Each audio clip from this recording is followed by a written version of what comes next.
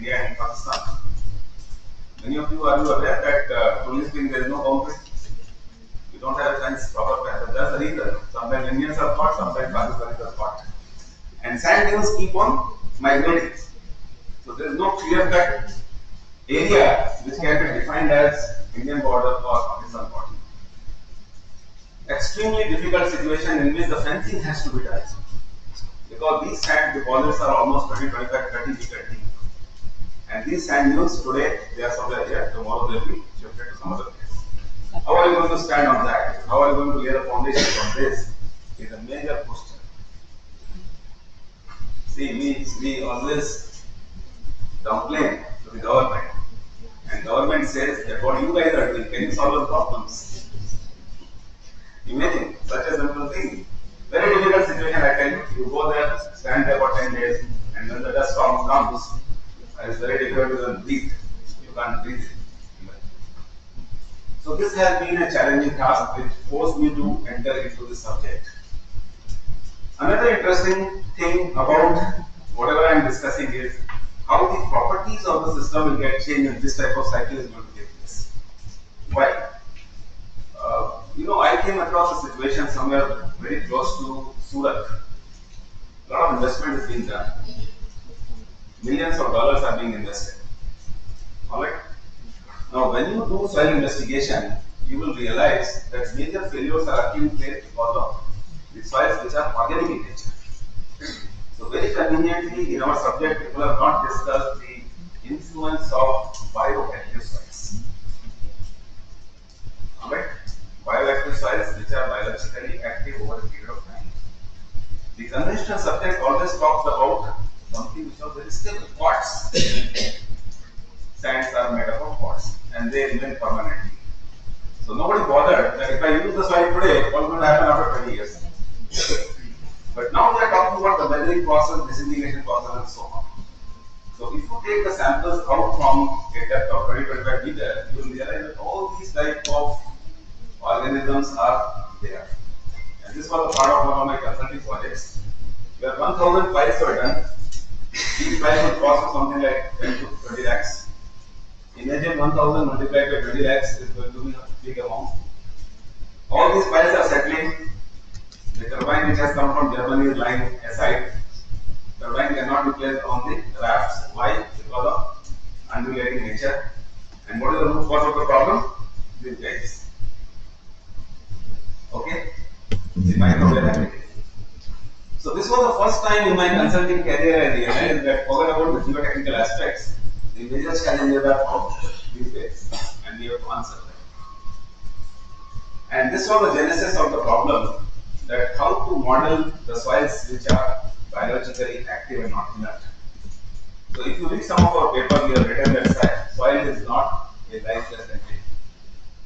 But unfortunately, the way it has been treated by civil engineers, you bring the soil, put it in the oven, dry it at 100 degrees centigrade, kill all the activity, and then just say soil is inert, which is a gross injustice to the material, which is almost similar to the soils. Correct?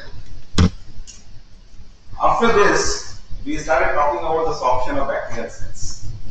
How the bacteria adheres onto the surface of quartz sands.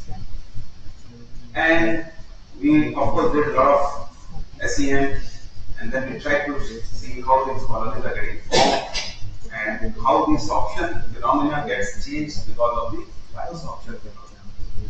So what we will see is that the sorption capacity of the sand is much more than the theoretical. The reason is because bacteria plays a very important role over there. So this is the evidence which we are trying to create. Now this is a story from the desert known as Sam. Has anybody visited Sam? That is not desert.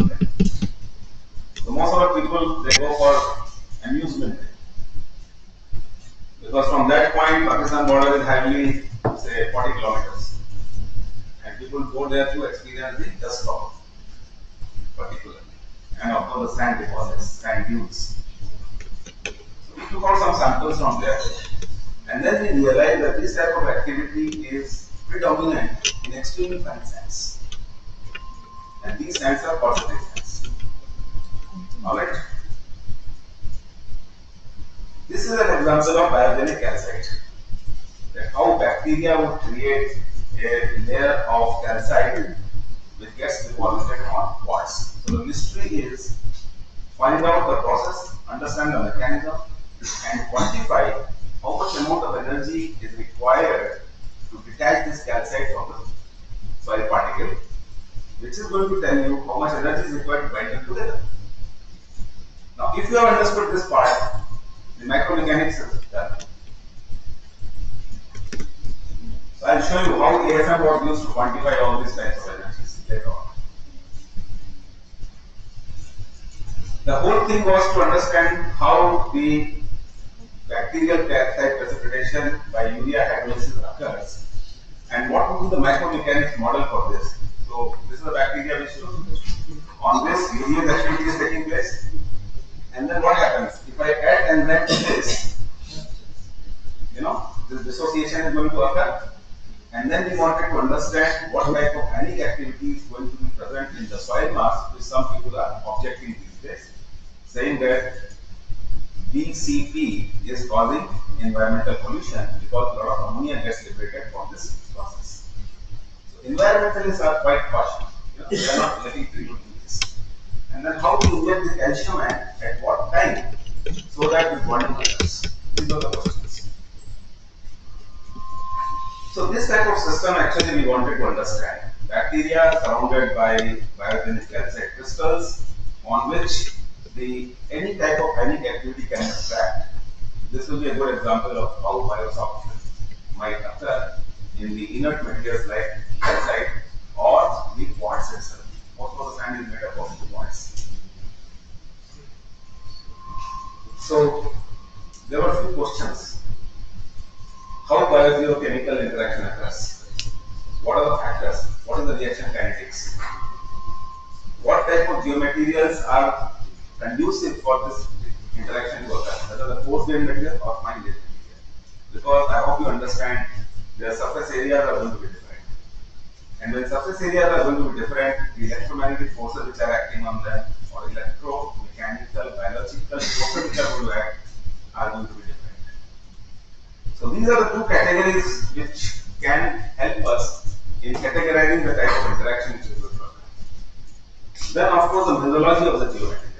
What type of minerals the soil mass has? Kaolin, halloysite, monzonite, quartz, what type of activity of these minerals which you are expecting in the system. Because their mineralogy controls the activity.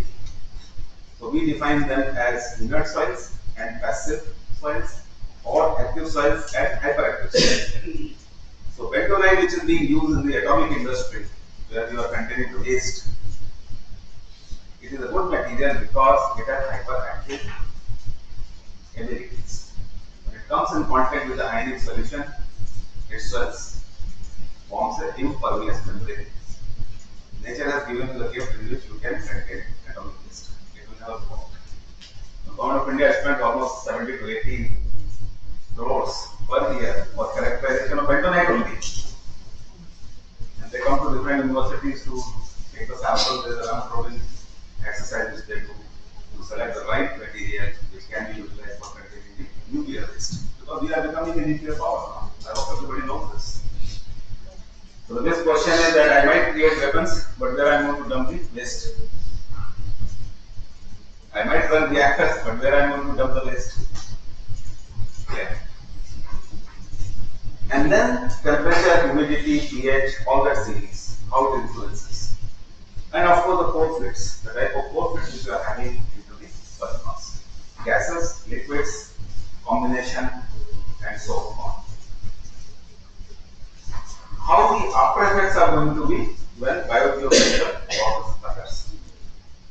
Changing matrix. Changing matrix means structure is changing. If the structure is changing, permeability is changing. If permeability is changing, the whole property of the material got changed. Alright. Similarly, if all the properties are changing, the engineering behavior of the material will change. So you thought the material which is good to make embankments is the ideal material. But because of this bio-geophase interface getting formed, that material material becomes vulnerable to the activities which are induced by the bacteria, and this is vulnerable to withstand the stresses which are coming because of the mechanical systems or because of the thermal systems. So ultimately what happens? These systems collapse.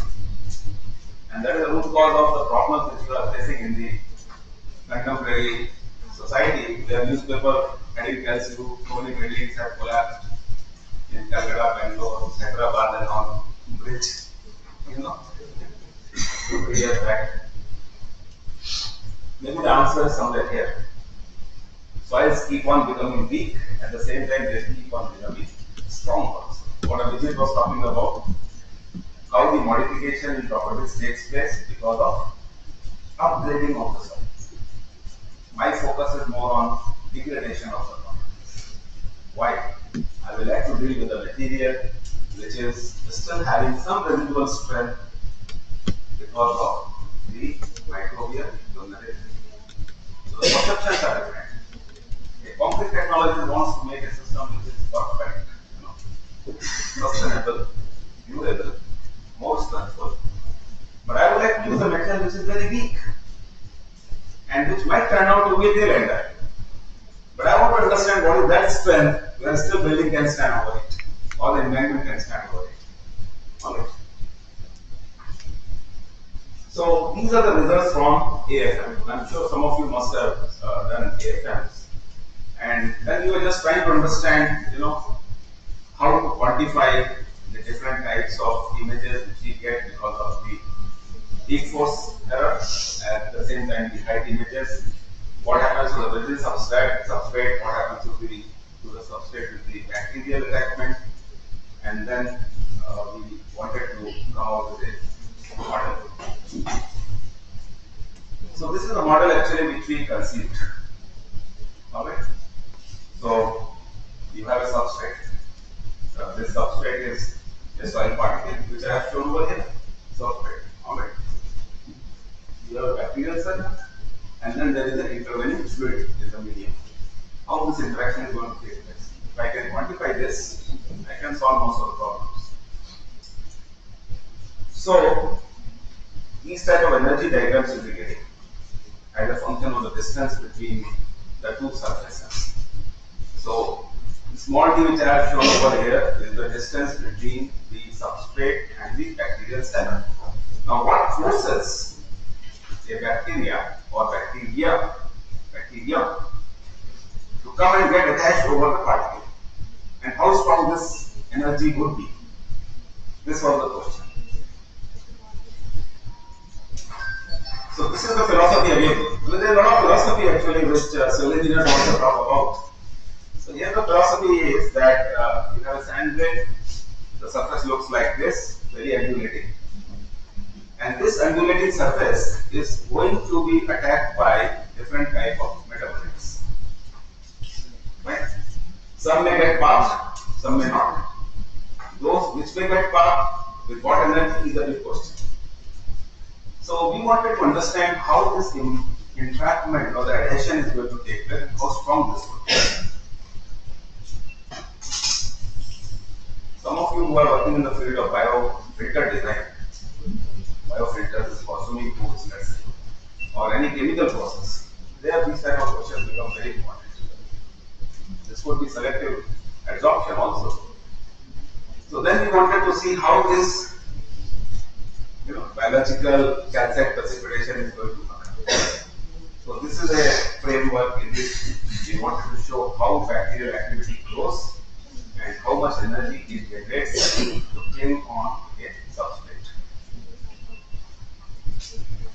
So we took this help of AFM and we got this type of diagram. I'm sure some of you must have used it. We call it as the extension as well as the retraction curves, and from here we can get out different types of components.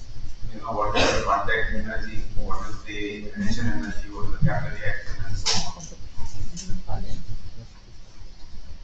We can also from here determine the surface properties. That means if I want to strengthen a particle, I can coat it with the help of biological calcite precipitation to the desired level. That means we are changing the elastic modulus of the grains. Okay, and these are nothing but engineered traits which you can utilize for different applications. Our question was how biogenic calcite behaves once another layer of BC comes over it. So we wanted to see what is the elastic modulus and what is the addition associated with this. Now, as far as the philosophy part is concerned, this is done. Now we wanted to do the entire process in the laboratory, and this point onwards I gave it up. The setup is ready in my lab. It's not being used. And if anybody from your group wants to work it, I can gift it to you. Or you can come to IIT Bombay and you can work it. I mean, that's the best thing which we can do. So here you can see what we have done is we have taken a circular tank, and in circular tank we have a inlet point. You have a point. Okay. Anyway, I can explain from here. Some of you will be interested. So this is the inlet point from where I am injecting the suspension, and this is the exit point. And what I have done is that I have added different type of electrodes. So the whole idea of adding electrodes here was to see how the impedance is changing. Because there is no other way to do a sampling, while the process is on. And truly speaking, these processes may go on for several months, years, or weeks, depending upon the substrate property and the suspension, microwave suspension which you are injecting. And then we have different ports. What you are seeing here as double lines, these are the ports across which you can measure the impedance. So this reactor we would make, but then we lost interest. I don't know why. So it so happened that Dr. Shashank went, and then I said I'm too busy with many other things, and this is the last agenda in my research at this moment, so I just kept it aside. But we could do some good experiments out of it, and I'll show you how these preliminary results give you some ballpark figure of what's happening in the science. This requires refinement. So concentration versus different locations all along the reactor, depth wide, radial distance wide. So we could plot this. I hope you can realize if you have a very close look, as the concentration increases, there is a trend which is emerging. But we could not quantify it completely, which I want to know. Similarly, we wanted to see how the discharge is varying with respect to the ports. The more and more calcite precipitation takes place, the clogging of the ports occurs.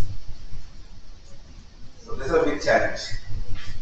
A stage comes beyond which you can't inject suspension into the pore material. And that was a big bigger act.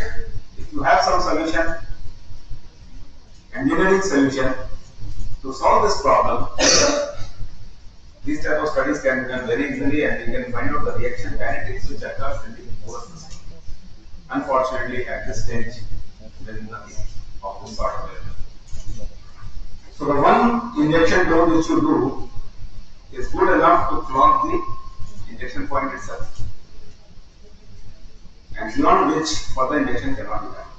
Well, it's a good sign that BCP is happening, but then BCP is happening to stop the process which you wanted to do, and that's the problem.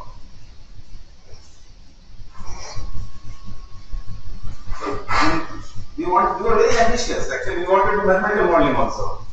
So now you can see I am just about to start the mathematical model of the entire process, which was never done earlier.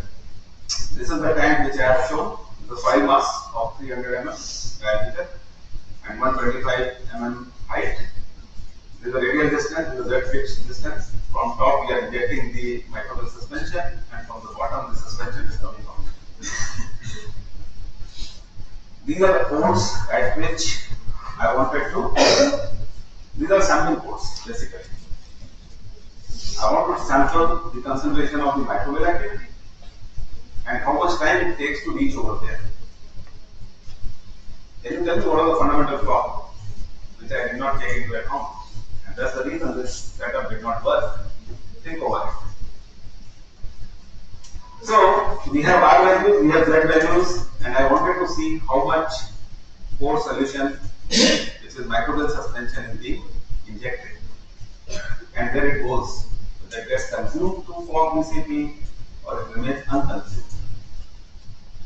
If you can solve this problem, mining in whatever this Navdeep was talking about, and during tea time I was discussing with Professor Mishra, the Banegao mines which I was doing, deep excavations, the big problem is water ingress. So I want to create a complete curtain around the mining area by using BCP. 10-kilometer periphery, 30-40 meter deep is the deposit of sand, and besides that, so that you see the Google map, you will see that there are two rivers and their confluence. So if India has to do more and more mining, what you have to do? You have to stop the ingress of water. Now sheet piling cannot be done. It's going to be so expensive. So the best way would be you drill the holes, fill them with microbial suspension, and that would create a curtain out of the entire area. And this curtain will not allow any water to come inside the mines, and hence you can do mining activity which is useful. This can be a very good project. Professor Sen, you can write a big project on this. But my promise I will not talk. I am not interested anymore. I have many other headaches. But I am just giving the idea of your cost. But see, write to WCL and CCL and NCL. They are very eager to get solutions for such type of problem. Because extra deep mining is a big question, and where people like you have to give a solution and your team. So I called Rika, she's sitting over here. Yeah, I can see she's very eagerly watching what's happening. Yes. But please don't forget to write my name in your paper.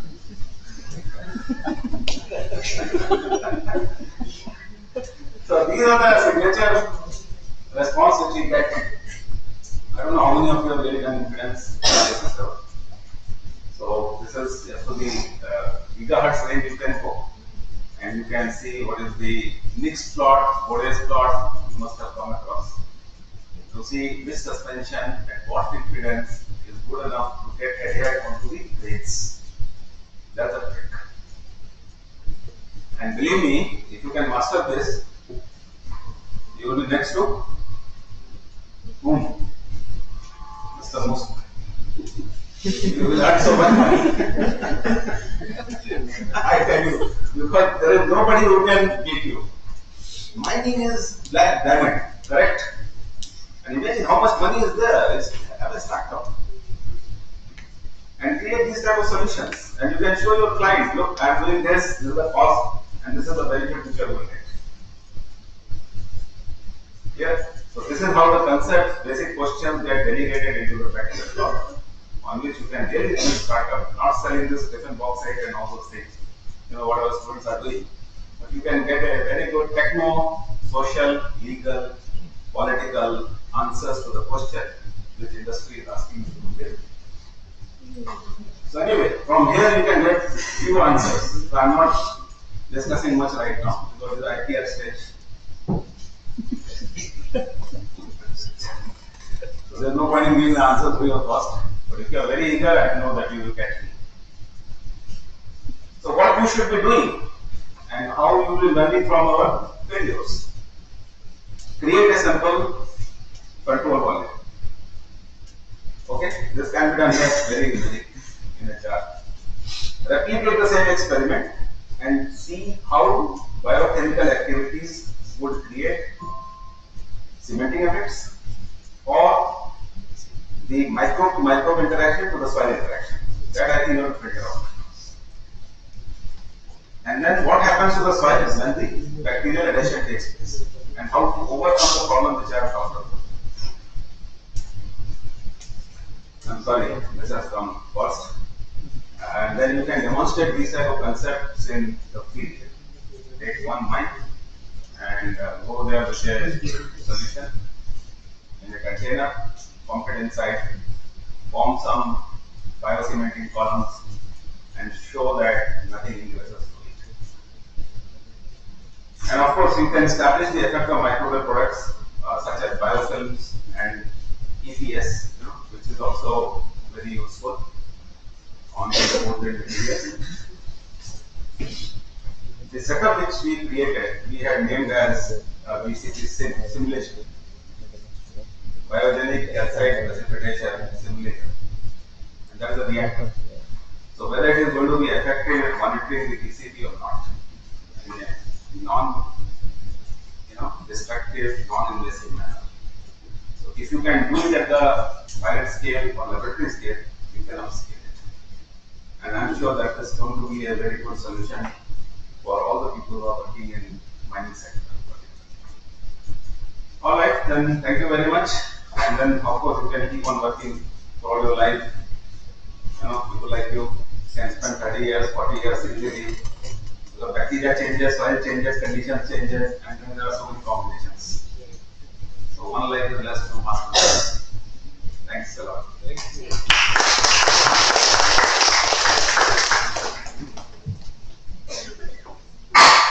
Very good. Thank you so much, yes, for your very enlightening talk. Any questions, friends? Ankita and others who are enlightened by his talk. Can she use my question? Can she use the simulator? Yeah, why not? Yes. We are not using it seriously. You have to use up or what? See, what happens is that we are very weak in bio. It's okay. So, and now time is too less in life to learn something. And these are very intricate subjects, I tell you. You have to have enough patience. Like when you are doing these experiments, we just wanted to inject everything. And I was discussing with Shashank that tomorrow morning nothing is going to happen.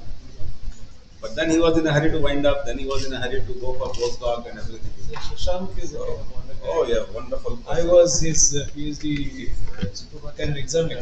Yes. That's how we met. That's how we met. Correct.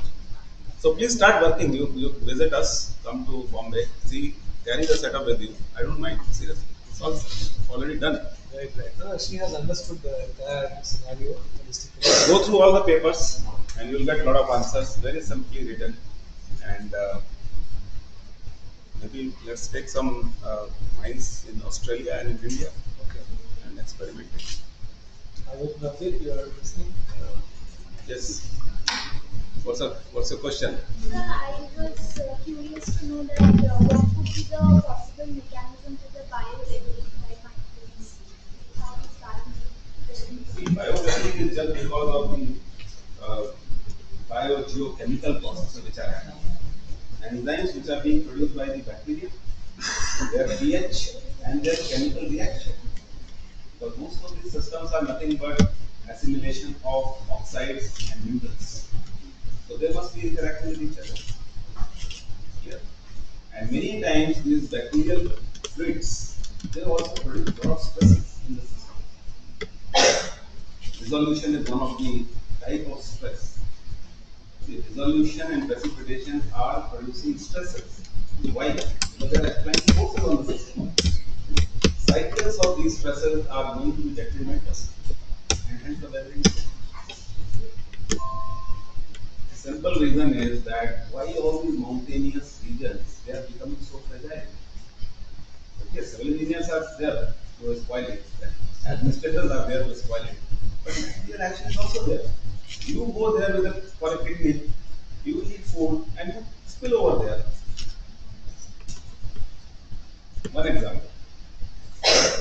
Look at the Everest. This is an anthropogenic landfill. Now, why? So start thinking like this. We have created all this type of situation which were not existing earlier. And that is one of the reasons, these subjects have become very important. Yeah, look at the space. So, answer to your question is, weathering could be mechanical.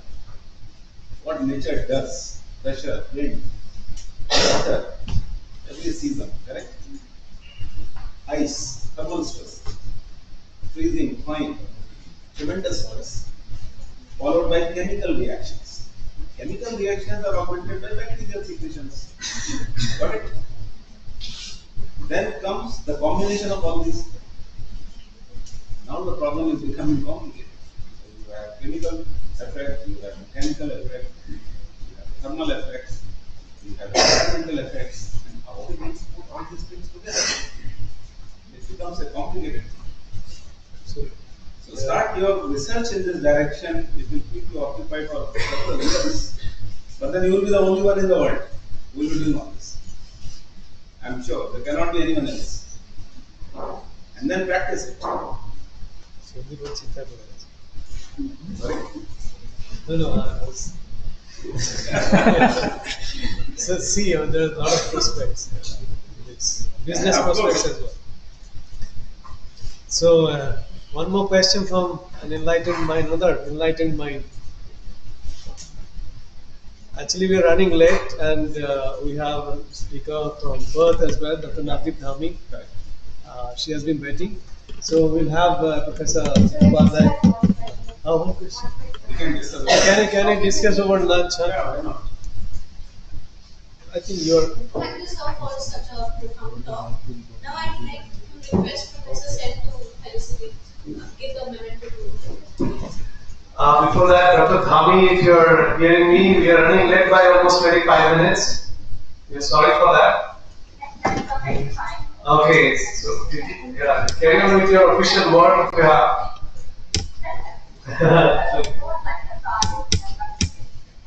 Okay. Thank you so much. We are I request Professor Sen to give the memento to Professor Gates. Yeah, hey. Kharagpur is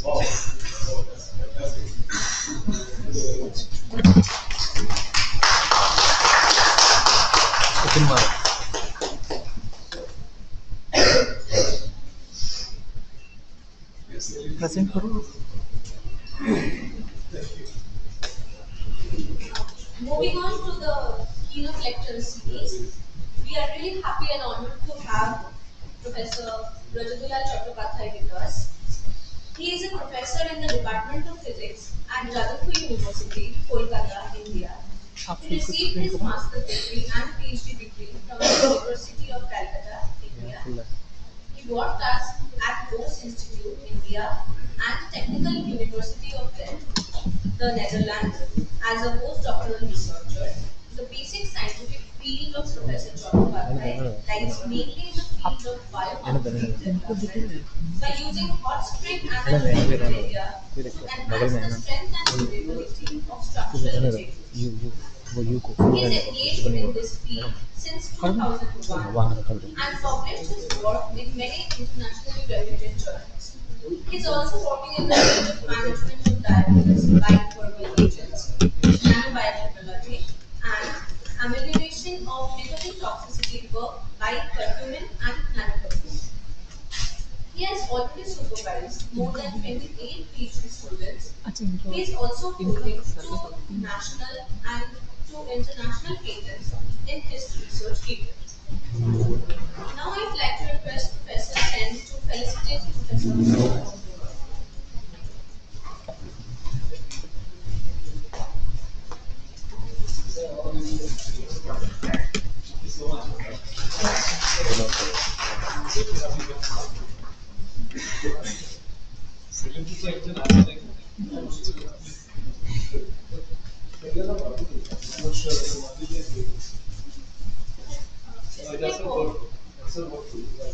Anyway, go ahead.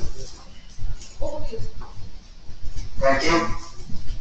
First, I would like to thank IIT Kharagpur, Professor Sen, and Department of Technology for inviting me. That's why I am now there. Most probably 2 or 3 years ago, I came here for a presenting a lecture here. And this today's lecture is quite similar to that, but it is now it is more advanced. My topic is will bioengineer composite be a solution for future construction? Though I am purely a physics teacher,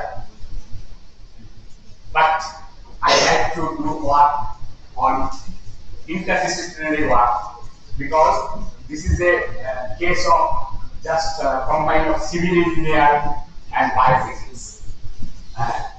Now, my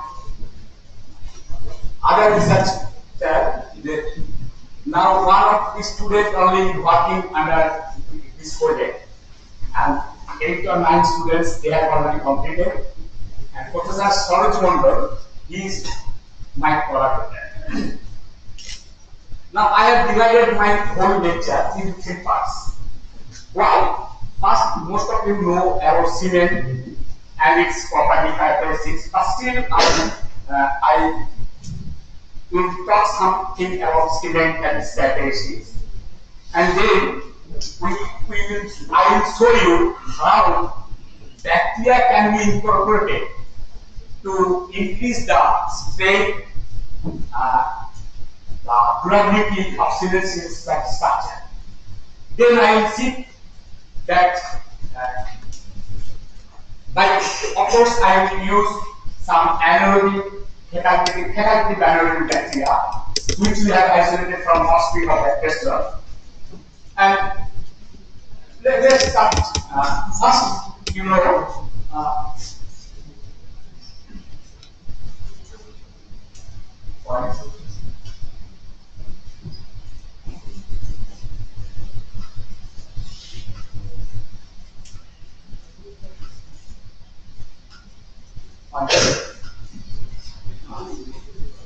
now, you all know what is concrete. Concrete is a composite material. So it looks like a solid rock-like material, but there are lots of pores inside the concrete, and those pores actually weaken the structure because the basic ingredient. First, we know that concrete is made up of sand, cement, and some aggregates, that is stone. Concrete matrix is composed of calcium silicate hydrate and calcium hydrate, which contains capillary pores and unsaturated cement particles. Concrete may be considered a solid block-like material, very high compressive strength, but less or low tensile strength and textural strength. Concrete is susceptible to chloride, sulfate ion. It is porous and permeable to water. Actually, this susceptibility and the porousness of the concrete, it actually deteriorates the strength of the concrete. That's why when you build a structure with concrete, due to aging, some cracks will develop inside the concrete. Water, chloride ion, sulfate ion, etc. will engage inside the concrete. It will deteriorate the. Actually, sometimes we use steel or iron to increase the strength of the concrete. So that's the chloride ion or sulfate ion, atom ion, corrode the structure, weaken the strength, and ultimately the structure do it. Now, what are the defects of concrete? You know, corrosion of steel reinforcement, that is weakened the structure of concrete. Cracks formation, which is unavoidable. How much measures you can take, cracks will develop, and these cracks actually affects the strength and durability of the concrete. Also, presence of chloride and sulfate ion, etc. Now,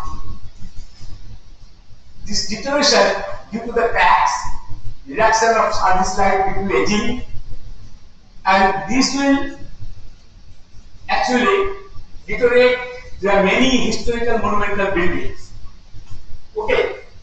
And sometimes what we do, we repair the defects of the concrete by using some material known as grouting with epoxy or cement-based material. But the patch formation that is developed in the concrete, there are three types of patch formation: micro level, meso level, and macro level. But to eliminate the cracks or to increase the strength of the concrete or to protect the structure, the practical solutions what we use, the use of various corrosion resistant steel. You know, in your TV you can see there are different types of steel, corrosion resistant. There are some steel, more steel, etc. Use of various chemicals and additives, that is called admixture. And also these are used to increase the strength, durability, etc. But not all are these very good. Sometimes this cause environmental pollution and also sometimes costly. So what is the alternative? We have chosen this bioconcrete. Bioconcrete means you make cement, sand, aggregate mixture and put some tanks. Okay. That is bioconcrete. But not all types of bacteria, some specific bacteria. What type of bacteria? The basic feature of bioconcrete, it is the bacterial concrete, it has self-repairing element. That is, if there is crack, if you develop a structure with concrete, after some time or due to aging, there will be crack and the structure, the strength of the concrete will be reduced day by day. But if you use bacteria or incorporate some bacteria to the concrete structure, the cracks will be thinner and the concrete will survive for quite a long time. So it is eco-friendly. I have shown you that if you use some specific bacteria or protein, this is eco-friendly. It provides better quality of concrete and having better strength, and also it possesses self-healing ability. Now, in our research work, we have used actually we have isolated 4 types of bacteria from hot spring.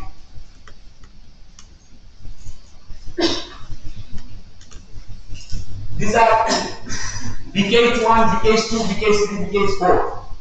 But I am going to show you about the result of BKH2. All these 4 types of bacteria are very useful. BKH means occasional hot spring. This is a novel type of bacteria which we have isolated, and you see the gene brain, we have the gene brain accession number, and we have analysis of bacteria, 69 RNA sequence, and it is a local type of bacteria. And this bacteria actually grows well at 65 degrees centigrade and at pH 8. Now, what we have done, we first isolated bacteria and maintains the culture of the bacteria in my laboratory, and we use those bacteria in different concentration to the concrete or mortar samples. If you use cement sand, that will be water, that will be your mortar, and if you add aggregates, that is stone chips, that will be your concrete. So we have prepared different stress specimen samples according to India standard. Cubes, these are the cubes, and the water which you use in the concrete mix, we added the bacteria cell at different concentration. Okay, from 10 to the power 1 to 10 to the power 8 cells per ml of water used in the cement sand mixture. And you see, then after preparing the sample, we have determined different compressive strength, resistance strength, ultrasonic pulse velocity, water absorption, alternate steps, polarized continuity, etc. These are the different standard techniques that usually followed by concrete or water samples. You see, these are the cassettes where the motor cubes are prepared, and these are the your samples that you have prepared. These samples are cured at different days and in different temperature. You can cure the samples at room temperature, that is called air curing, or you can put the sample inside the water. Submerge the sample inside the water, that is called water curing. And the curing days varies from 3, 7, 14, 28, 60, 120. And you all know, I don't know whether you are aware about this. When roofs are made by concrete, people put water outside the roof and keep it for 28 days or 1 month. Why? Because 28 days is the actually maximum time when the concrete most of the cement material concrete. Okay, and that gives you optimum state. That's why that is called water roof. So this is your water curing samples. Now I will show you the compressive state of different days of curing. You see, we have added different concentration, and when you use 10 to the power 5 cells per ml of bacteria in the concrete or water mixture, you see the strength are increasing and it becomes maximum at 28 days, and we have achieved almost 25% more strength. This is only one example, but actually we have achieved more than 50% strength. Okay, in another, that is pKh 4 samples. This is pKh 2. Now again, we have determined Swiss tensile strength, and again you can see from this data that when you add or incorporate 10 to the power 5 cells per ml of water used, the maximum strength Swiss tensile, because concrete have very high compressive strength, but what is tensile strength is very low. So you can increase the tensile strength of the concrete by incorporation of our host-free bacteria, and here you say more than 20% of tensile strength is increased. Now ultrasonic pulse velocity, you see here again at that particular cell concentration, ultrasonic pulse velocity increased. It gives you the hardness or your dynamic E modulus of the sample. That is more compactness. When the sample is more compacted, ultrasonic pulse velocity will be more. So you can see by incorporation of the bacteria sample to the concrete or water mix, the ultrasonic pulse velocity also increased. Now, first then you thought, what are the costs? We use bacteria cell to the cement or mortar or concrete mixture. We then think that, okay, we remove the bacteria cell by just centrifugation. All of you know centrifugation. By centrifuging the bacteria culture, the bacteria cells get precipitated, we remove the precipitate and use the supernatant of the cell. We then use the supernatant, and we have observed that the supernatant also do the same type of work, that is that increase the strength of the concrete or mortar. That means there is something within the supernatant which actually plays the key role. Then we concentrate the supernatant and determine what type of proteins are there, and we separated a particular protein, that is what we have named bioremediase protein. its molecular weight is about 28 kilodalton. By cephalic column chromatography, we have purified the protein, and then we use that protein in different concentration.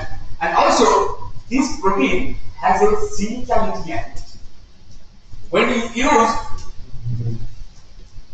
INDO-AUS, that is a tetraethyl orthosilicate, an organic substrate. Using that substrate with this protein, we have seen that this protein has a silica reaching activity. Okay. And not only from organic substrate, this protein can remove silica from inorganic structure. That is old concrete structure, from old concrete structure, which there are cementitious structure. This protein can leach silica. And when you add this protein to the concrete or cement mixture, we have seen the strength also increase. So the protein is actually responsible for the increment of the strength of drug.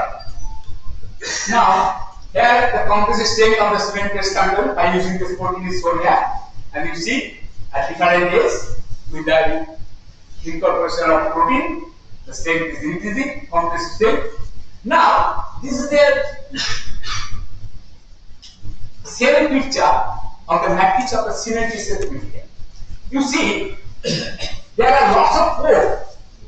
Though this is a concrete, it's made up of cement, but there are lots of pores. And also one thing you should know that how much water you can use. 20%, 15 to 20% cement will be unused. Actually, when you use water to the cement, CHS, calcium silicate hydrate, which acts as a glue, which holds your sand particle or stone chip together. That is the glue. Okay, acts as a glue. So, but how much water do you add?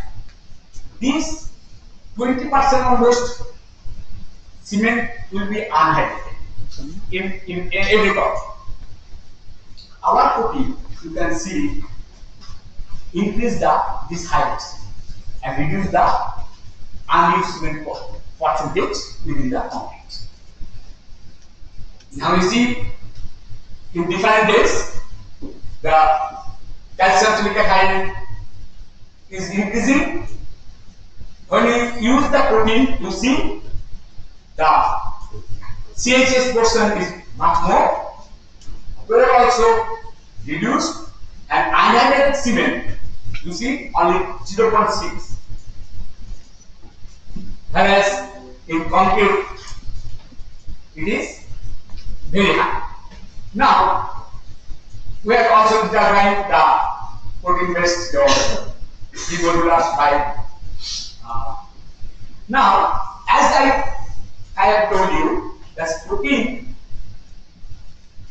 actually leads silica. This is the structure of nanosilica, in the form of nanosilica. We have determined the mechanism of action of the protein, how this protein actually produce nanosilica. You see the protein, this is your bioluminescent protein. This protein it is a metalloprotein. It has a zinc point. Okay, and there are three histidine attached to this zinc point molecular ion, and during this reaction, C2H5OH, that is ethanol, it is produced, intermediate product. We have identified this. Yes, ethanol is there. So this is your nanosilica, and the protein when used in the cementitious material produce nanosilica. That nanosilica actually inside the concrete cement, there are calcium oxide, aluminum oxide, etc. These nanosilica reacts with those oxide, produce another noble material known as lead. What Sai has told, actually most of the scientists and workers who are working in this bioconcrete field, they are working on UDEX. calcite precipitation, MIC. But we are the only one group who are working with anaerobic bacteria, and we have shown this is not calcite, this is granite. Another calcium aluminum silicate. Okay, this is another type of material which is deposited inside the concrete matrix, and that material fills the pore and increases the strength and durability, etc. Now, as I have told you, this is the sand particle, and inside the there is a pore, and when you use the protein, you see inside the pore there are nanostructures. This nanostructure we have identified by excited diffraction and also another technique.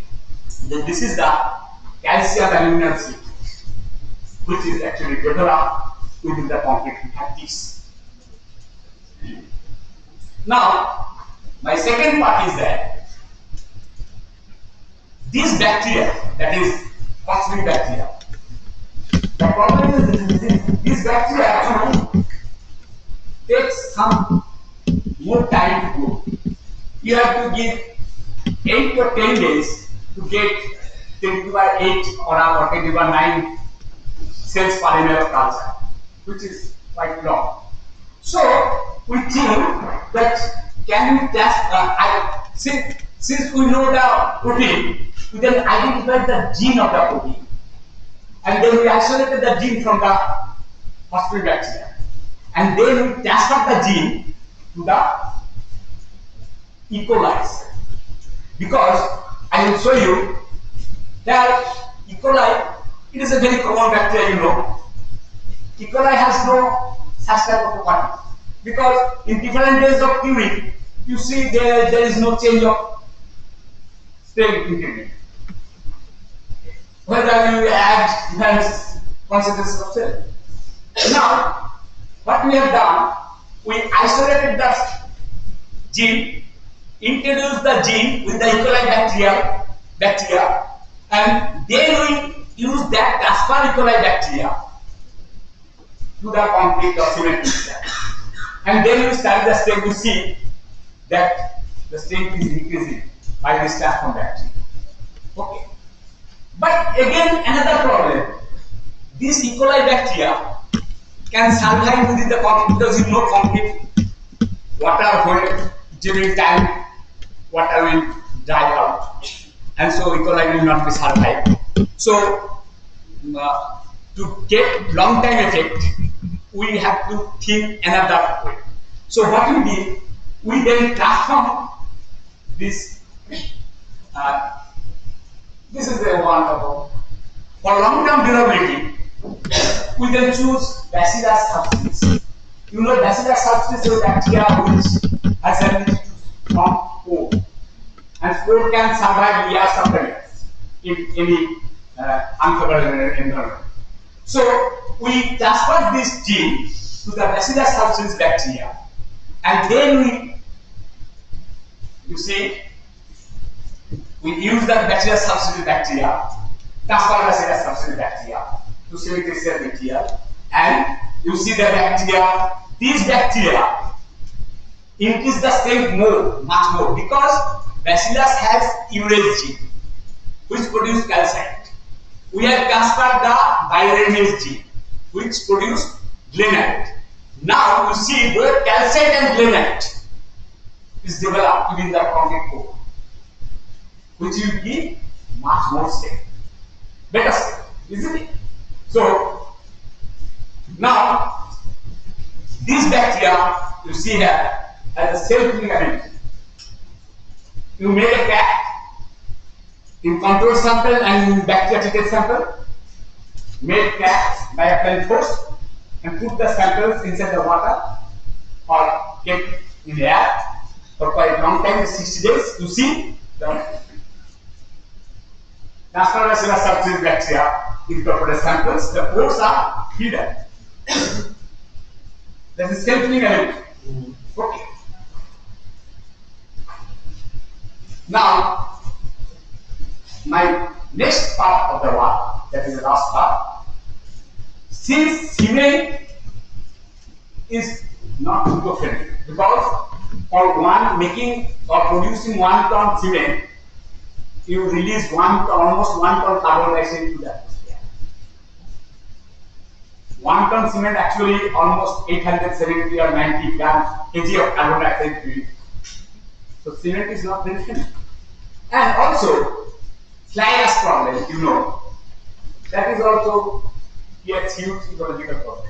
It's disposal. If you dispose fly ash on the land, it will hamper the cultivation. It will destroy the land structure, etc. So we then use those bacteria cells, that is transfer E. coli or transfer bacillus bacteria cell, in 100% fly ash making geochemicals. Because there are some cement industries, they are used 20 to 30 or 40% fly ash mixed with the cement. But here we have shown that 100% fly ash with fly ash is mixed with alkali activator, that is sodium silicate and sodium hydroxide. And also we have made here a modified technique, because for geopolymerization it needs some temperature. Okay, so what engineers do, when they are making structure of fly ash, they use fly ash, your alkali activated solutions, and sand, and then whole mixture they put for 80 degrees centigrade, say for some time, say 40 hours or 50 hours. But here we heated the alkali activated solution mixed bacteria only for 2 hours, and then we add the solution to the fly ash and cement mixture. Okay. Now in this way, you can see here,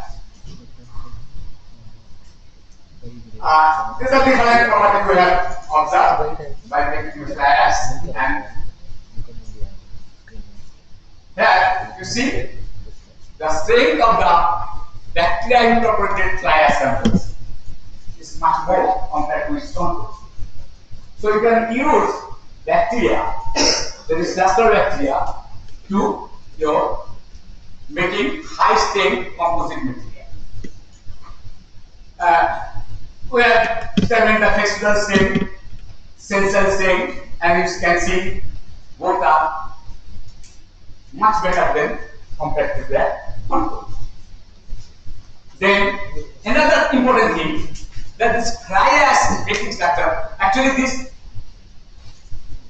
bacteria or its protein making some new, producing some new phases inside the matrix, which are more thermostatic, and since we have only 40 degree centigrade oven, we cannot go, could not go beyond that. But you see, when we use fly ash making your 100% fly ash making samples, you see the strength of the cement when goes from 100 to 400 degrees centigrade, the strength reduces almost half.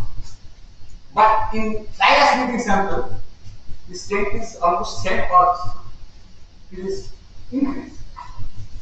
So it is thermostatic. So bacteria incorporated sample is more thermostatic. Then we have studied the water absorption set, and you know, water absorption, if it is much less, then structure will be more ground. So in fly ash making sample, you see the water absorption is minimum. We have determined the sulfur resistance. You see here, it is both sulfur resistance. So, and chloride permeability also. Chloride terminal, chloride, in case of chloride is resisted much more in bacterial incorporated fly ash samples.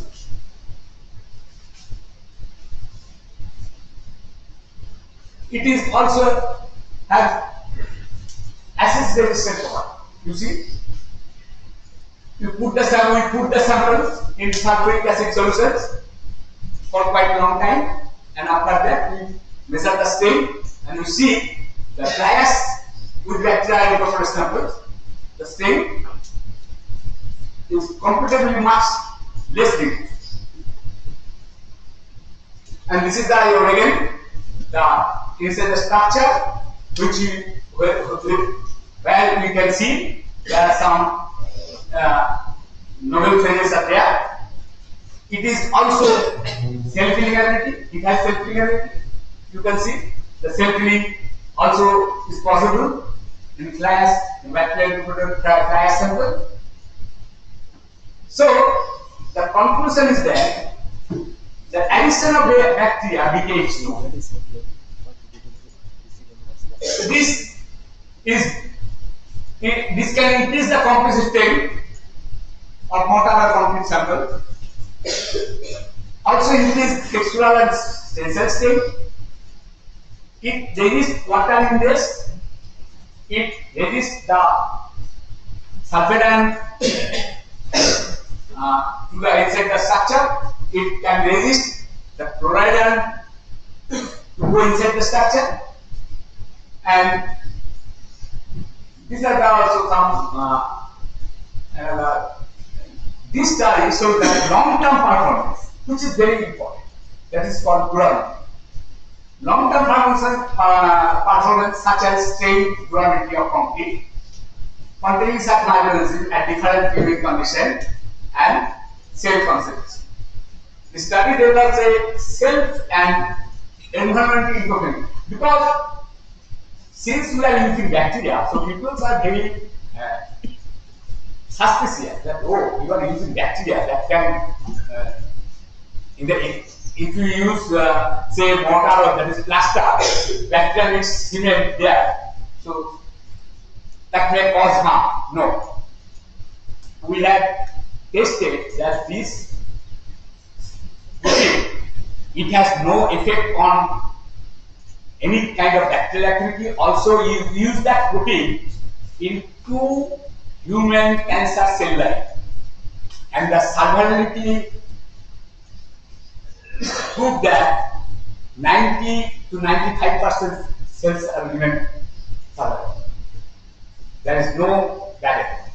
So this protein is also eco-friendly, or this bacteria is eco-friendly, because all of you know that people are take baths on the hospital. Okay, so this kind of time the suitable 100% fly ash can be used to make your building or structure. Okay, so these are some applications. Sorry.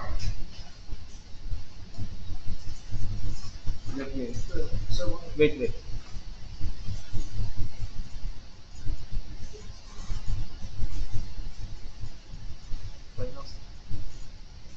These are some publications of our work. Or you close. End of slides. There are some. Okay. So thank you. Any questions?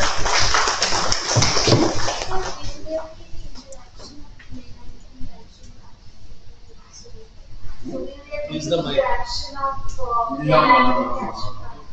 and any interaction that will cause an effect on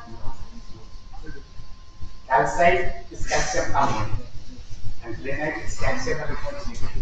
The nanosita actually reacts with carbon dioxide, and also your aluminum oxide and your calcium, aluminum, and silicon. That gives you the functional relation. So there is no interaction between them. This is actually added. It adds, it helps to give you much more stability.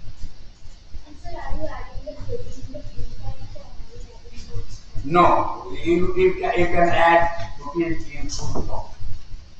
Because we have seen that if you use the supernatant of the lactic culture, you can get the, of course, you have to use more supernatant, but you get the sterility property or durability property. Infect is not necessary. Your cement is material is a heterogeneous material, and nothing is there. Your our any hygiene. There is no question of hygiene. So you have to affect what is the blocks. So what is the section? What is used for the particular block? Like you're adding on the set that that's so what is the volume of that? What is the ratio for Actually, we have seen that 2 microgram of cement, a microgram of protein, can work on 1 gram of cement. So 2 microgram of protein can work on 1 gram of protein. This protein is an enzyme. This is an enzyme. Okay. So 2 gram of protein can work on 1 ton of cement. And 1 ton of cement means 5 ton of mixture. So 2 gram of protein can be used in 5 ton of cement. If people do this. So thank you so much for your excellent talk. Any more questions?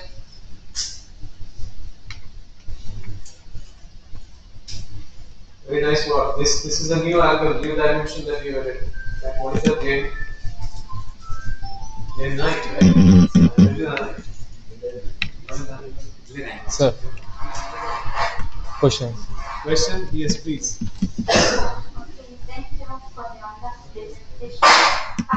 My question is, I wish to know if use of that biocementation technology can have any impact on maybe water quality, for instance, if it's used in some storage tanks, can it have any water quality impact on the water quality? Impact on water quality of this biocement. Whether it will have any impact on water quality because bacteria, if it's used in storage tank. No, this protein has also ability to remove your, that is,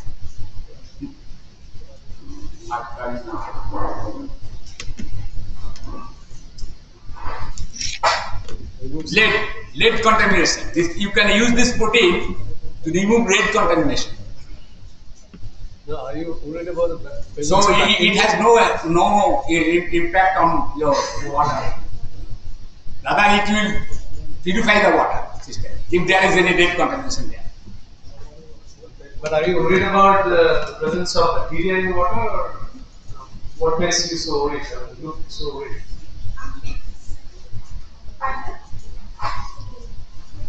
Repeat. I'm asking, is it about removing, lead, or you're worried more about the bacterial presence in water? I'm just worried, like, if I use that technology in some, like, storage Storage tank, tank. if it is going to have effects on the water quality. I think he has answered. Answer. Are you happy? Their opinion?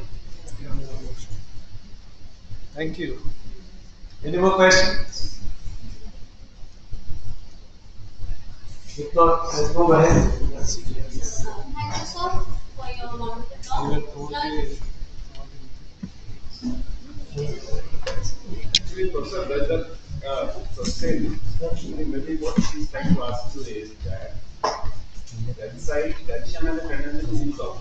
Calcium has a tendency to float at the something what we are ready for. There might be some solution because of the range we are putting in the concrete. Is there a way that we can use out or we can वो तो अंदर है ना करना है minimise करना है grain ऐसे करिए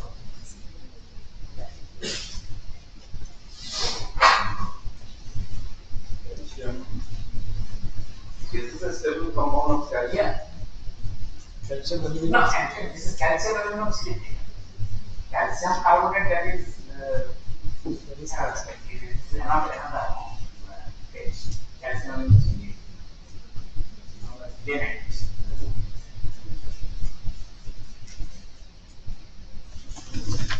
Okay, so let's move on. Now I request Professor Sen to give the memento. Yes.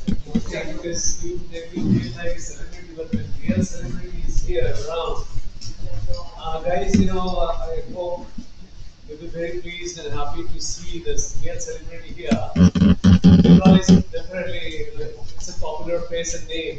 Krishna Chattopadhyay is also a scientist. I have seen her many times on Doordarshan. So I request Dr. Krishna Chattopadhyay to hand it over to our better half, Mr. Rajendra Chattopadhyay.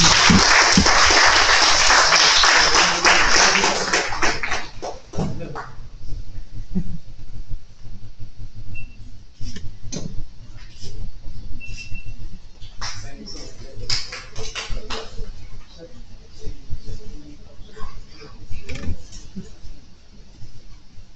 Next we have Dr. Navneet Dhami from Australia.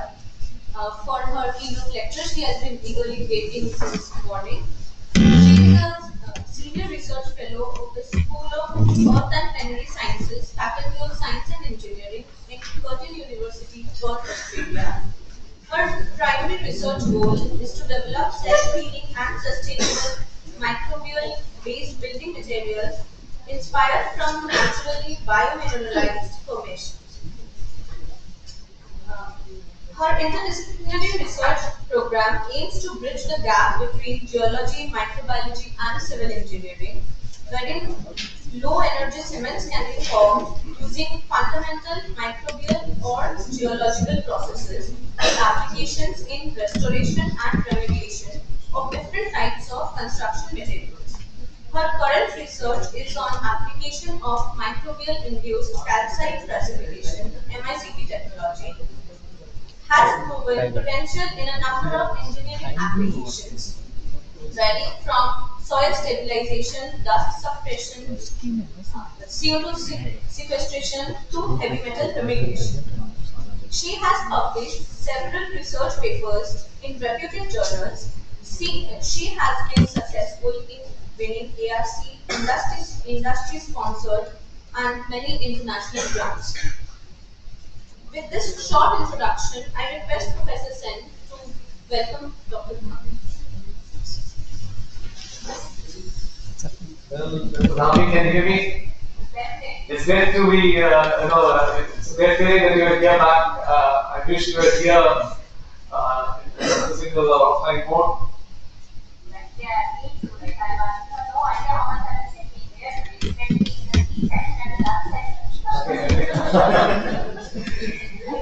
Sorry, we are running a bit late. Please bear with us, and then you can start your lecture. Yeah. Okay. I think you have to increase the volume of your system if possible. okay it's fine That's not coming very well. it's fine right By the way, what's the time over there? It's 4:05. यहाँ पे full है ना 3:30. Okay. I hope it's not too late for you.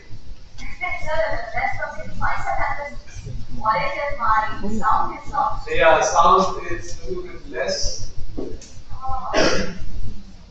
it's about her mic not increasing volume Mic, microphone, can you make it closer?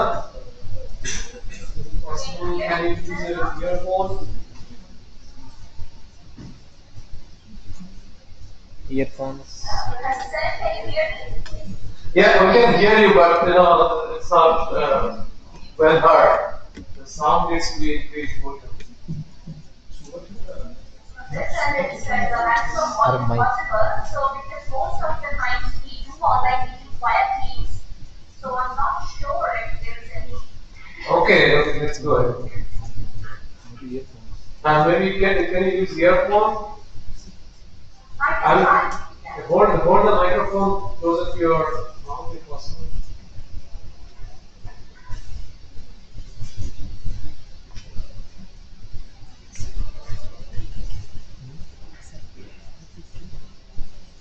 just give me 1 minute. Then Oh, it's okay, it's okay. Please take the time.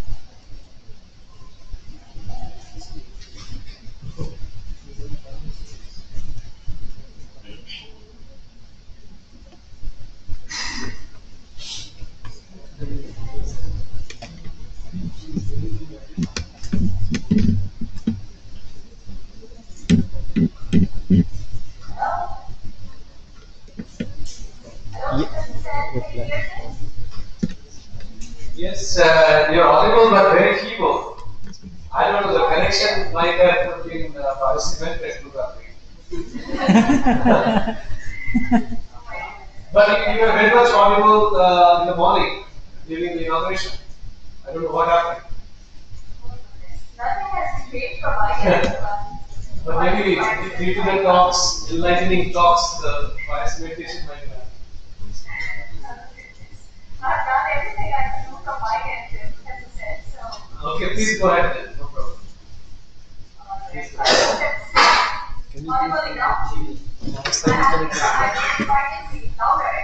Can you please confirm that my screen is shared now?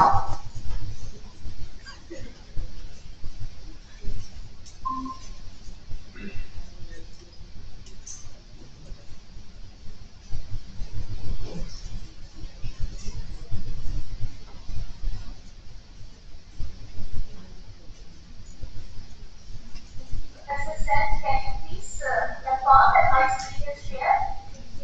Yes, it is. Yes. Please go ahead. And is it better? Can you hear it now? Or is It's better. I don't know what happened. Some resolution. Okay, yes. All right. Thank you very much. And my apologies for this. Okay, it's better now. Yeah, I know everybody's waiting for that. So, all right. Thank you very much, everyone, for coming today once again. So, I really feel I'm much more enlightened and wiser since morning after giving this very interesting talks. And I would like to now move on to the next part of our workshop today. And our microbiologist is going back to the roots again. So after all these interesting presentations from engineers and their points of views and their perspectives, I would also like to now talk a little bit more about how as microbiologists we can contribute to this area. So my topic for today is biomineral interactions from natural to built infrastructure. So I'm currently a senior research fellow, senior lecturer at IIT University. I'm in two different schools here, School of Civil and Mechanical Engineering as well as Earth and Planetary Sciences recently. Because that's the potential of this technology that other than having binary interactions for the infrastructure, there are also certain interactions happening in the area of fossils, where I'm currently looking at the role of microbes in the exceptional fossil preservation. So that's topic for another day. Just to start with my current topic today.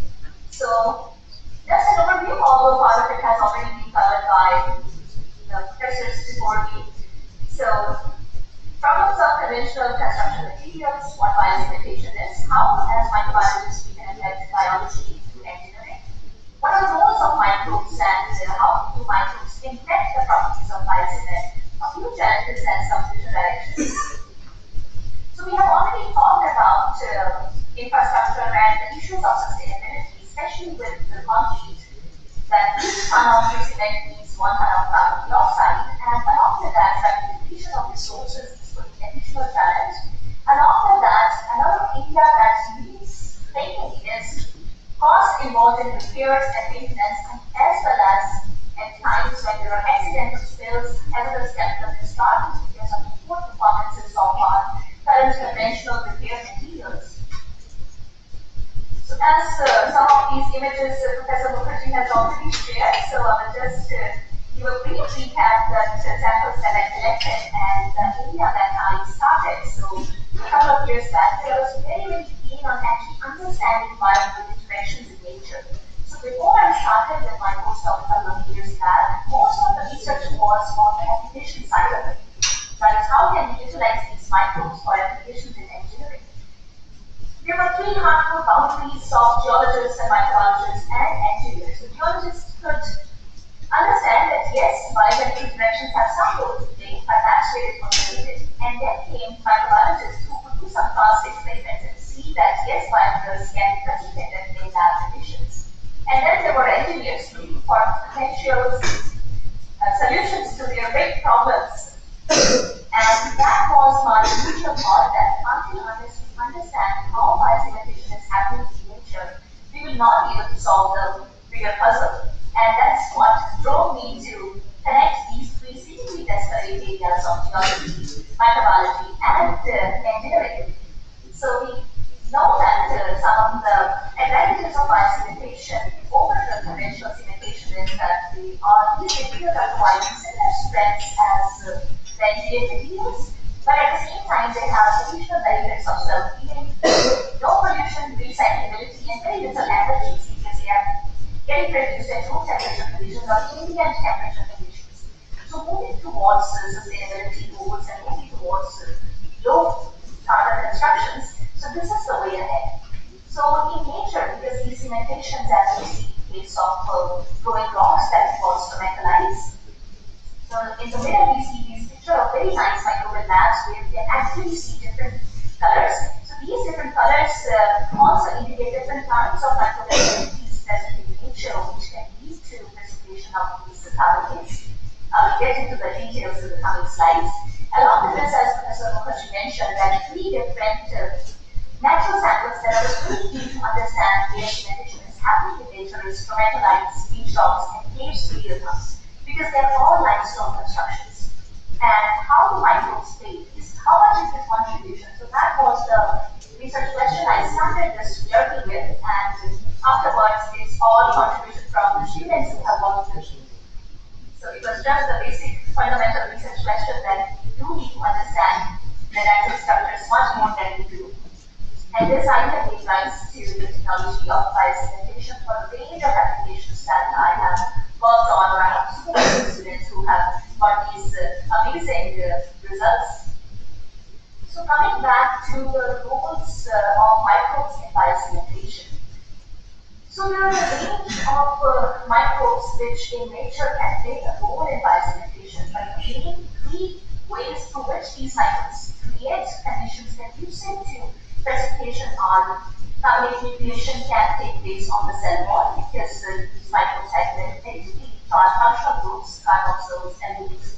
So they can attract positive anions from the surroundings, especially calcium ions from seawater. Second hypothesis states that it is the role of extrapolytic substances which are rich in proteins, rich in carbohydrates, uric acids, and we can also capture some soluble ions from the surroundings, calcium, magnesium ions. And the third hypothesis that mineralization actually occurs as a byproduct of microbial metabolism. So as I mentioned that there are a range of microbial metabolic pathways depending upon the different conditions where these microbes exist, whether they are on the surfaces, subsurfaces, aerobic, anaerobic conditions, nitrogen conditions.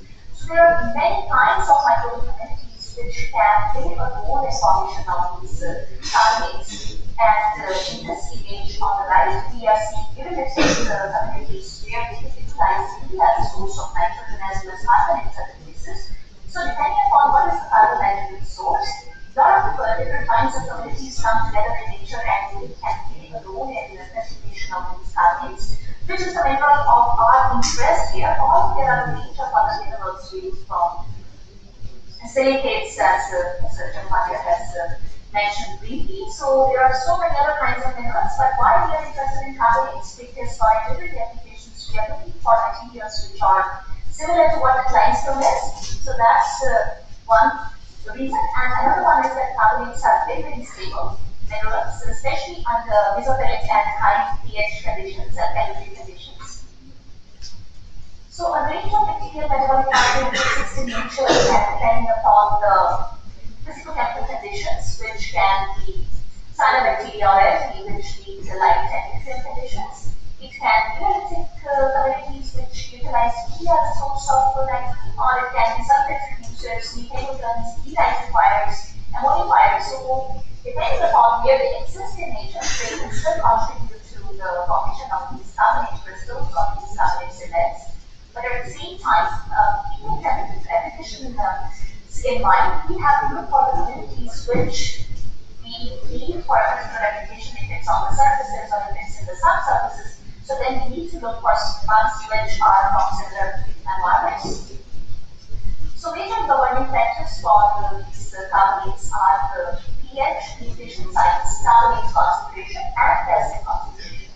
So other than the concentration of calcium, which is from seawater around in nature, all the three other parameters which are crucial for classification of carbonates as calcium carbonates, they can be dictated or they can be governed by microbial activities. Because these microorganisms, they are capable of creating the conditions conducive to classification in the sub-immediate microenvironments. So even the environment outside might be very different from what's there on these microbial cell walls. So and that's how they can create conditions which are conducive to classification by driving them towards contamination. Along with this, an interesting property of calcium carbonate is that it exists in different polyforms. That is, it has the same chemical formula but different shapes, different structures, which can eventually give different nanochemical or chemical properties. So these bases can vary from calcite, adenine, tetrite, some hydrated bases also. And mostly for the academic application, we are focused more on the calcite phase of these carbonates because these are the most stable ones. So what causes this polymorph selection? There are a number of studies which have happened in the past to understand, and it has been demonstrated that microbial metabolic activities also have a role to play. Proteins, extrapolymetic substances, metabolic activities. So they do have a role to play in controlling the kinetics of reactions, which can determine the polymorph of these carbonates. So what is it that I am interested to do, or I am doing along with the team of students that I have? So the first goal is understanding natural cementation in nature. So what kind of biominerals exist in nature? What is the role of microbes which are playing a role in the cementation of these natural geological formations? Especially in living rocks, stromatolites, and fortunately we have a lot of knowing sites of stromatolites in Western Australia, and sample collection was a bit of a challenge initially with all the permissions and all, but we could still get access to all these very interesting microbial maps. So the second goal was the biodelivery in lab conditions. With under low nutrient conditions, are we able to simulate the formation of these synapses just the way nature does? Because one of the challenges is that we are trying to accelerate these processes for engineering applications, which yes, we cannot wait for these hundreds of millions of years, but at the same time, we can actually try to understand what's happening in nature. Can it be mimicked? Can it be stimulated? So it's very difficult to have a complete control over all the conditions, but if we can control the nutrient media conditions and then just see how much time it takes just to see what's the difference between biogenic and pre-biogenic cementation. So that was the next goal. And the next third part, which is the most important part for engineering applications, is embedding biology in engineering. get the best bunch which can give us the best bias event, and we can have a range of these applications. So this research started from microbiologists, but it has come a long way for a lot of engineering applications, which I'll be discussing in the coming slides. So the three main pillars of this research are microbiology, mineralogy, and physics. So that's solution-focused microbial research to improve sustainability of our planet. So in a nutshell, what my research is about understanding biological processes and naturally cementing formations. This is followed by isolation of limestone producing bacteria in lab conditions via a range of metabolic pathways, which can be from glycolysis to bacterial pathways to amino acid pathways, denitrification pathways.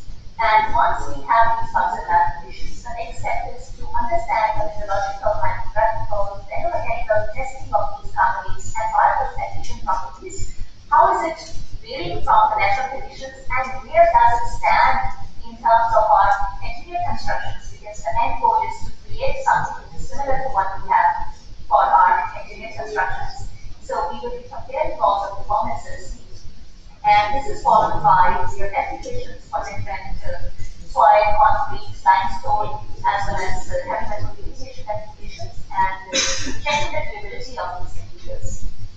So now a few brief findings of the natural geological formations and what is the role of microbes in those formations. So understanding natural cementation processes, for that we collected a range of samples from limestone caves and stromatolites as well as beach rocks, because all these materials are naturally cemented, and what we see with the range of tools including scanning electromicrographs and XRT, which is X-ray diffraction analysis of minerals, and metal analysis, as well as some other geochemical tests that we did, we noticed that there were clear microbial imprints, and there were different kinds of these carbonate crystals. In case of stromatolites, we saw a range of rod-shaped long rods, which were actually alkaline crystals. So, as I talked briefly about the different cases, how these carbonates exist in different cases. So, this is in the form of alkaline in this sample. As well as we also noticed certain borings, which were actually indicators that there is some kind of microbial activity happening in these natural formations. Whether it's an active process or not, so there was more studies being done from the genomics researchers, and we are also trying to understand it via metatranscriptomics and metagenomics. So what we recorded was that there were some microbial communities which were predominant in the different samples that we collected from one side. So, like the case of Lake Cave, which is known, very famous concept river area close to Perth, where there are a number of caves. So, we collected some spherical samples there, and along with that, there were two other caves, Lake and Moldine Cave and River Cave. So, what we noticed was that there were certain uniformities. So certain kinds of communities were predominant, and they were indicators, and there was previous literature supporting that these communities have some role to play in biomineralization. Protein bacteria, which are actually chemolithic crops, play a role in carbon fixation and nitrogen transformation. Along with that, there were some other kinds of communities, but there was presence of molecules, which is known to be a biomineralizing community. Along with that, we also did some fluorescence microscopy just to see if there are any active light cells on the surfaces, and we could record some diagrams, some fungi, and some active bacterial light cells in these structures.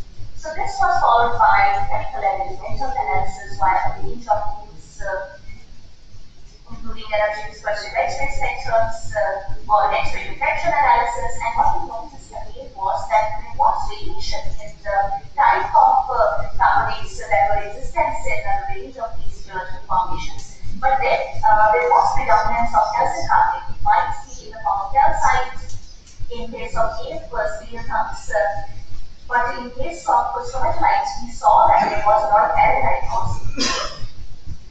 So this was followed by checking the nanomechanical properties, because we don't get access to large amounts of these materials, so we just wanted to check how are the cementing properties and are they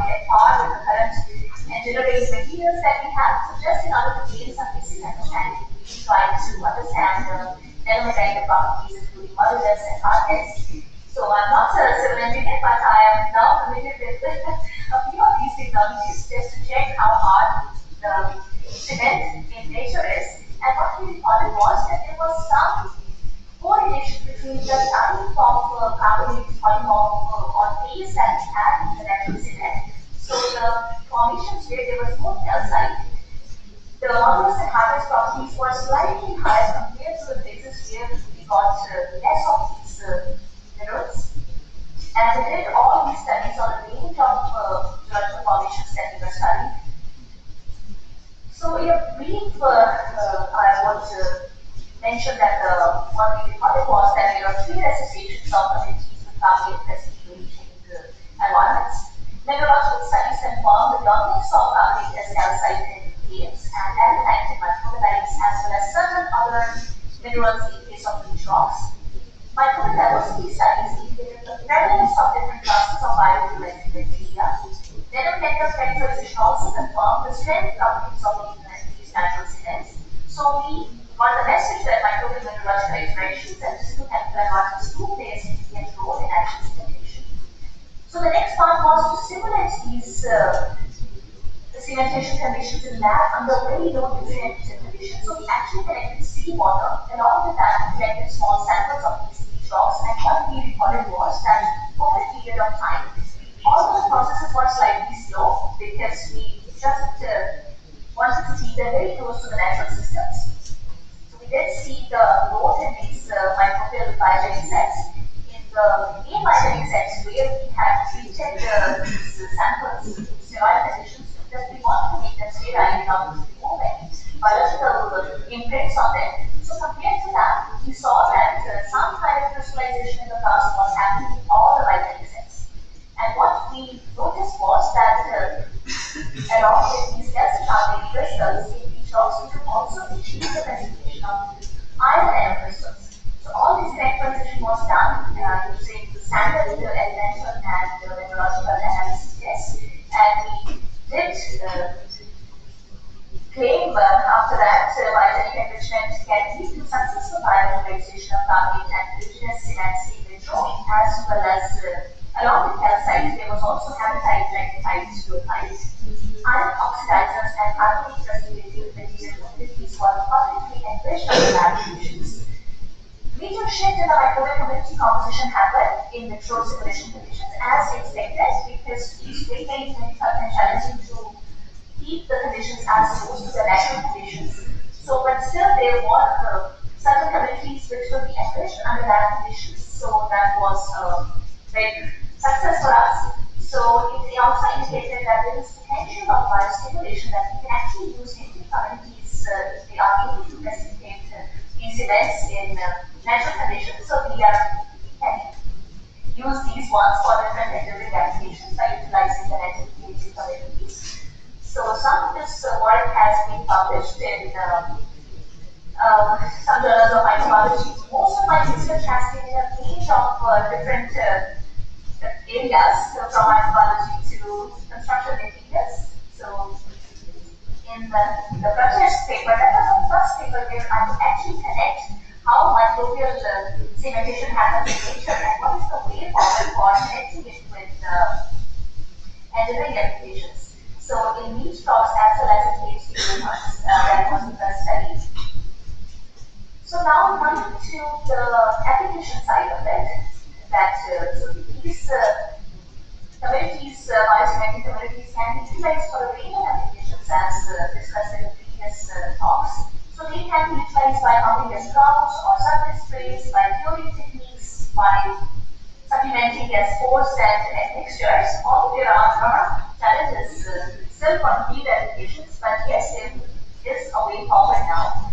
But at the same time, before we can actually apply them for all these applications, so there are still certain questions about what is the impact of microbes, what kind of cultures do we need to use. So depending upon the application, if the application is in concrete, then we need to look for communities or cultures which are actually resistant to formers and urinated because of the high pH of the concrete. While if the applications are in soils, then we need to look for other kinds of cultures which can work, which survive in similar environments. So for that, we have a whole database where we have collected a range of bugs depending upon the applications we can design to innovate these applications. So in this picture on right, this is another PhD student of mine, Anand from IIT, who is now joining the next one as a postdoc. So he worked on investigating the potential of native communities from Brahmaputra in order to check their potential for erosion prevention. So depending upon all these different kinds of applications, so we can actually design these, we can have a database of these cultures in that, and also we can have a range of these metabolic pathways by which we can design these applications, whether it's a neolithic application we are looking for the surface ones, or we are looking for CO2 sequestration. This yellow plate is indicating the metabolic culture which can produce carbonic anhydrase, which is an interesting enzyme for CO2 capture. And in the third one, there is the cyanobacterial culture being grown in the lab. So now, depending upon where the application is and how microbes can impact the biosynthetic behavior, so this is the study done by Anand. So he wanted to check that in terms of the application of these communities for the application, one very important thing is that we don't disturb the natural processes more. So if we are supplementing anything which is foreign to those communities or those environments, then it gets very, very challenging to apply them. And there might be some long-term repercussions of these communities being introduced and the competition with the native ones. So we wanted to investigate how the native microbial communities here can perform at par with the most widely used culture of identified selective culture, like Pseudosarcina pasteuri, and also some isolates that we could get from the native sand site. And what we recorded was that compared to Pseudosarcina pasteuri, the enriched consortia from the Brahmaputra site, so it was giving at par performance in terms of release activity as well as in terms of calcium carbonate precipitation. So along with the consortium, another BS2 strain, so which was an isolated culture. So that was also giving very good performance in terms of calcium utilization as well as calcium carbonate precipitation. And when we compare the performance of this new BS2 strain as well as the native consortium with the pasteuri, what we recorded was that the change in the bacterial culture of the strains can also impact the morphology of these calcium carbonate crystals. So these are some of the biosynthetic or the calcium carbonate crystals which are precipitated by different kinds of bacterial cultures. And what we see here is that in the first line graph, we can clearly see some rod-shaped, rhomblohedral-shaped crystals which are clearly calcite, while in the upper ones we are seeing some round-shaped crystals. So there is a lot of variation in the size and shape of these crystals. And by doing some extra deep, that is X-ray reflection analysis in order to check the phase, so we also recorded that these types of bacterial culture can also have effects on the phase of calcium carbonate falling off. And in this work, we also try to investigate that what is the impact of cementation media, because how we are doing it under application is that we are having this isolated bacterial lot, and we know that in certain different conditions, and after that, depending upon the application, if we need a very high usage of calcium carbonate for example, for construction of bricks, then we need high amounts of these carbonates, and for that we need to provide with high usage of soluble calcium and urea, because that's what is getting converted into carbonate. So what we recorded in this one was that there is a range up to which we can have these symmetric reagents, because they can get toxic to the cell itself and then have feedback inhibition. So in this case, comparing the performance of the standard Pseudosarcina pasteuri strain with the BS3 and consortium, we recorded that 500 millimolar cementation media concentration was handled. So the key outcome was that isolation of different cultures from natural environments is possible for specific applications. So depending upon if the applications are for alkaline environments or marine environments, we saw it is a challenge to look for compounds from those similar systems. Native consortium and isolated BS3 was found to have better biosynthetic potential than the conventional use space, which was a very good news, because this means that we don't have to introduce a foreign culture into the site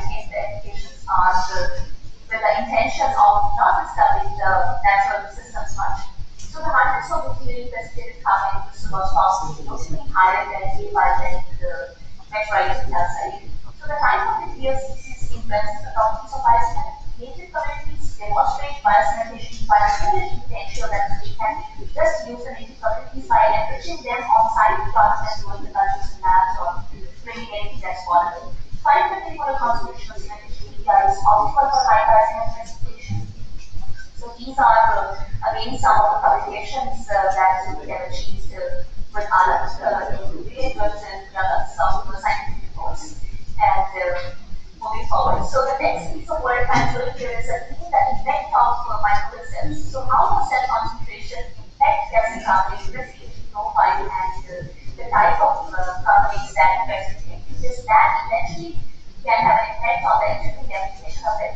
So Professor Mukherjee has also mentioned about Radha's work, so I will not get too much into the details, but I will just mention that in this study, what we want to achieve was that if we change the number of bacterial cells, if we are changing the how much input of the cells we are adding, what is the impact on the segmentation?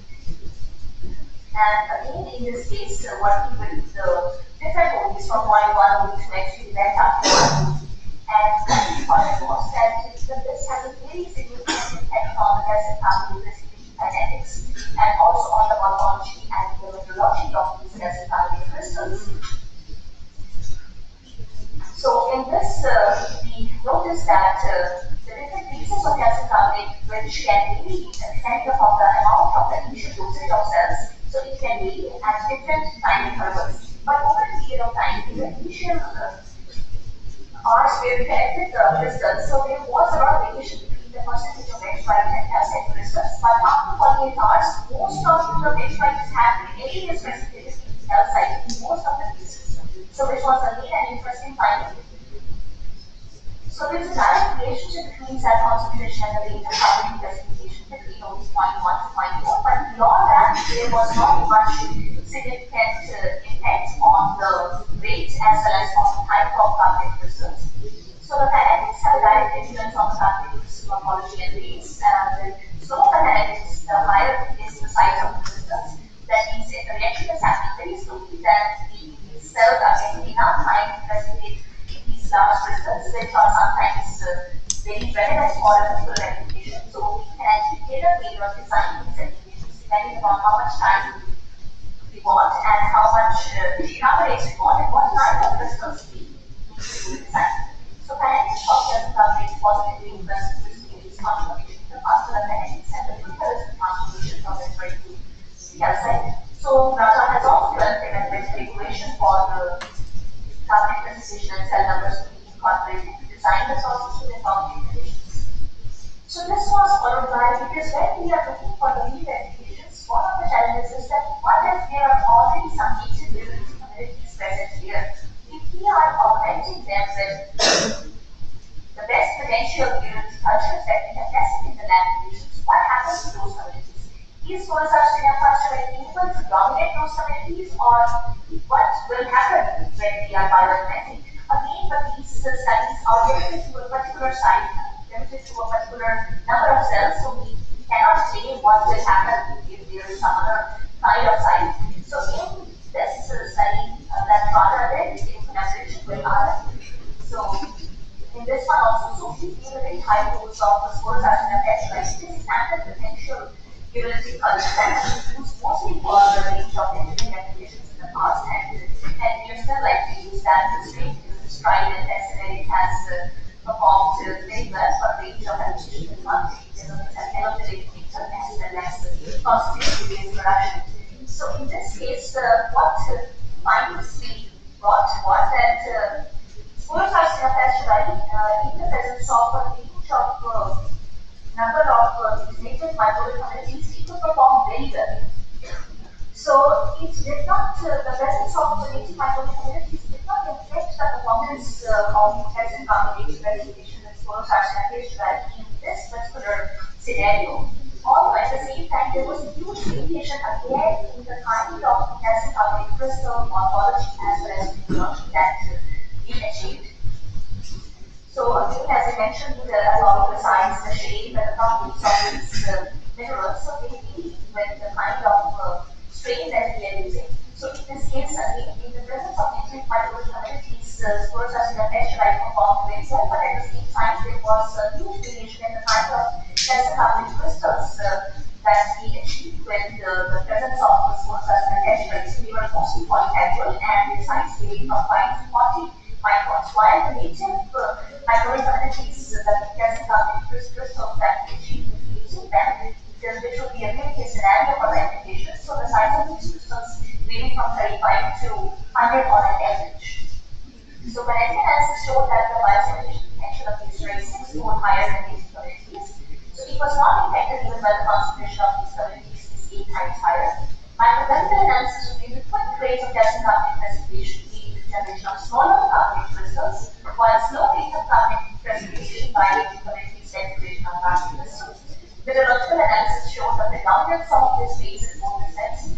So the outcome of the study is crucial for tailor-made applications of chemistry for a range of sectors. So again, we got some really interesting papers that initially I was very reluctant to even write these papers and target these journals, but we got they're published in PLOS One and Scientific Reports.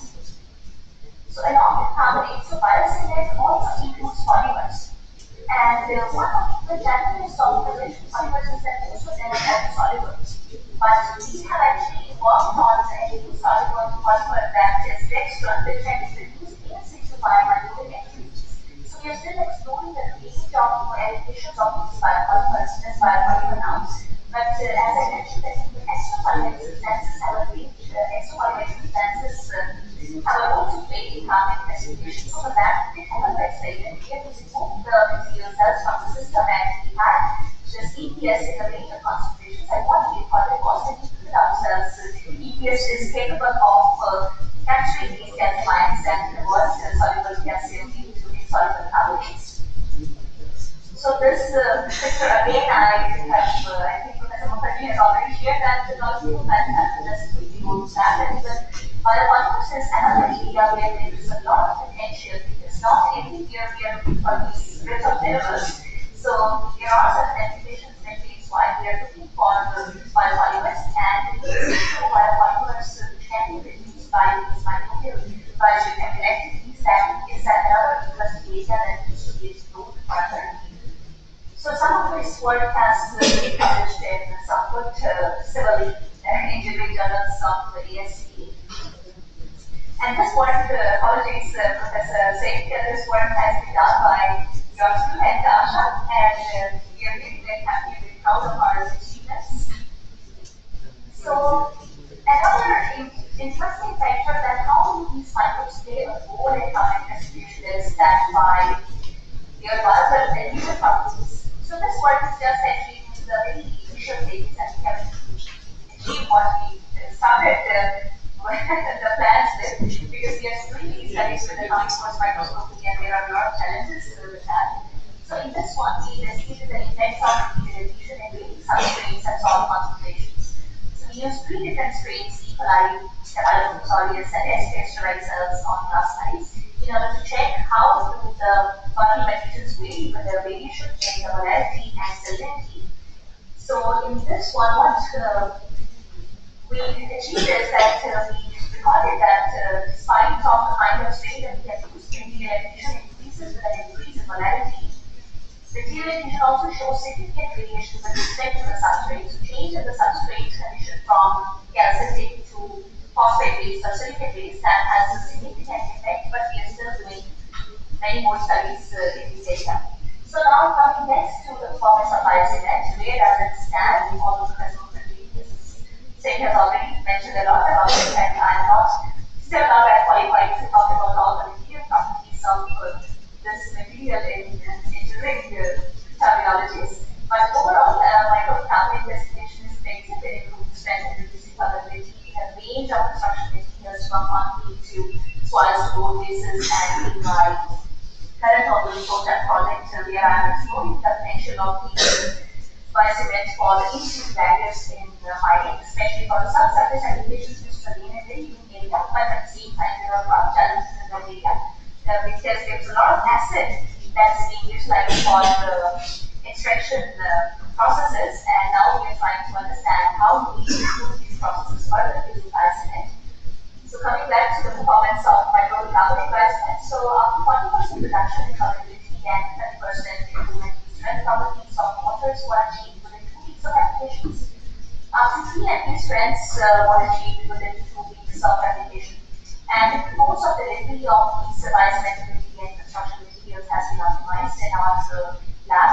So we have been successful in cell-based geopolymer track the motors up to 1, and that was achieved by encapsulation of these biocementary lumps within 2 weeks, as we can see in the scanning electromicrographs underneath. The practically the material was successful, and we clearly see the formation of carbon crystals and neuronal cell imprints in that. So along with that, certain other applications are the co-respiration of heavy metals. So again, this fungi were isolated from the pH stereotypes of mother is required, and what we call it was that along with the respiration of carbonates, this system, this technology is also capable of capturing heavy metals, strontium, and then using certain. So you see clearly in the scanning electromicrograph some further mycelium and these big calcium crystals produced by the fungi that we isolated. So this work has also been published, and along with that, we have also explored the potential of the limestone from these communities for CO2 sequestration via carbonic anhydrase production pathways. So some of the activities that I have worked on has been in the area of cell erosion prevention, easy values for mining, biobreaks, microseed sequestration, and metal remediation. But there are many more applications to be considered. Another new project that I am now involved in is utilizing gates for mineralization as well as how to improve their strength properties, and we can utilize them and make some very good products from them. It can further be extended to the area of microbial oil recovery by reaching heritage protection, which again, and another project that I am involved in is heritage protection, because a lot of these old structures are limestone buildings, and repairing them with same material has been a bit of a challenge initially, but now we have this preventive prison where these limestone walls have been literally collapsing. So we are trying to now explore the potential of these native microbial bugs on their heritage protection. And because one of the benefits is that the biocement is capable of healing very fine cracks because of the small size of these bacteria, and we can heal very fine cracks, and we can go in the deeper surfaces where conventional materials and polymers and grounds cannot function. So another area which is of further interest is microbial erosion and bioarticulation, which is again a related one. So in a nutshell, I would like to conclude now that natural biochemical activities can harness the motivation of biocement. Microbial species and physical conditions have significant role to play in determining the properties of biocement, which have an eventually an effect on the application for different areas. Microbial cell concentration and mode of application can also influence biocemic properties. So we also compare the biostimulation and bioaugmentation potential here. We have tried to compare if we just enrich the native communities or if we are supplementing some foreign cultures into the sites, and then check the performances and then understand the limitations depending upon variations in the different organic carbon content of those soils. Where is it possible to just utilize the native communities, and where there are certain challenges? MSC can be effective in a wide range of environments. We have investigated its potential. Dr. Thomas? Yes, Professor Sen? Yes, sorry to interrupt you. We are getting delayed for lunch and also delayed for the next workshop program. This is the last slide. So we kindly wind up. Sorry to interrupt. No, that's perfectly fine. Look at the time. Alright, so I will just give some further direction. So we have a lot of scope in this area, and I think that as microbiology needs to contribute much more in a range of these areas where we need to explore more the pathways. We need to check how these subjects will perform in the fields, long-term data we need to get, and also we need to explore the potential of other microbes or pH environments. I am now investigating the potential of actually biophosphate also as hydroxyapatite. This performs better in low pH systems, and also some fundamental and applied questions that I have in mind, and if anyone is interested, we can explore them together. And these are some of the current projects that I am working on. So I'll not get into details here. I would just like to thank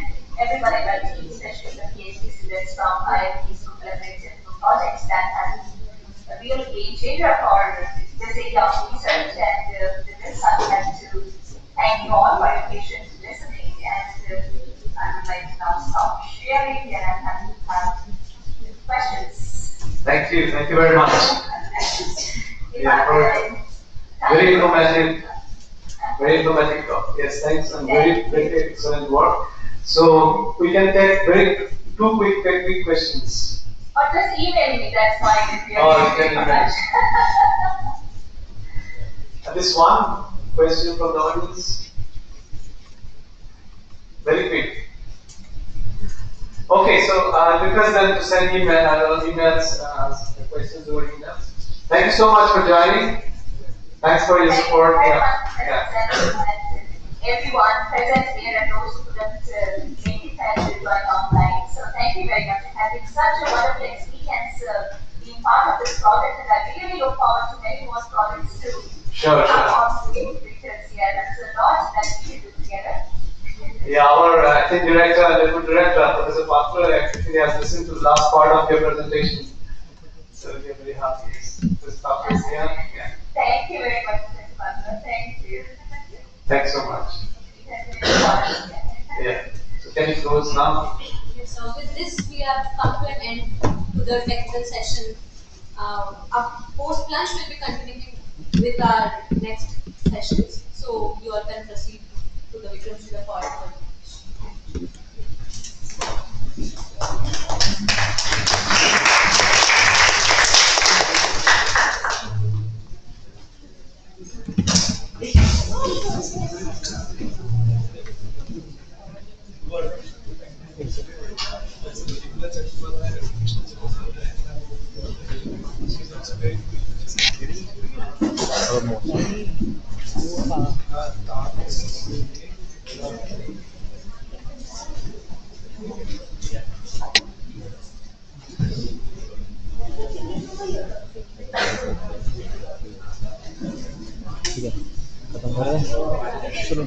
आपने क्या of किया? इसको charge पे लगाओ। क्या of किया? कुछ नहीं ऑफ किया, मेरा जो ये है वो अगर ये सिस्टम ऑफ हो जाता कांड हम जोड़ देंगे, रूम का सब संभालेंगे। और मेरा चार्ज जो है वो ऑफ किया। ये मजाक कर रहा हूँ। चलो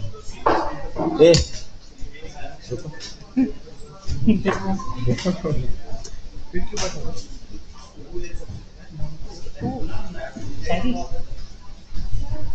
ठीक है, देखने देना।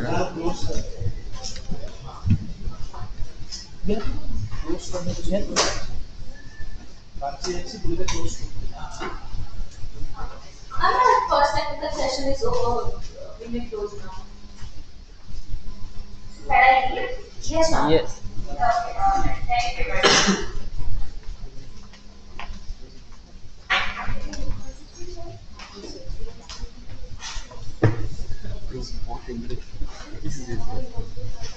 इसी के जाओगे ऐसे हो जाएगा तो भाई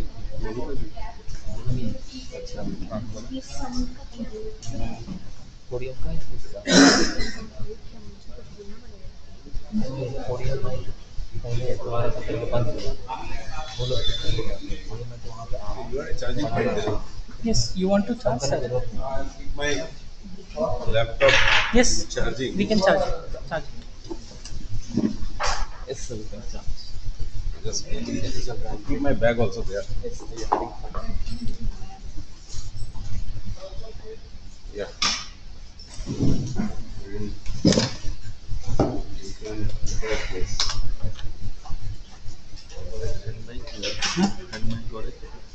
अभी हुआ नहीं। Battery change करना. बैटरी चेंज करना है। हैंड माइक उधर है क्या? Yeah, this there, pin is there. Yeah. This go. उधर है।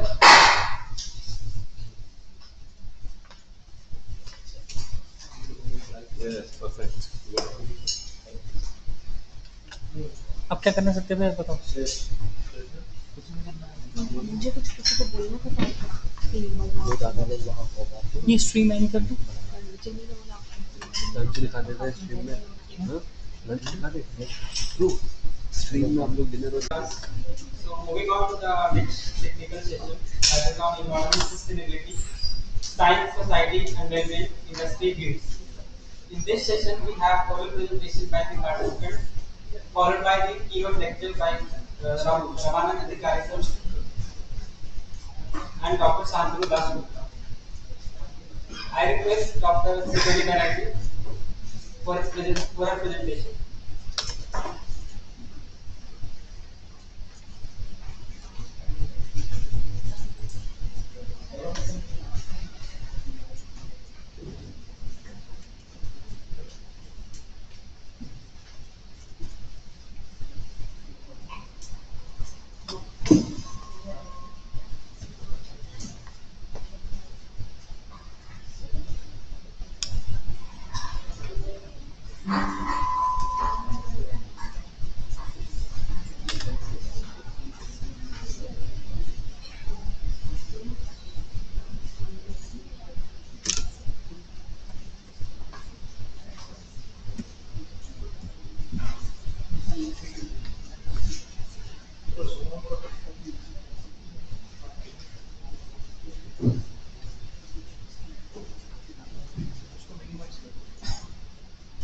नहीं दिखने दो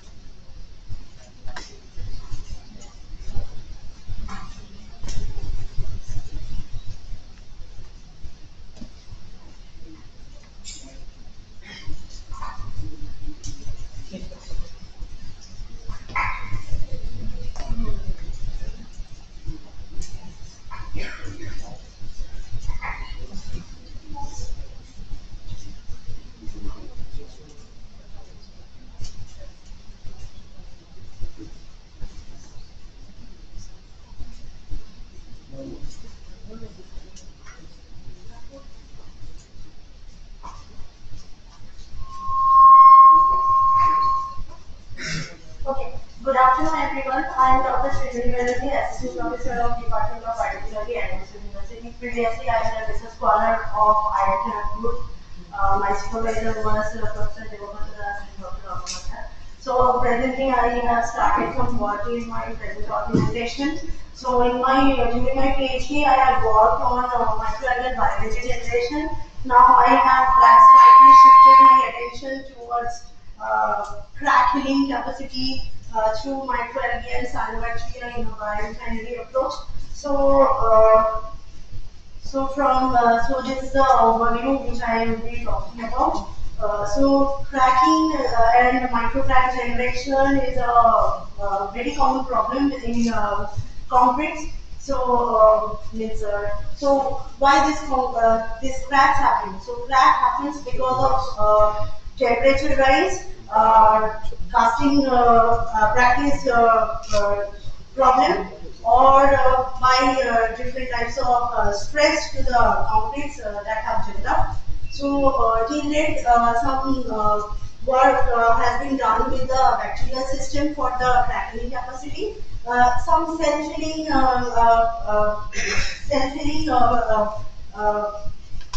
means self-healing concretes are also being used for this type of cracking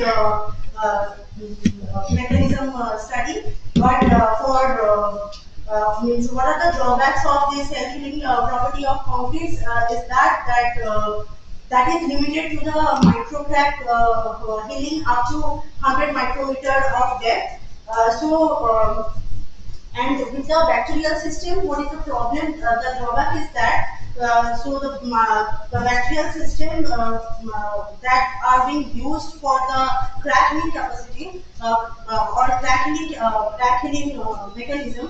So they create basically pungent smell and CO2 secretion to the environment. That actually creates environmental pollution. And also the bacterial system is somewhat restricted to only to the anaerobic environment. So some of the environment like in Sundarban areas, some roads are being cracked. or some buildings are being cracked. So in that saline condition, what can be the remedy for that situation? So microalgae, and apart from that, global energy scenario is also an important aspect, because the fossil fuel is getting depleted. So if we can merge these two issues in a single system, so that will create a refinery approach.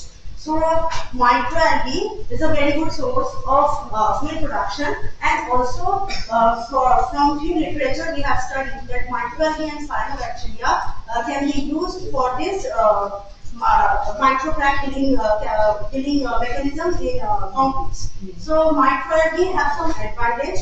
So microalgae, the bacterial system is secreting CO2 to the atmosphere, whereas microalgae is sequestering CO2 from the atmosphere during their growth, because they do photosynthesis. So they can grow in wastewater, so we don't need any extra media to grow them. So basically in our work we are collecting the dairy wastewater from Cavender, that is near to our university, and the algae is growing so well in that dairy wastewater. So we don't require any extra or synthetic media to grow it. So we are means also the wastewater is getting remediated means while we are growing that algae.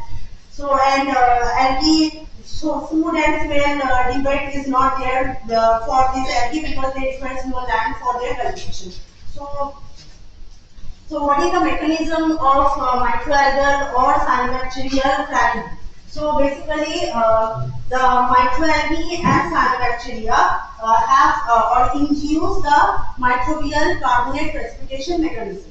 So in the carbon concentration, by the carbon concentration mechanism, the exterior of the microalgal cell or the cyanobacterial cells become alkaline, which induces the crackling capacity or the carbonate precipitation through the microalgae and cyanobacteria.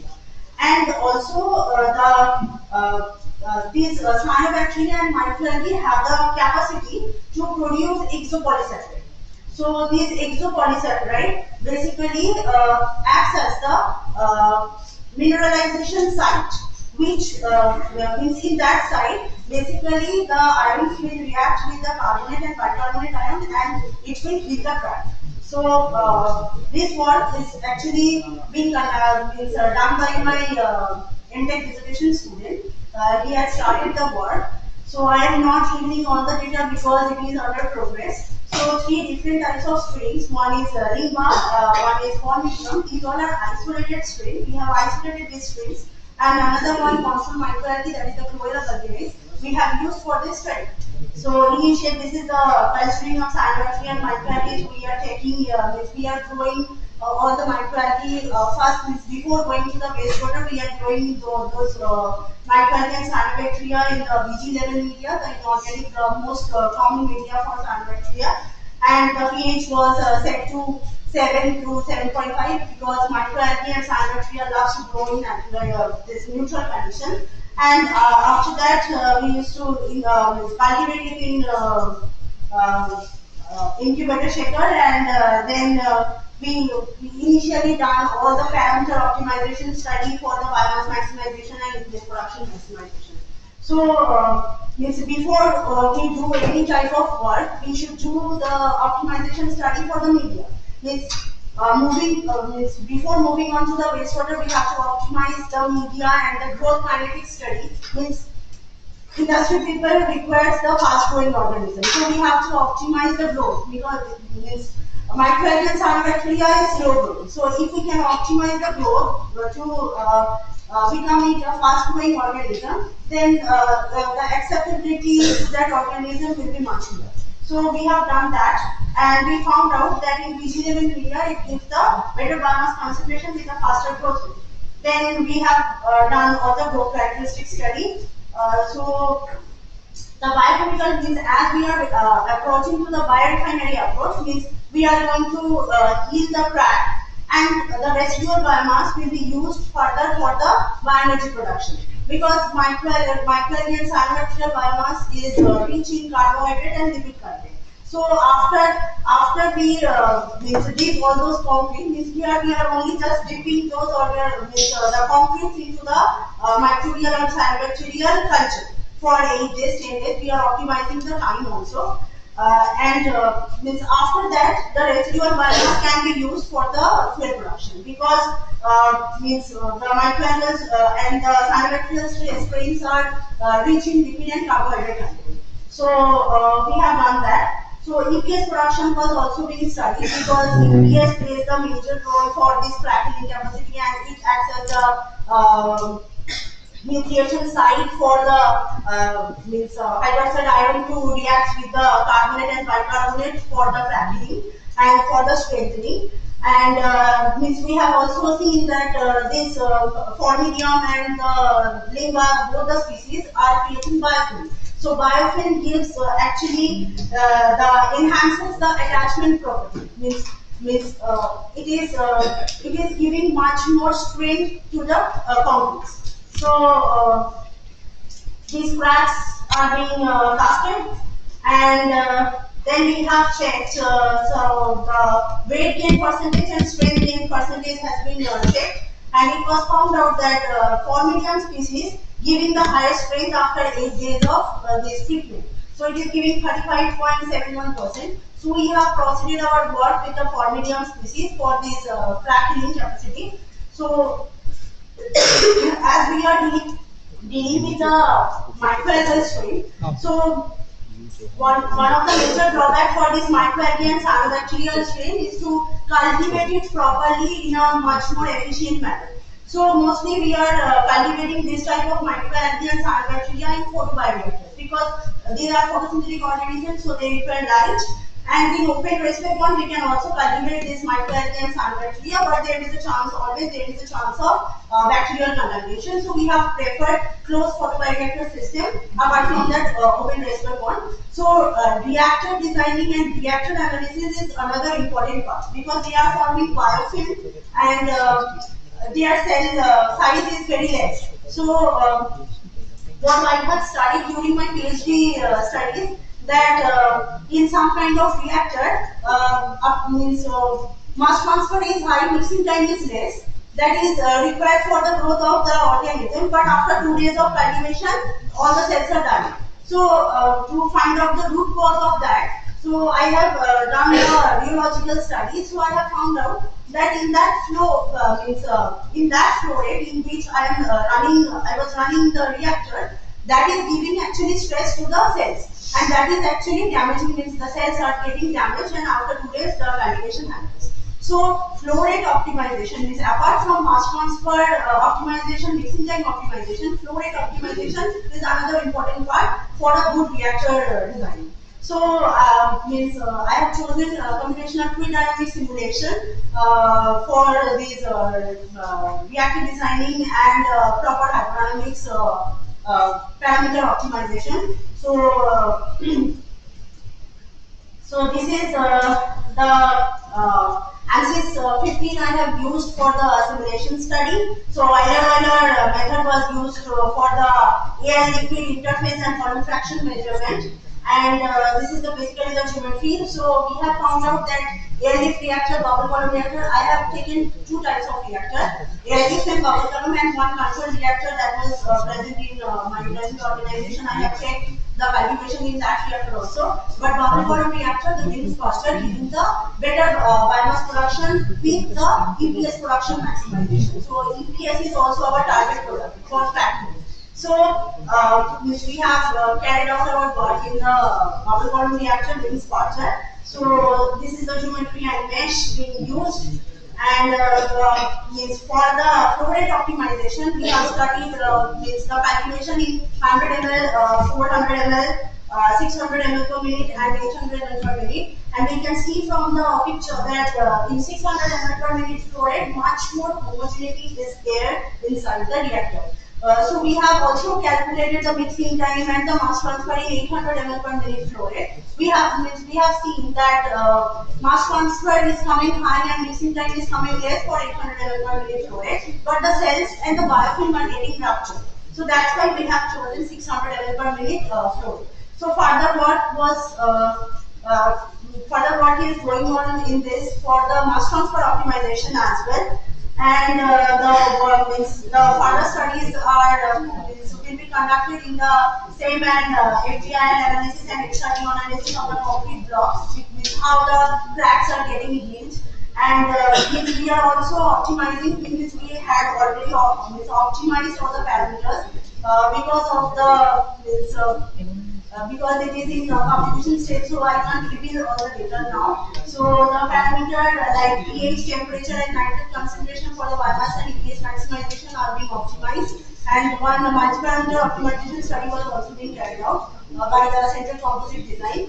And finally, some in silico work on the gene level also means what was the gene and what are the enzymes are actually responsible for this EPS production maximization, which will also being done in further studies. So these are some of the reference. So I want to acknowledge my dean of IIT University. I want to express my sincere gratitude to my PhD supervisor and now my he has been my collaborator, Dr. Anupata from IIT Kharagpur. Some of the collaborators are there from Kharagpur University as well, Dr. Shubhana Bhattacharya, Dr. Shumna Mukherjee, Dr. Sumita Bhitari. And I like to thank Shomoji, who is my MTech student, who is doing this work basically. And I like to thank Biotech Department, Ramakrishna sir, and my juniors for calling me and giving me this opportunity to present here. This is the new plan now. Thank you, Sujali, for a wonderful talk. So, since we are cutting short of time, we have maybe less 1 to 8 questions.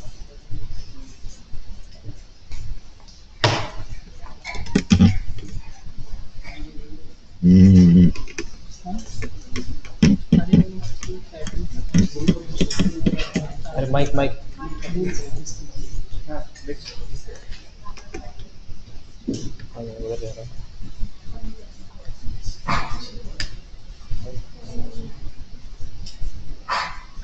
Thank you, Srijan. So, I have two small questions. One is, exploration Florida Bangladesh participation. So, what is the nature of the biofilm you are getting? Whether it is an attaching biofilm? Attaching biofilm.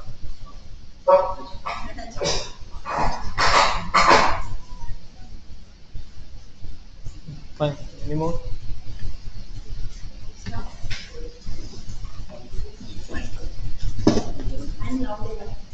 Ma'am, yeah.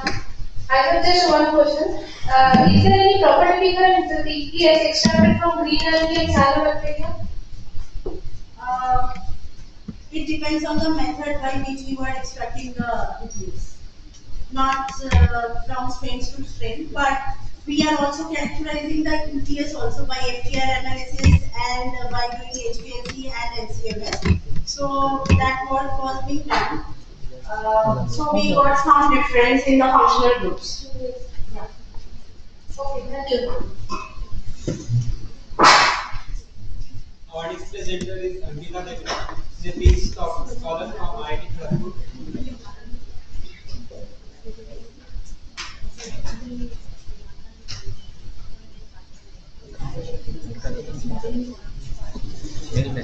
नहीं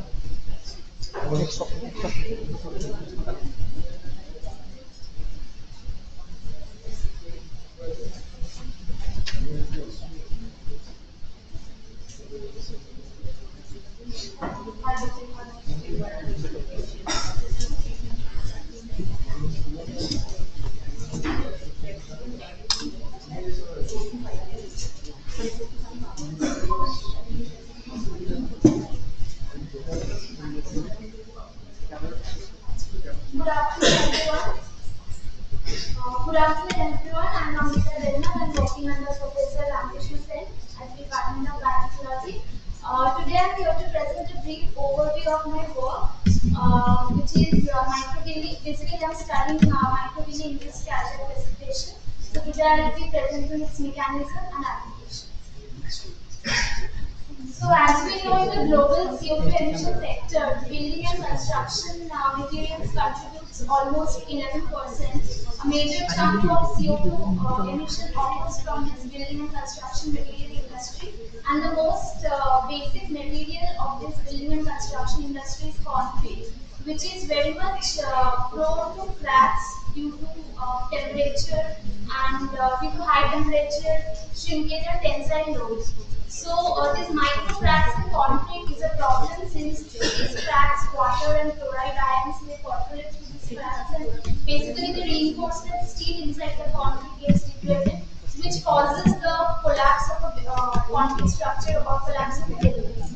So in order to address this problem, in order to reduce the, like for this, when these cracks are created, majorly cement is being used to fill in this or repair these cracks, which again contributes to a lot of CO2 emissions. So in order to reduce the global CO2 emissions contributed by the construction sector, a greener approach has been applied by using biogenic calcium precipitation to seal these cracks or to remediate these concrete cracks. As a result of which, we cannot reduce the global CO2 emissions contributed by the construction industry to a larger extent, but the material that is being used for filling in the cracks, we can reduce the CO2 up till that much. Now, this biogenic calcium carbonate precipitation, also known as microbially induced calcium carbonate precipitation, these have several applications, not only in concrete crack remediation but also in the remediation of heavy metals like Navdeep man presented, also in CO2 sequestration by microalgae, as well as the soil stabilization and ground improvement. So we are majorly focusing in the repair of concrete cracks and also in soil conservation.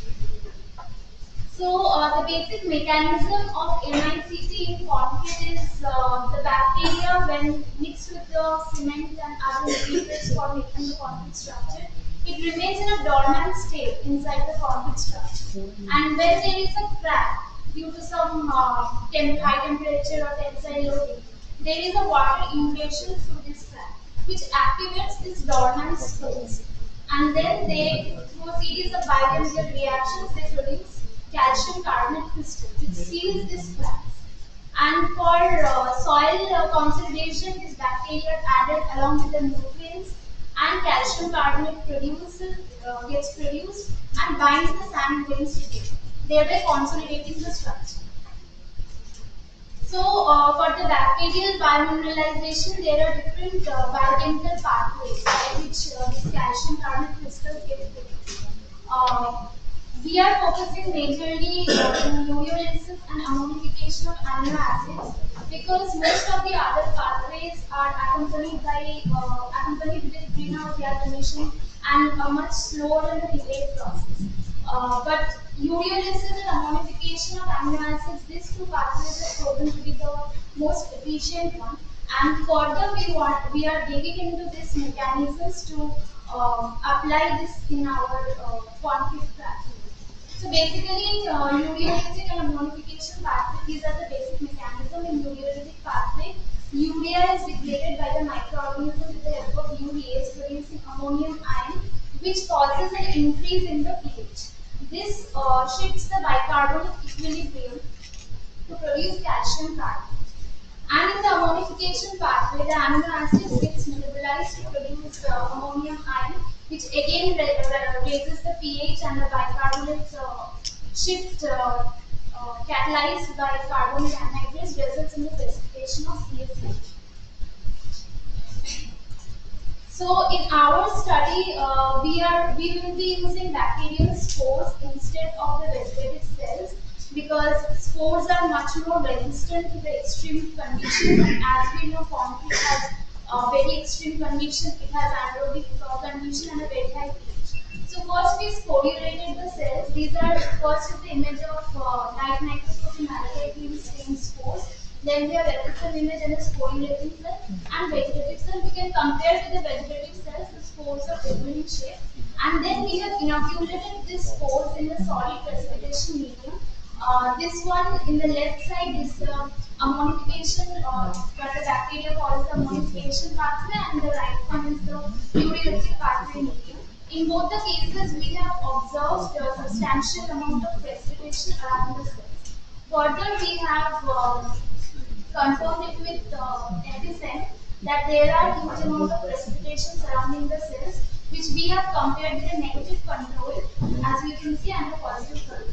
So to confirm that these materials that are secreted outside the cell are calcium carbonate, we have done an EDAX which shows the presence of CaCO3.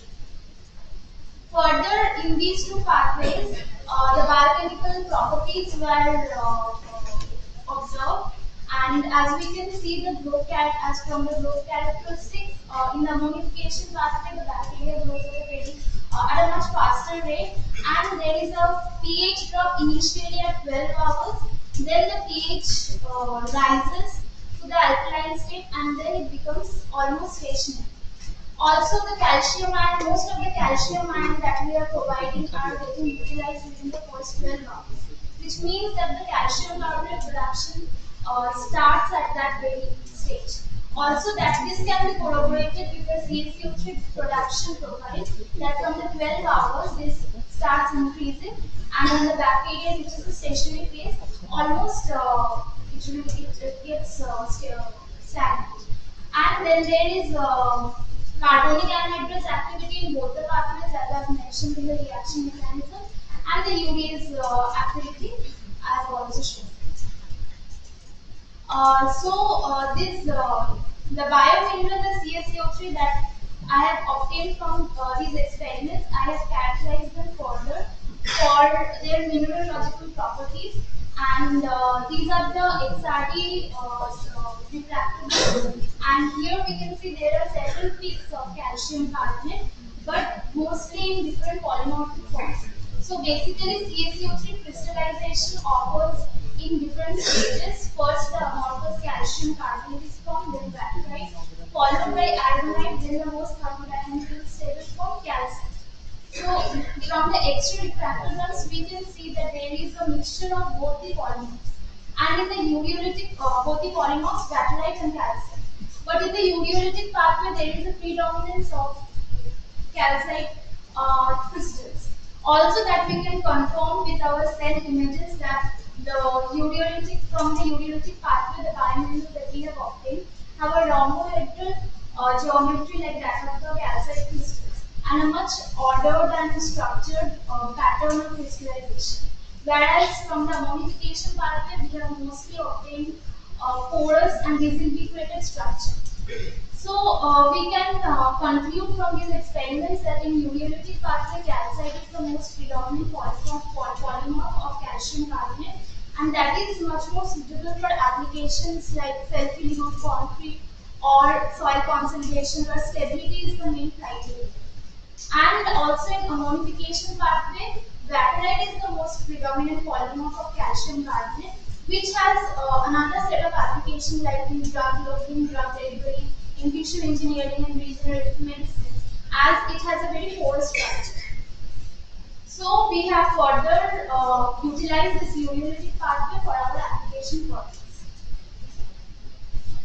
So this is basically I have applied this Payne-Vassal's alkylates pores in settling of concrete, and I have done this work in the civil engineering department with Professor Damgan, I am a student in concrete. And so we have made these concrete beams, and then we have artificially induced cracks in them and cured them, and after that we have measured the crack widths before and after setting.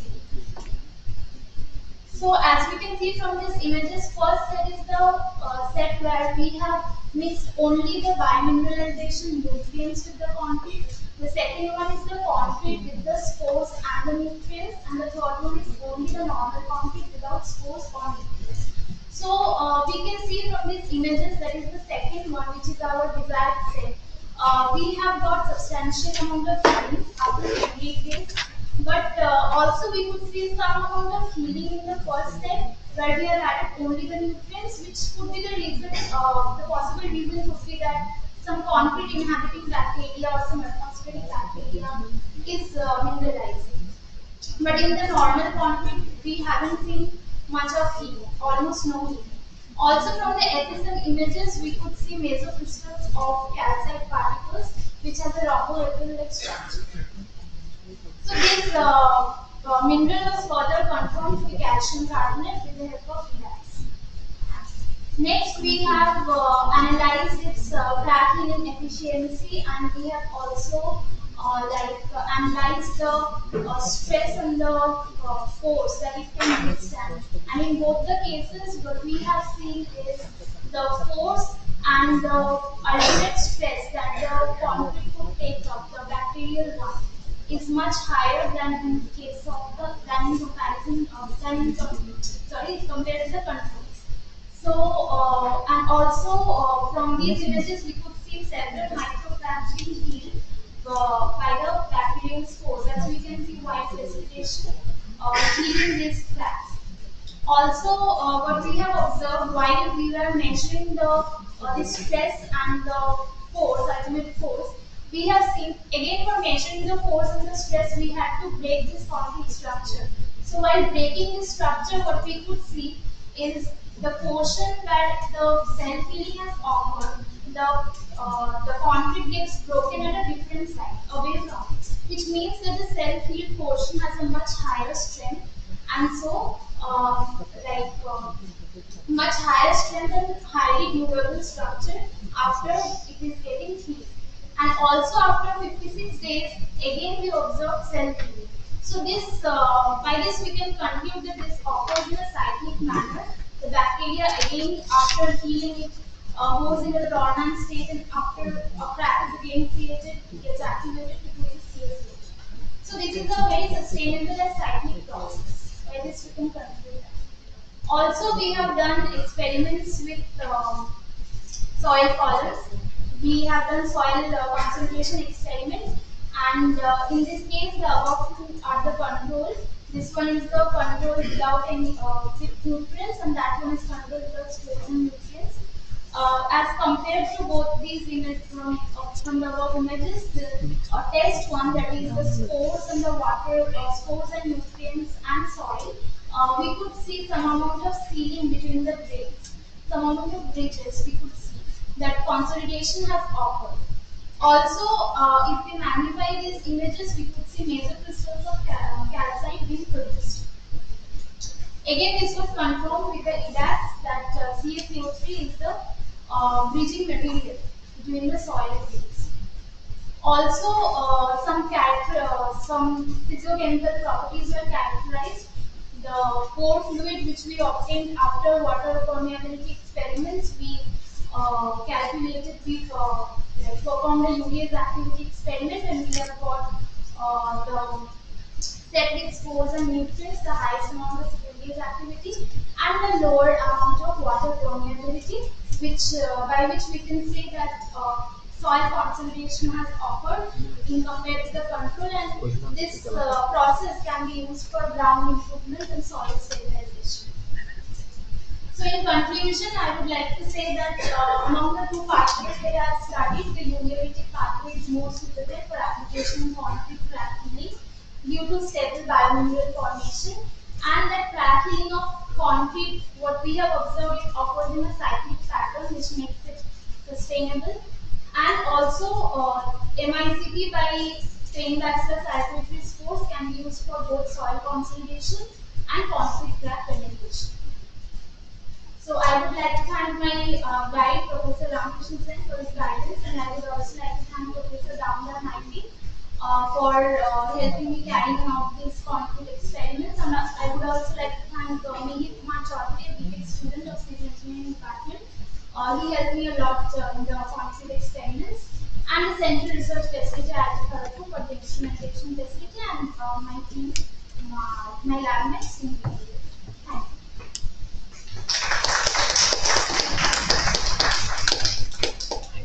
Thanks, Sangeeta. So now we take some questions from the audience.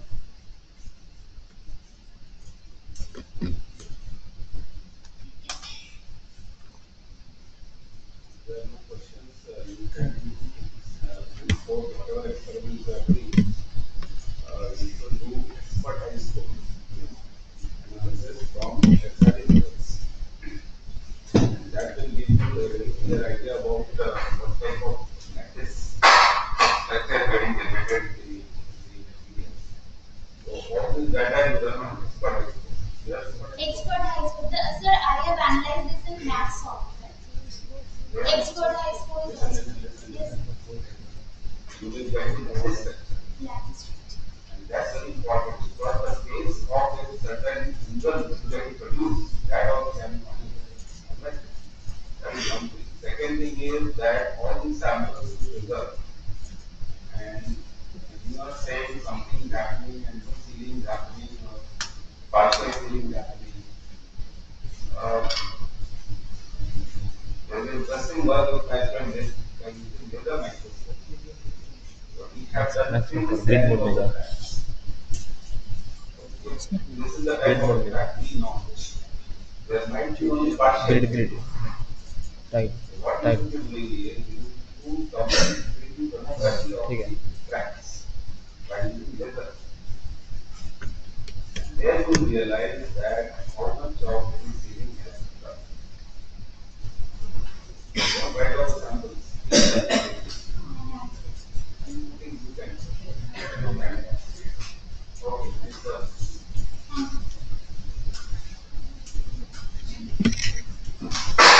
Thank you, sir. Now we'll proceed to the next lecture. I'll request Professor Devendra Singh sir and Professor Dulan Padha sir to chair the session. We are happy to have Mr. Ramanand Adhikari among with us for the next lecture.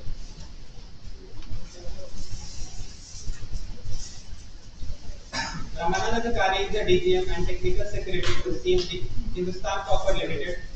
Mr. Adhikari completed his BTech in Chemical Engineering from Calcutta University, Diploma in Management, and Masters in Intellectual Property Law from IIT. He is a Fellow of Institute of Engineers, Certified Chartered Engineer of IIT, Life Member of Indian Institute of Metals, IIT, and MGMI. Mr. Adhikari started his professional career in Hindustan Unilever Limited and worked in sulfuric acid, phosphoric acid, and DAP fertilizer plant operation for around 5 years. Later, he joined Hindustan Copper Limited at Rajasthan, where he worked on pollution control unit and sulfuric acid plant. After successful execution and commission of this project, he worked in Harsila unit Jharkhand in various capacities of copper refining as well as gold, silver, selenium, and tellurium recovery plant. While working in Harsila unit, he carried out various technical improvement in the process plant and implemented latest environmental friendly energy efficient electromagnetic technology. He pioneered the implementation of nickel recovery technology at Harsila from waste stream of copper refinery. The technology route is unique and has been appreciated for its eco-friendly and waste to wealth attribution.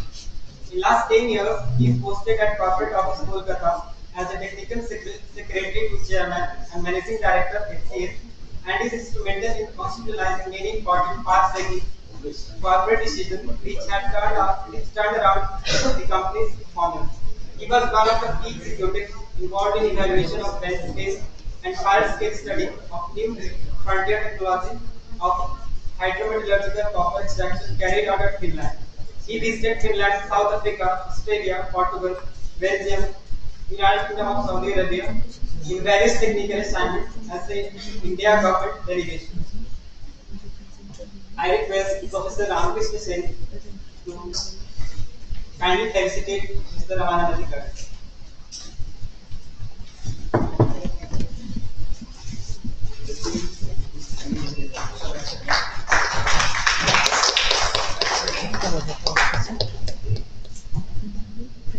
इस तरफ से present करेंगे तो mic पे तो mic करना आपको उनको वो पड़ेगा ना This is short introduction about Mr. Adhikari. I request our assistant chairs to welcome. हो जाएगा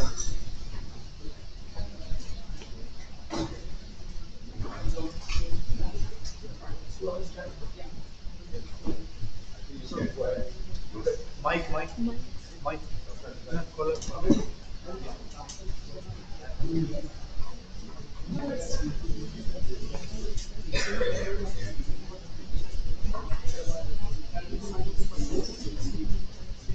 On है on है yes audible.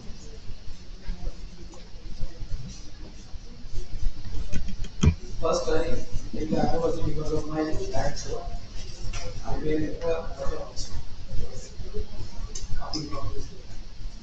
I'm very much thankful to Professor Krishna Singh for inviting me and giving me the opportunity to be here within the galaxy of scientists professors. So my profession is different. I am practicing engineer. So my lecture may not be so much attractive to you. It's just a kind of elaboration of proper and all this. And I feel honored to be here.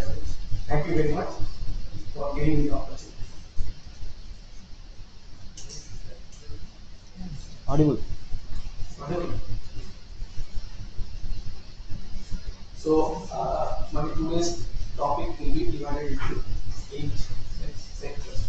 So, environmental sustainability and its pillars, climate change mitigation strategy and milestone of achieving net zero emission, importance of copper as a green metal, prediction of global demand and supply deficit of copper, global copper reserve vis-a-vis Indian position, and outline of copper processing, ACL reference, and various actions of ACL towards environmental sustainability, and touching the lives beyond the mining border, the CSR activities of this.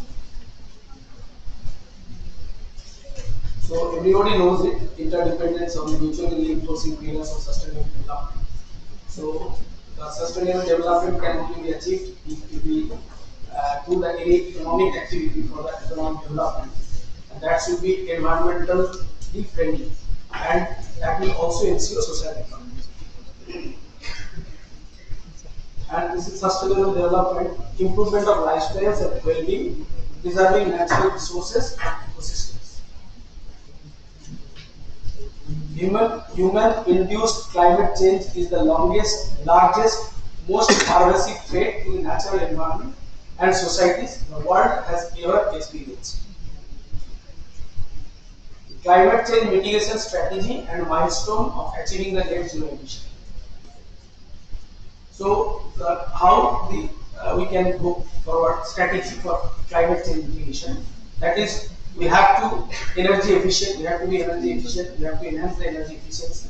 Where there is a energy efficiency, copper is the most important thing bringing the energy efficiency.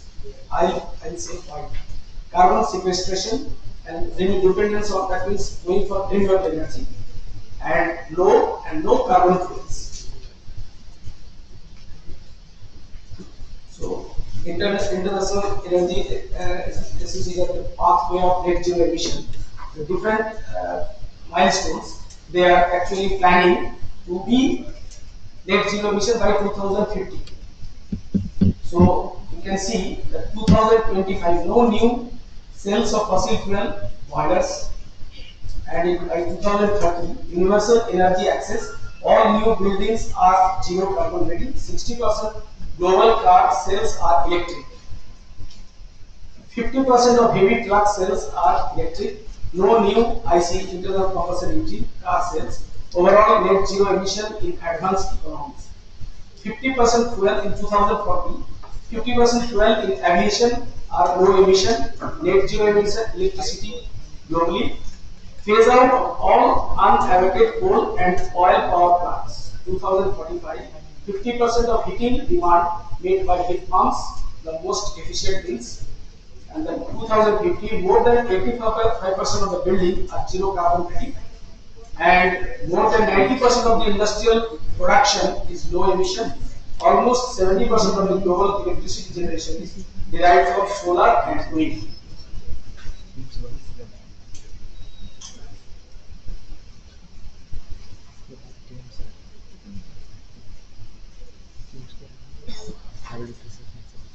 Importance of copper as a green metal. So copper, the green metal, is going to play a crucial role. Copper superior thermal, electrical conductivity, combined with its 100% recyclability, make copper a truly green material, a sustainable material. Some of the actual quote I am giving it: green metals, copper is the new oil. That means it is taking the place of oils, as per Goldman Sachs. Copper is the king of the green metals.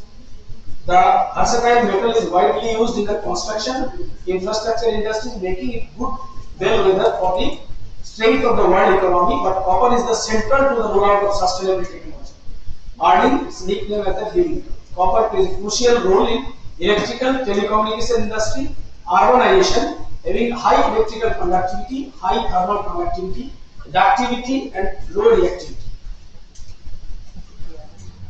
It is the fast, best, affordable material for use in cables, batteries, transformers, inverters, bus bars, charging stations, railways, high-speed trains, smart grid, refrigeration, and many other numerous applications. All the part of the civilization. As we progress, these are all will come. In respect of conductivity of copper is 100% ISES, whereas the silver is 105. Silver, because of its cost, it cannot be used. And you can compare, the most competitor of copper is aluminum. So aluminum has only 61% of conductivity. So whenever you are using electrical purpose aluminum, then you are compromising with the energy efficiency. So you can see in the all the solar or wind power, there will be a huge amount of copper consumption, almost 5 times copper consumption will be here, because there will be, whenever your solar power you are harnessing, so the main thing is storing and transporting, so there should not be any loss of energy. That's why copper is taking the place. The importance of growing because of the green energy requirement, electrical vehicle adoption, as the world is gradually moving towards the net zero emission economy. Major automakers have already set sights to be the climate neutral by 2050, and they view battery electric vehicle as the best way of achieving that target. So global pandemic has also opened another frontier. So copper as the antimicrobial metal. So the touch surfaces in the health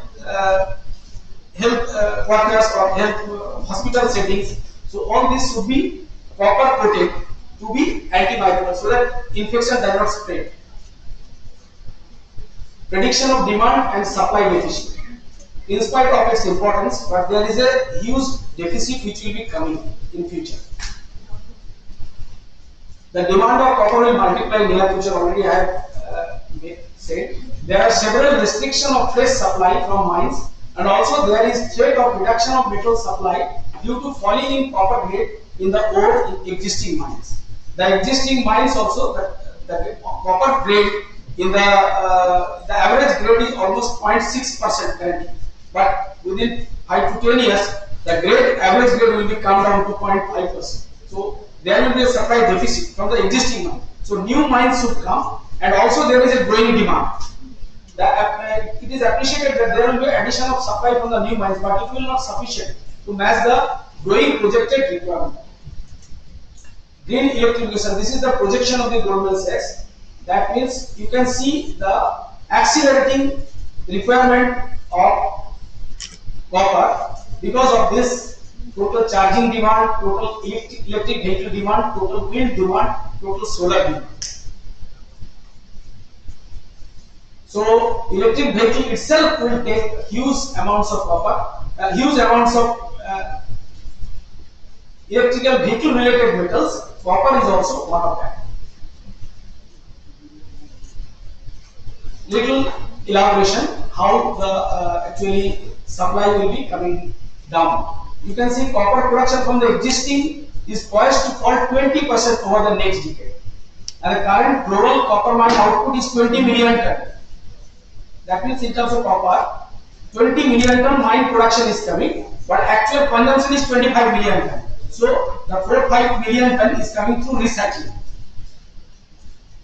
and 5 million ton quantity will be reduced because of the falling in grade, and also the dual factor increase in copper demand. It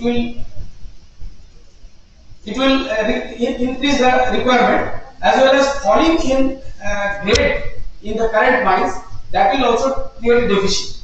So there will be as a result, it is visualized that the market will balance the effect. The copper price may go up to $22,000 per ton. Currently it is hovering around $9,000 per ton.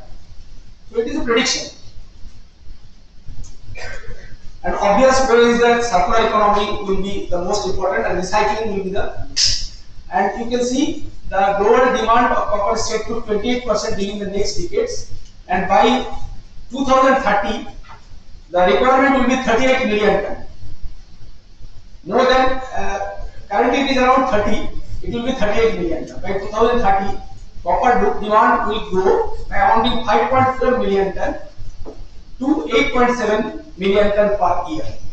So the growth rate will be around 20% year by year. So the copper is on the growth path, reach $15,000 per ton by 2025. Because of this analysis, current situation. Without new capital investment, global copper mine production will drop from the current 20 million tons to below 12 million tons, leading to supply shortfall by more than 15 million tons. Obviously, there are some new mines are coming, so there will be a supply increase. So, copper industry may face an annual supply deficit of 4.7 million tons as per Bloomberg by 2030. Report by Food McKinsey, the total global EV stock will be 323 million by 2040. It is already I have shown in a different form. And the copper consumption will exceed 43 million ton by 2035, almost more than double. So global copper reserve vis-a-vis India's position. So you can see in the South America and America side, most of the copper deposits are there, and there are some deposits in China, Mongolia, and Russia, some of the European countries also. So two kinds of deposits are. One is sulfides, the other is oxides. Sulfides ore are processed through pyrometallurgy, and the oxides ore are processed hydrometallurgy. Currently, almost 80% production coming from the pyrometallurgy route and 20% coming from the hydrometallurgy. Country-wise, you can see the Chile is the taking highest position, 23%, and India is nowhere. You can see that around 880 million ton reserve of copper is there as on date, reserve, and we have only 2.71 million ton reserve, and only 0.31% of the water reserves. So we are not so much lucky to have copper in India. So that's why the custom smelter plants is already established by Birla Copper in Dahej and Starlight Copper Vedanta Group in Tuticorin, and Adani is coming in Mundra Copper. They are buying the raw material, copper concentrate, and they are converting the pure copper, refined copper. So I am talking about as I belongs to Hindustan Copper. So we are the vertically integrated company from mining to refining. But currently we are concentrating on mining and beneficiation. So this is the process flow diagram where we do the mining. You can see that ore from the mines stockpile, then do the crushing, then grinding and flotation, and through flotation we do the there is a different that is differentiation. Almost 95% are going to waste. So it's a very big challenge for the environmental issues. So, and we get the copper concentrate as the product, where the copper concentration is around 25 to 27%. The pyrometallurgical copper processing is the concentrate is first dried and it is flash melted. The copper melting point of copper is 1085 degrees centigrade. So almost 1250 to 1300 degrees centigrade is melted, and then you do the converting, anode furnace, refining, electro refining. So the biggest challenge of environmental problem is here when you do the flash melting. Sorry.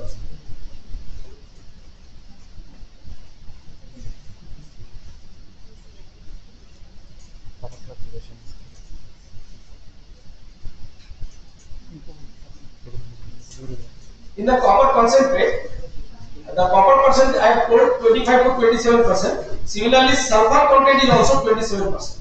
So that sulfur is converted into sulfur dioxide, which is the biggest challenge for the environmental pollution. So that's why pyrometallurgy will be replaced by, in future, hydrometallurgy, biology and all these, which are much more less temperature intensive and also less energy intensive and environmentally eco-friendly. That means the process. Then flash melting converting all produces sulfur dioxide. So the sulfur is captured in, as a sulfuric acid, and that sulfuric acid can be converted into fertilizer through phosphoric acid and DAP fertilizer route. And electro refining, then we get the copper cathode. So this is the copper making. Just I have done a mass balance. You can see the copper or 115 ton.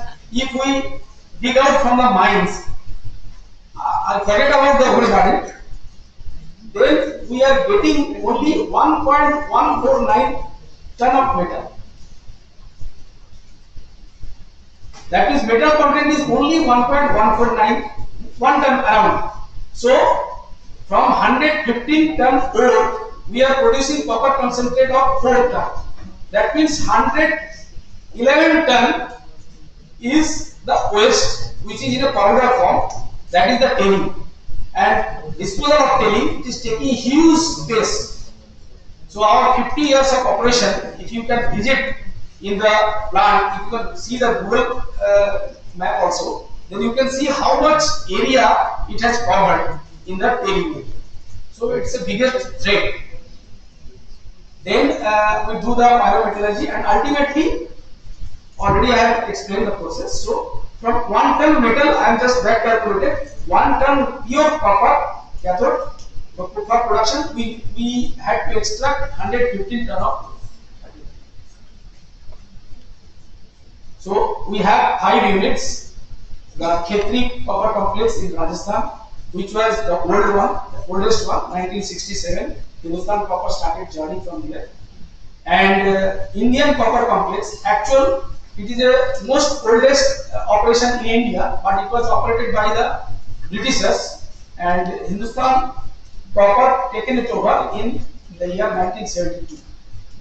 Then we have a Malanjkhand copper project, which is the flagship unit of Hindustan Copper, and it is the most promising area of copper deposit, and it has came in the year 1982. Then Taloja copper for rod making, that is the final product. So it is in the 1988, and in 2015 we have taken the plant from a private company, and it is a secondary smelting. That means scrap from scrap, it is pure copper is produced. This is the value chain. I have already explained. So entire value chain we are there, but the custom smelter people are starting from smelting. We do mining beneficiation, they do not do mining and beneficiation. And smelting, refining and continuous cast operation, they are there. And they have also byproduct facilities. So they are utilizing sulfur to sulfuric acid, and fertilizer is producing, and also byproduct gold silver is also they are producing. We are also used to produce gold and silver in our Kharagpur plant.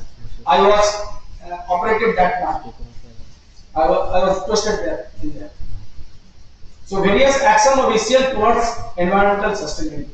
What actions have been taken? Action industry view you can see. Sustainable development framework. We constitute a sustainable development unit team consisting of HOD and various departments of the company for effective implementation of SDL. Mining and exploration activity carried out as per approved mining plan. Adoption of zero waste mining by disposal of overburden waste rock as minor mineral with approval of state government. Separate stacking of sub-grade mineral for mineral conservation. construction of check dams, guideline drains and retaining walls, transportation of tailing through closed pipelines in slurry form, and disposal at earmarked tailing pond. Dust suppression measures like sprinkling water through mobile water tanker, wet drilling, etc. Some picture I will show. So you can see water sprinkling system in primary process where dust is generated. Wet dust collector, closed conveyor with water sprinkling arrangement, water sprinkling in the haul road, mining haul road. Pollution control measures for water, garland drain around overburden waste dump, effluent treatment plant, seepage sump near overburden dump, waste dump, oil grease skimmer, and other. It is continued. So recycle and reuse of mine pit water in proper concentration process. So we are reutilizing the water in the process. Adoption of zero liquid discharge system for recycling, reuse of effluent from dump and tailing dam seepage. Continuous monitoring of groundwater level through installation of piezometers. Periodical monitoring of air, water, noise through NABL accredited laboratory. Use of high rate thickener for water conservation. Some pictures is there. You can see that zero liquid discharge system. And energy audit as per Energy Conservation Act. Energy consumption constantly monitored with view. Achieve overall reduction of energy consumption. Use of sensor and low energy consumption devices. And most of the motors which is being replaced, it is replaced with the high efficiency motors. Installation of rooftop solar panels, backfilling of mine void as per approved mining plan, and construction of rainwater harvesting pond and groundwater augmentation through development of rooftop rainwater harvesting recharge pit, landscape restoration through plantation over dump, exhausted mine benches, tailing dam, slope, available packet areas and around the mining areas. Development of recreation eco park in the township, LED implementation replacing all old light areas in a massive way. And land restoration, you can see some pictures, plantation over mine benches, safety zone plantation, recreation park, plantation over overburden waste dump area, waste dump, various waste dump mine benches, along with mining lease boundary, plantation drive, tailing dam slope. So water resource management, rainwater harvesting pond, reserve water dam. These are the renewable energy harvesting solar power. And one most important thing is that we have, I have already mentioned that tailing is a major problem. So we have adopted a new technology, paste fill technology. And it is with the collaboration of the Messrs. Golder Associates, Sudbury West, Canada-based company. So they have given a new technology wherein 90% of the tailing will be mixed with cement and iron slab, and that will be converted into paste, and it will be flowed back to the mine void. So whatever ore we will be extracting, it will be filled with this material. That means the tailing. So it will be environmental justice and environmental sustainability. So it's important what we are already, the job has been awarded, and in our new underground mines it will be implemented. Synthesis of test work of biology. So there are some ore which are very lean. So for economical extraction there is a cut-off ore grade. So around 0.4% copper containing ore we are processing. Otherwise we are storing. So the low concentration copper is a very good source for biology.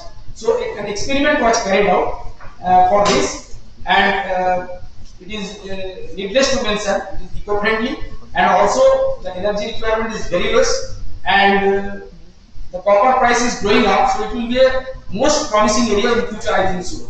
Because whenever the experiment was carried out, at that time copper price was very low, and actually it was not come out very promising. So the most acido-sulfur, acido-thio bacillus and ferrooxidant, that bacteria was utilized for the experiment. So you can see that 15 to 30 ton scale was done and leaching study was carried out. 0.09% dissolution of copper from the ore body. The leach leaker was proceeded through solvent extraction. That means after the copper is extracted as copper sulfate, that means that bacillus, that bacteria reacts with that means iron 2 to iron 3, then it oxidizes copper to copper sulfate. That copper sulfate, then from the copper sulfate we do solvent extraction. Copper is extracted, then the copper sulfate solution is electro-owned. That means from the solution the copper is deposited. Electrorefining is separate, the copper anode to copper cathode, whereas it is from the solution to that is so the energy consumption is bit higher from the electrorefining because of the metal ion is flowing, whereas it is from the solution it is there is a resistance is there. So electrowinning takes larger amount of energy, and recovery was almost 70% above. So this was the scheme. Huh? Was this was done with your R&D? No, it was done in collaboration with IMMT. IMMT. IMMT. So this was the scheme. What I have already mentioned. So this was some of the papers. I have taken some of the data papers. You can see various conditions. So ultimately the recovery was not very good. Now I am talking about another most important area where the pyrometallurgical process can be replaced by the hydrometallurgical process.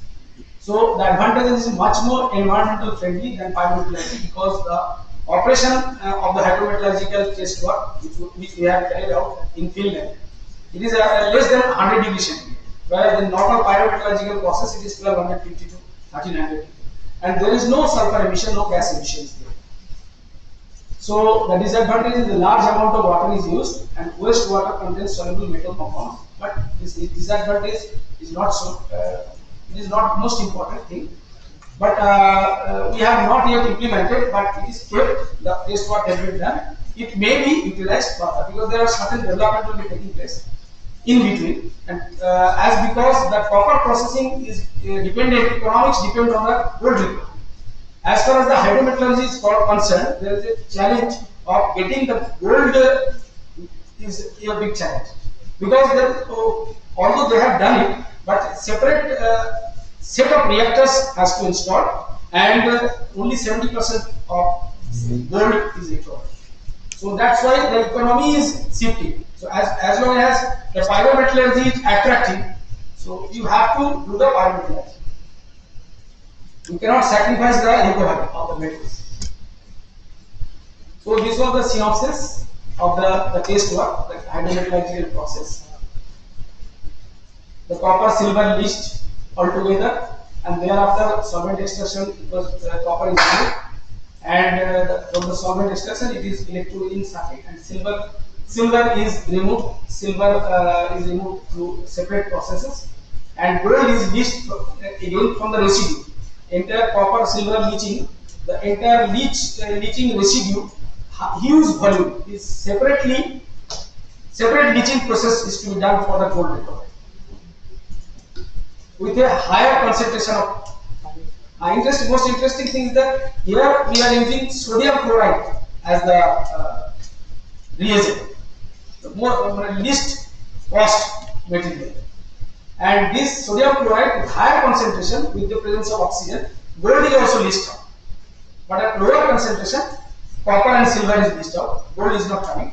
Gold will be coming at higher concentration of sodium chloride. So this was the test work. Without gold, the recovery is less than 96%. But with gold, the recovery, because during gold leaching, some of the copper which is not leached here because of the mineralogy, so that is also coming into the rustic situation, they are coming into the solution. So enhanced copper recovery is achieved. Touching the lives beyond the mining borders, also we do that is social crops. We address the social crop because all the mining area is very underdeveloped. So we do the CSR work to the extent possible. So you can see in the Malanchkand unit, I have just accounted for only 3 years. There are a lot more works have been done in the past. Health camps, drinking water supply, oxygen concentrator during COVID time, and also we have given the ambulance and COVID already COVID activities, that is sanitizer, medicines, masks, lively development in the government school, village community center, repair of sports and material, and NCP Malanchkand, and Khetri also, the plantation, repair of schools, oxygen concentrator, the oxygen cylinder, COVID activities, skill development training, and winding in driver training. And in the Ghatsila area, livelihood projects in hand glove, mini trap, Modi park rice machine and through machine, and leaf plate unit, health camps, agricultural projects, and wheat intensification, mushroom cultivation, repair, maintenance of drinking water structures. Jal Mila we have actually erected earlier, and that was maintained. Support of school education, integrated computer projects, school repairs, sports training, archery, cricket, football, skill training, material support to ITI, Lombard. And you can see some of the photographs of this.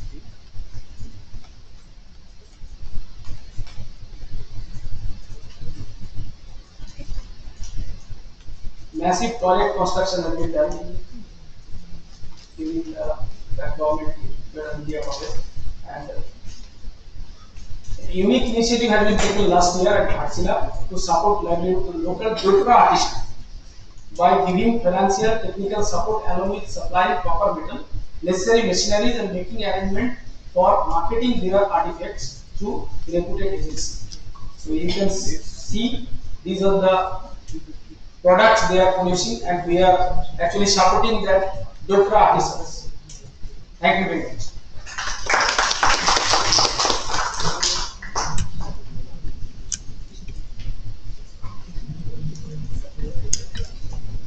Any questions?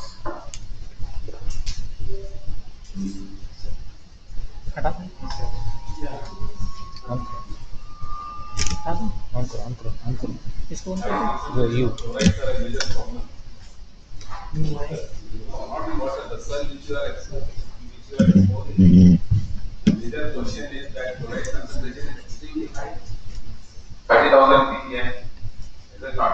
Chloride concentration. Where sir? At some of your units. 30,000. Yes, ppm. Chloride. Chloride content. Because you are using sodium chloride. No. It is a test work. Sorry.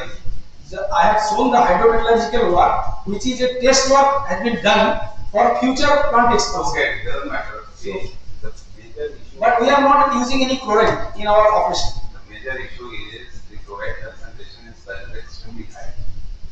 Alright? And hence these type of processes are not valid. They are not feasible. Because, as I said, 25,000, 30,000 ppm is the chloride concentration. Now, how do you deal with this? That itself is a big question mark. And unfortunately, there is no technology. So, if copper industry has to survive, this is going to be a big challenge. I am collaborating with Hindalco. Okay. At the edge plant. So, I am aware of what's happening there. So, this is a big question where you should do something. And then copper can really become viable. Thank you. Any more questions? Yeah, Mr. Abhiraj, I have a question. So this is the mining area. Nevertheless, they are suffering from silicosis. What measure your company has taken to get some relief from silicosis?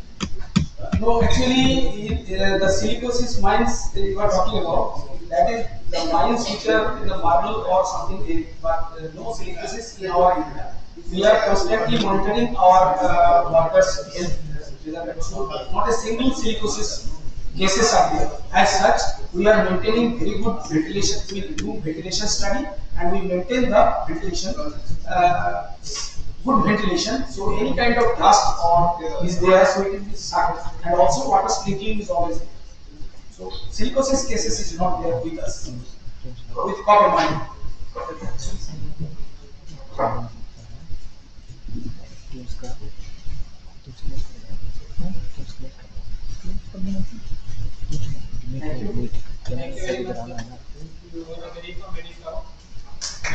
ऐसी बात तो कोई है meeting में है बस इसको खींच के कर लो वेट को बंद कर दो ठीक है आपने वेट किया था क्या किसी को मीट मेरे से चल रहा है आपसे चल रहा मीट इससे चल रहा है और जो मैं तेरे से अभी मैं ये हटा सकता हूँ ये बंद कर सकता हूँ ये जो है आपने मीट बंद कर दो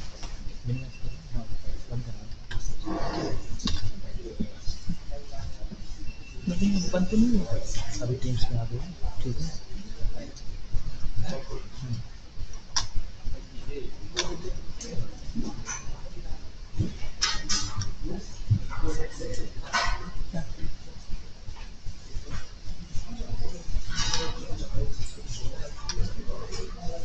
Moving on to the next session, we are delighted to be present with us Dr. Shantanu Das Gupta, who is available online for our next time lecture.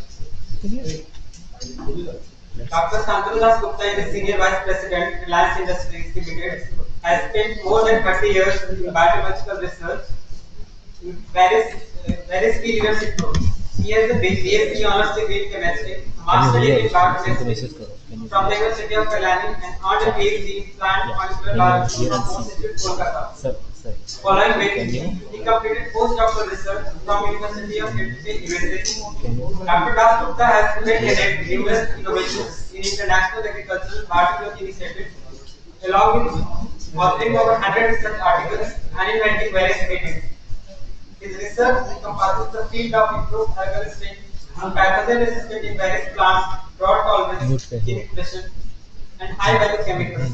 Dr. Das Gupta has held a number of technical and executive positions in addition to working for Monsanto Company, as a director of regulatory policy and scientific affairs.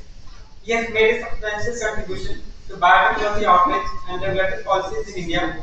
He is currently in charge of Reliance Industries Biotech R&D, which focus on the production of biomaterials, food, feed, and biofuels using synthetic biology. With this brief introduction, बाद में करते हैं ना अभी अभी यहाँ पे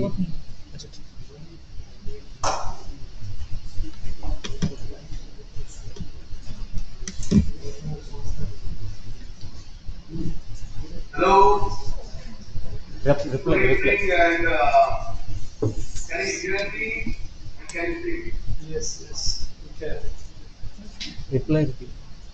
we can hear you, sir. Okay.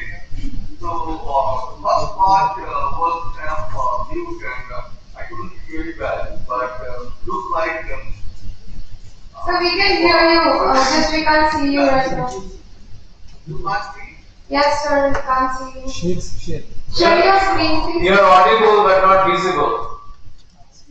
Yeah, but I already turned my camera on. I'll turn it off and on again. Okay.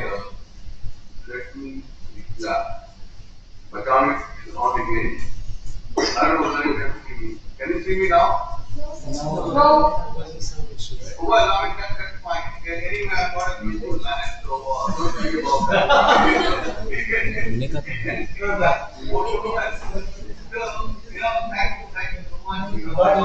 But you are a star. It's not about beauty. share the screen there now share We all look up to. is the only one video भी नहीं आ रहा And you know what?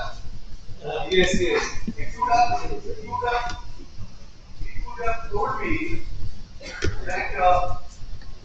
would have told me that my friend Professor Rajesh Dundal and Hello, Santanu. yeah, Your voice is audible, but you are invisible. I share the you know what I'm screen. Share saying? screen. You can hear me. Share the Can you screen. hear me again? Please share the screen. Yeah, I'll share the screen, but can you hear me? Yeah. Yes, yes, we can hear you, but we can't see you. Okay, so I'll share the screen. And so what I was telling is that we share the screen and then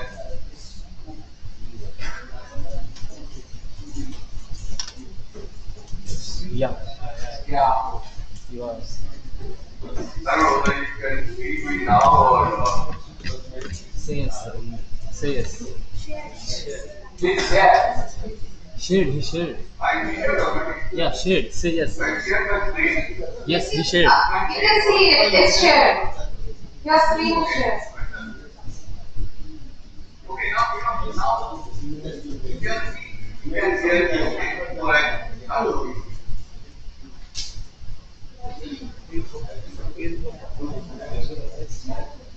Can you hear me?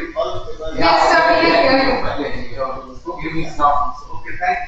Yeah, it's okay. It's okay. You can't see. I mean, I'll share the presentation. But you know what I was telling, that especially for Professor Ramakrishna, that you would have told me, I told you that I'll be in Goa and I'm not able to come to Kharagpur. But if you would have told me that Professor Rajadulal, my friend, and Dr. Krishna is coming, I would have actually taken a charter flight and coming to Kharagpur. I'm missing being there. So, no, I'm just kidding. And thank you very much again for inviting me here. And definitely, I mean, I'm serious when I say that I really wanted to come there physically. Okay. And especially this time, after winter, the spring is there in Bengal, especially in the forest.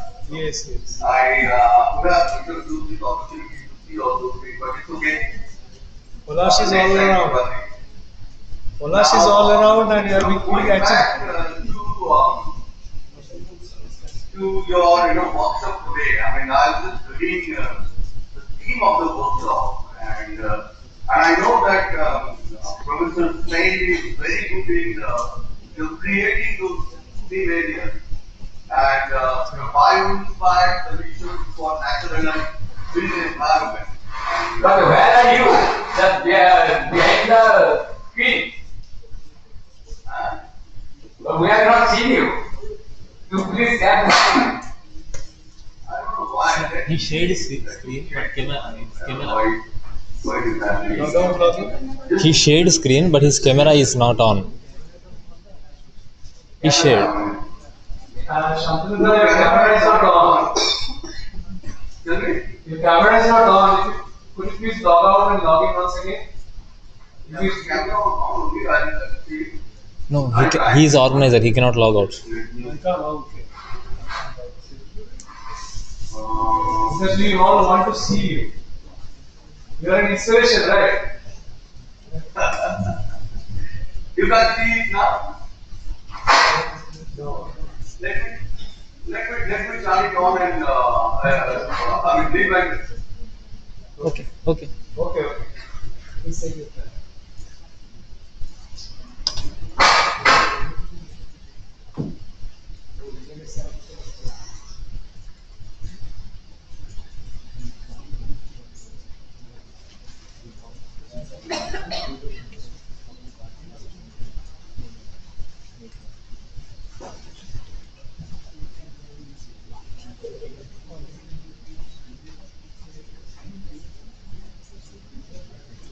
You can see it. That's fine. No, sir. Your well-written pages. Okay. So, what we can do, let me finish the presentation and at the end I can show the link of the Google Meet. Google Meet. Sir, can you shift to Google Meet?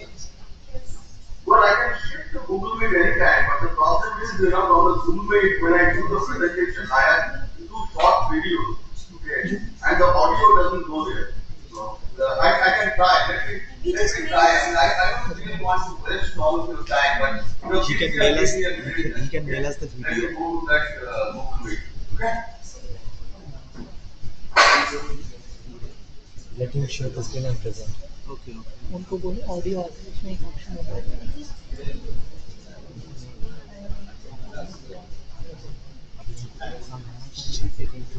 ठीक है तुम बोलो. अब उनको समझाना पड़ेगा कि setting पे जाओ ये लो. There's no point. There's no point. No point. You follow, just go ahead with your. Without video.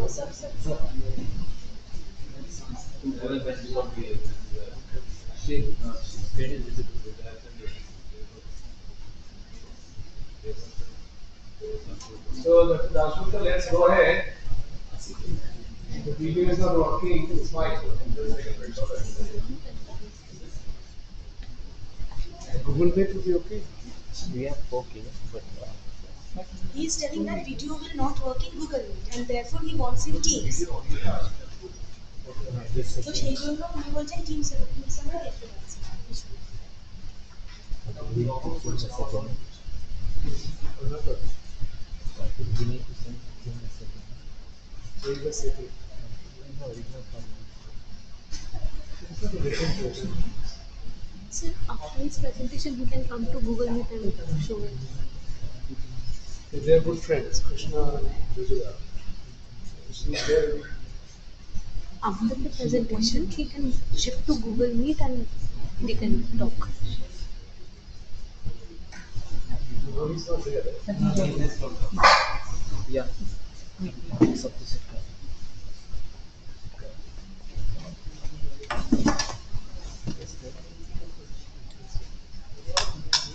Hello.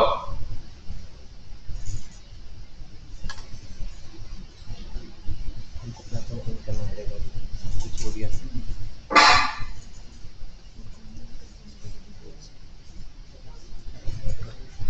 Google Meet. Tick team बंद करें. कौन से टीम बंद करें. Link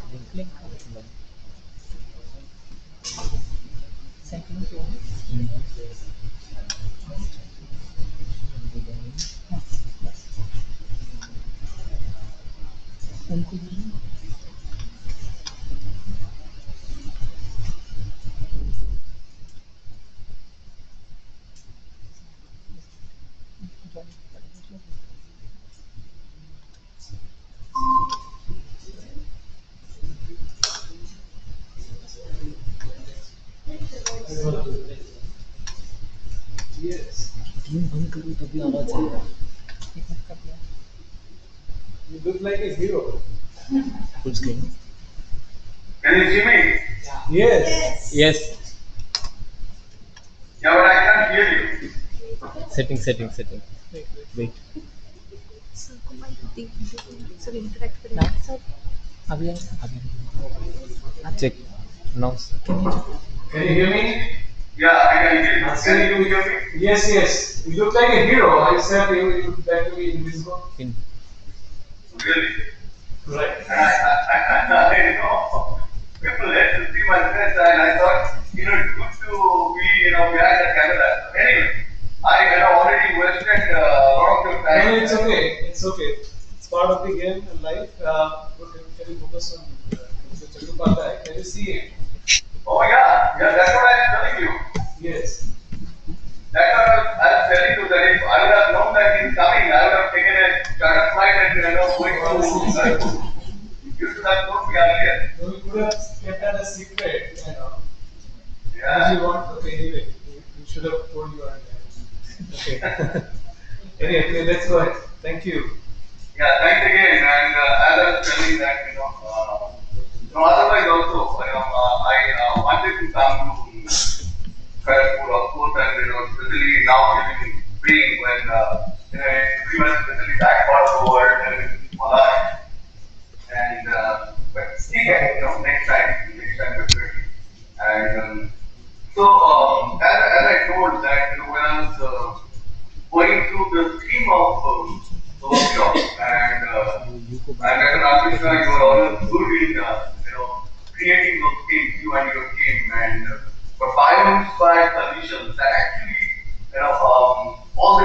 inspires me. When I started studying biology long back, biology, I was a biology hater. I can tell that story sometimes, especially to the students. And then it became all through my aspiration all through my life, and whatever inspiration I got is only from biology and life science. And I tell this to all my friends and colleagues at my company, as you know that here from the chairman of the company to the security, all are chemical engineers. So there, you really have to be, inspired. You have to inspire yourself and also, others around you through biology.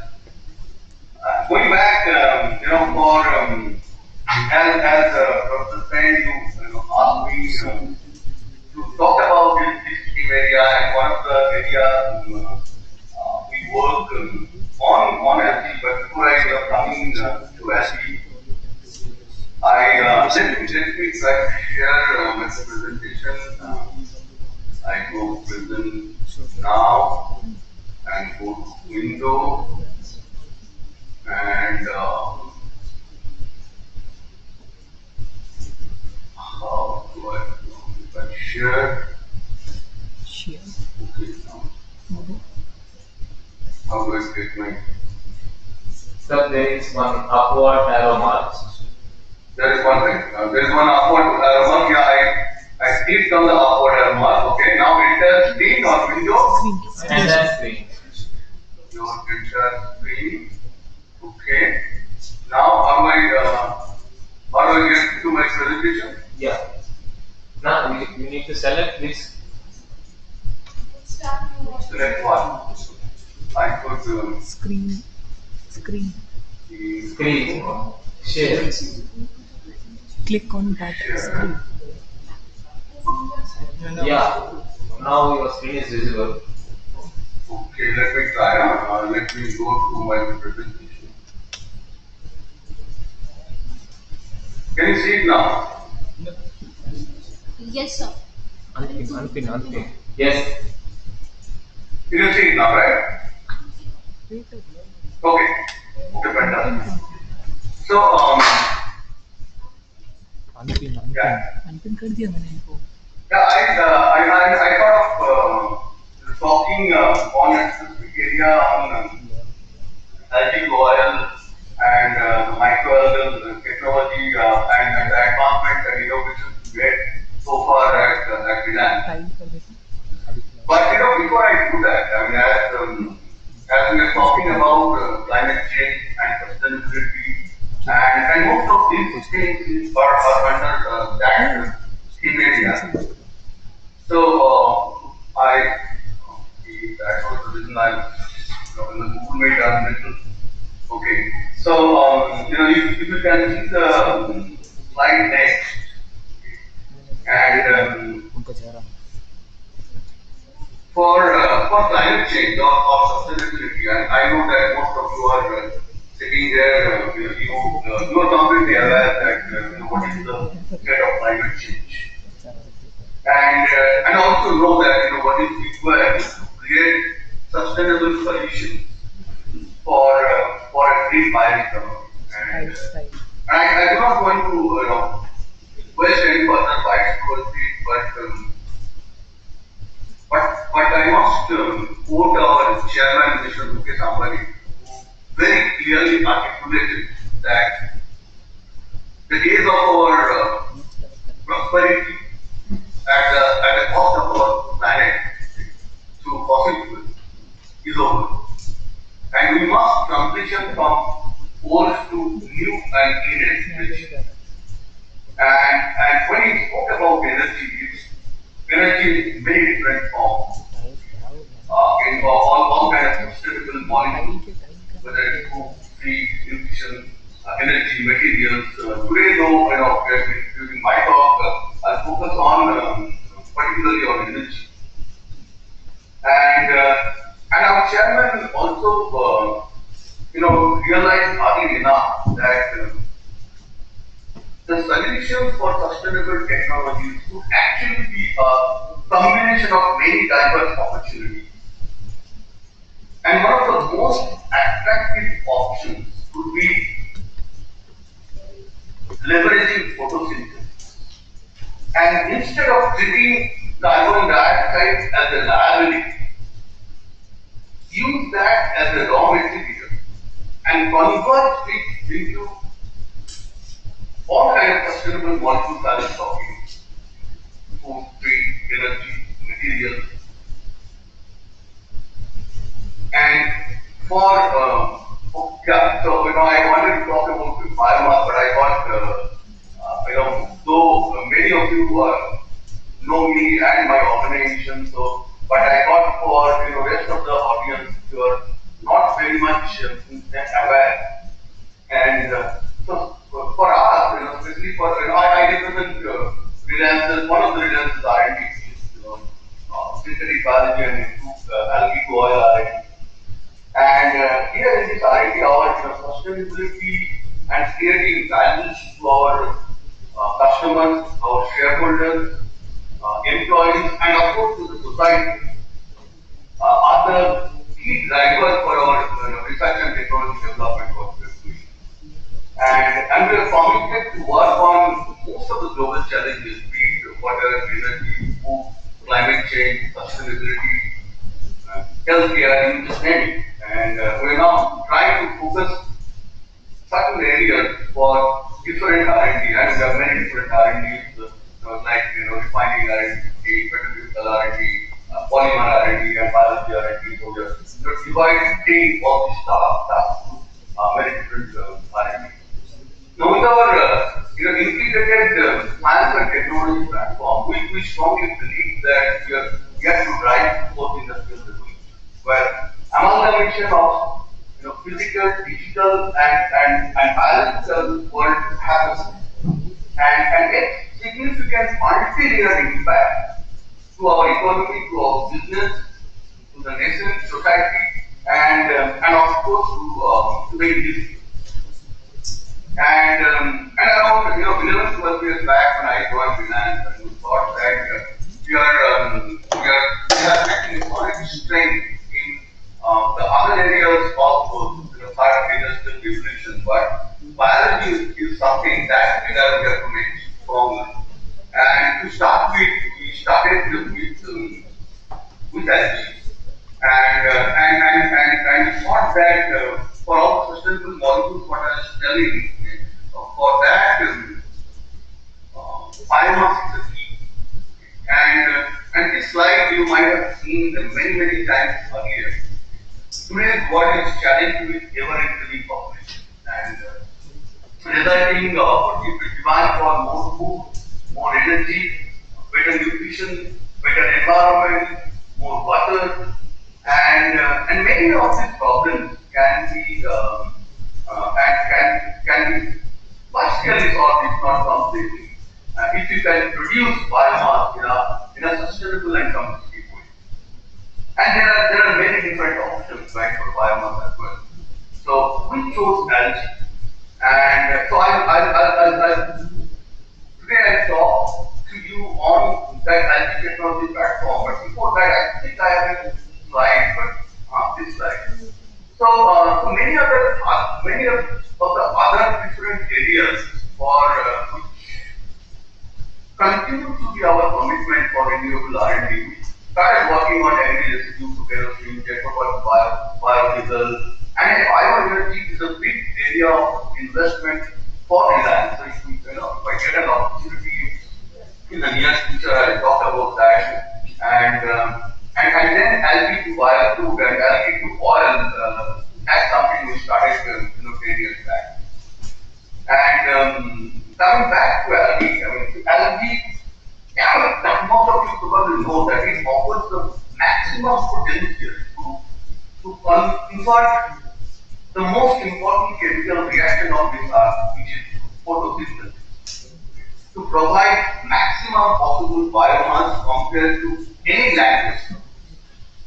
And it gives diverse opportunities, starting from low value but high volume commodities like fuel to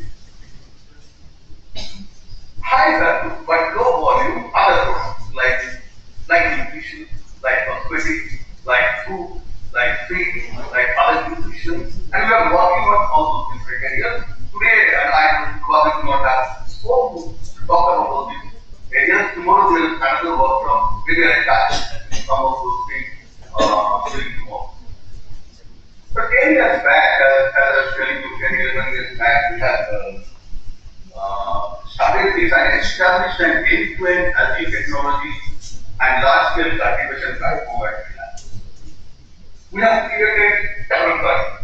We have created the large and diverse algae chartable repository at Kharagpur, and also established a stage-gated screening procedure to select the most resilient and productive algae strain, starting from high-throughput selection in the lab, then outdoor selection, and finally you get handful of algae. Now, if some of you work on algae or on plant, you appreciate that the complexity is whatever innovation you do, whatever selection you do in the laboratory, it doesn't necessarily translate when you take them out. So from the beginning, we made it a point that we do high-throughput quick selection in the lab, but ultimately we have to test them, we have to select them in outdoor, and that's what we have created a huge outdoor selection procedure outdoor, and then finally we got one or two strains which can grow outdoors for year after year. I mean that like nobody else in fact can cultivate except in outdoors. Cultivate algae for year after another, without grass like outdoor and outdoor. Yeah, this is that is the way I'm telling you. And we continuously grown for more than 4 years without crash. Just kind of if I would give a summary of that algae oil, what I was telling, and the Jamnagar facility, it's 100 integrated end-to-end facility. So there, and it's been supported by all kind of technology, supported by of course biology, then cultivation. So algae cultivation is like agriculture. Yeah, agronomy, crop protection, you have to grow the crop, harvest the crop at on right time. Now when I'm talking about harvesting, now harvesting is not just critical, but one of the very, very complex engineering problem. And some of the chemical engineers in the audience can appreciate that. That algae basically is a dilute, green dilute solution. So getting that biomass from that huge amount of water is a kind of engineering nightmare. So we to solve that problem. And then finally, get this biomass and convert it into the biofuel. And the process what we use there is called hydrothermal liquefaction. And again, especially Professor Sen is an expert and he knows what it is all about. But I'll take you through and give you, show you some examples and the processes that we do each year. And this is the slide where somehow I love it. It may not always fit in the context, but I wanted to put this here. And I love it. The reason is, this is an example of an IoT. And I sincerely feel that in today's world, you have to take the technology forward very, very fast. Then you have to bring all those automation together. This is just a simple example of how we study algae at a small scale in the greenhouse. So what it says is, most of these probes are now connected with appropriate sensors to the parameters like temperature, proximity, pH, and I can monitor all those points on my cell phone 24/7. I know what's happening with what. Now, we don't end only with this IoT. We want, and that's what we're doing now. This Internet of Things intelligence of things.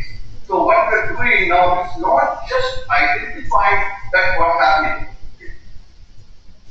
Can those data get analyzed by AI and the solutions are not only recommended but implemented in the form. For example, it detects that nitrogen is less now. Okay. And can my system add that nitrogen to the form? Ultimately, you may find that, well, this is a very nice kind of food experiment in the greenhouse. But you think about, like, when you want to oil from algae, it's not like, I made 10,000 liters and, 100,000 gallons of algae and I, run it up in Delhi and, get a newspaper heading. Okay. That's not sufficient. It has to be millions and millions of, gallons of oil. And that means it has to be like millions of acres. Now, how do you monitor? So you grow this in millions of acres, right? And living organisms. How do you monitor? And how do you control all the parameters? Unless or until you use this kind of control. I think I said enough about it. And this is the most challenging part, and that's what I was little hesitant about using Google Meet, but there is a tip someone had given me that for you to hear, so you cannot hear me now. Okay, I'm just putting a headphone jack here so that you can hear the sound of this video. Just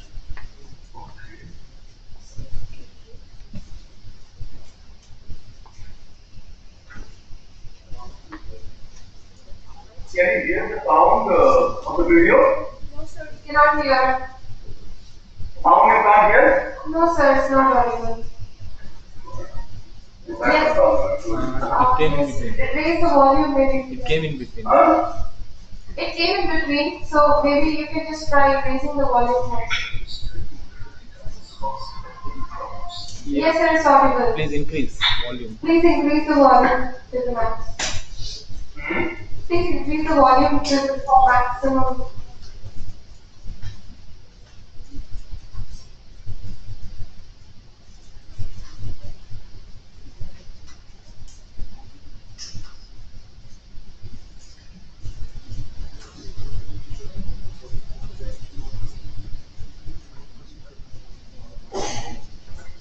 So you are not audible.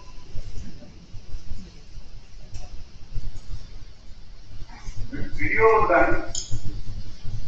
Okay. Yes, sir. You can play. Okay, sir, you can play. Yeah, let me play. There's not really sound, without sound, it doesn't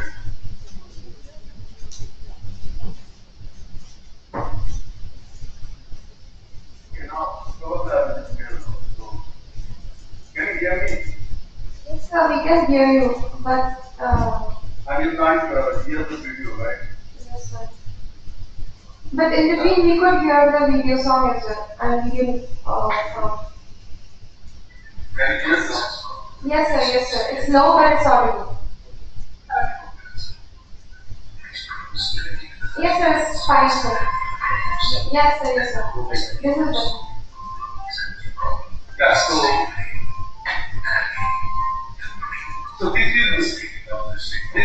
these are the algae forms. I just wanted to show you the scale.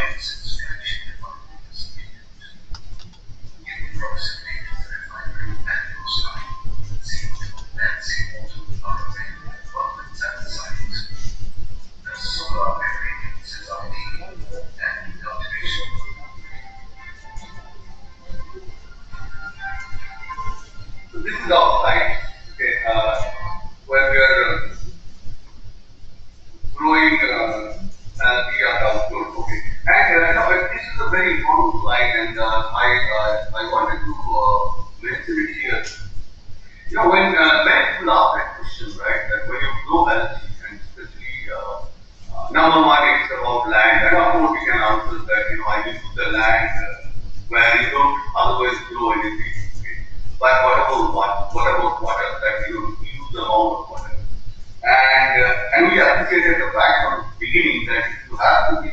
sustainable in this technology, you cannot afford to use any fresh water at all. Now the challenge came from different parts. Of course, we have selected strains, we have selected algae, which would grow in seawater. But the problem is, let's say you have your water strain was growing in 200 acres, okay, 500 acres. Now 500 acres form and it evaporates, right? It evaporates every day. When it evaporates, the salt concentration increases.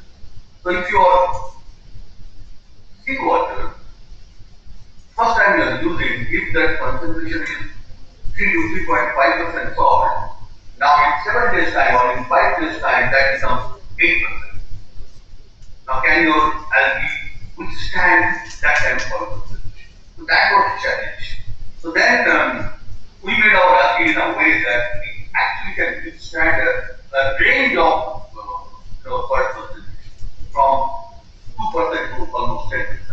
So that even when it evaporates, I add 2 water again, okay, to make up the volume. We optimize the cultivation power and we have realized that very, very important.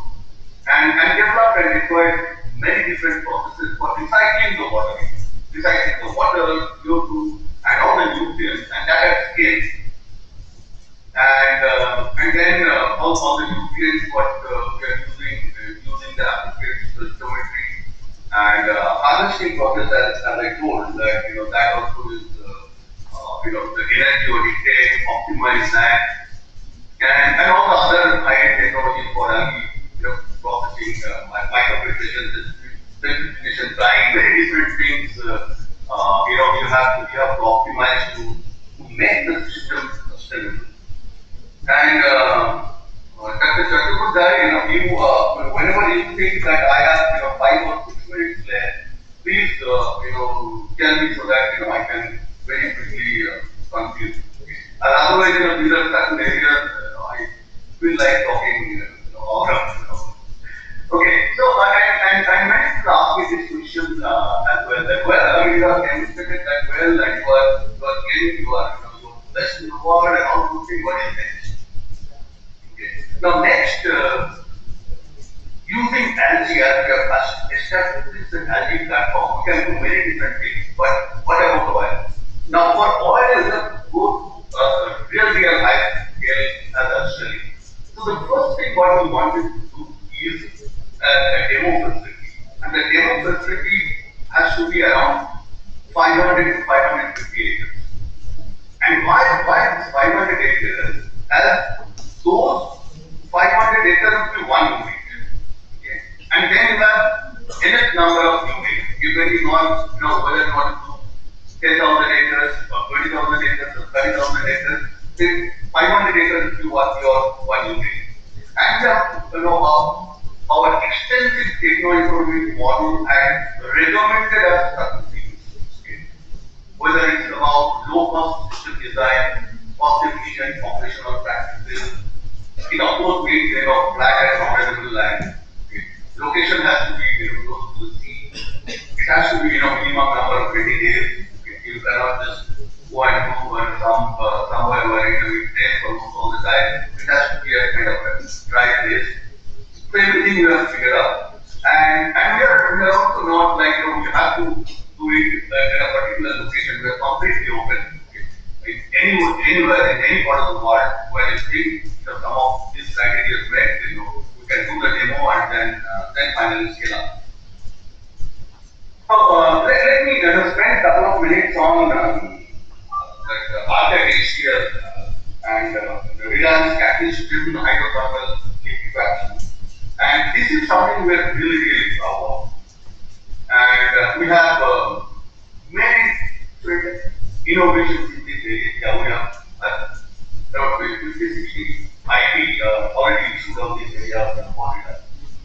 And what RTEC HCl does, it converts biomass, bio-waste, and any organic waste into energy-rich drop-in liquid fuel. And it also produces valuable byproducts like biochar for applications such as activated carbon, many use this biochar for sustainable ingredients for their different applications. I am not going to that in detail.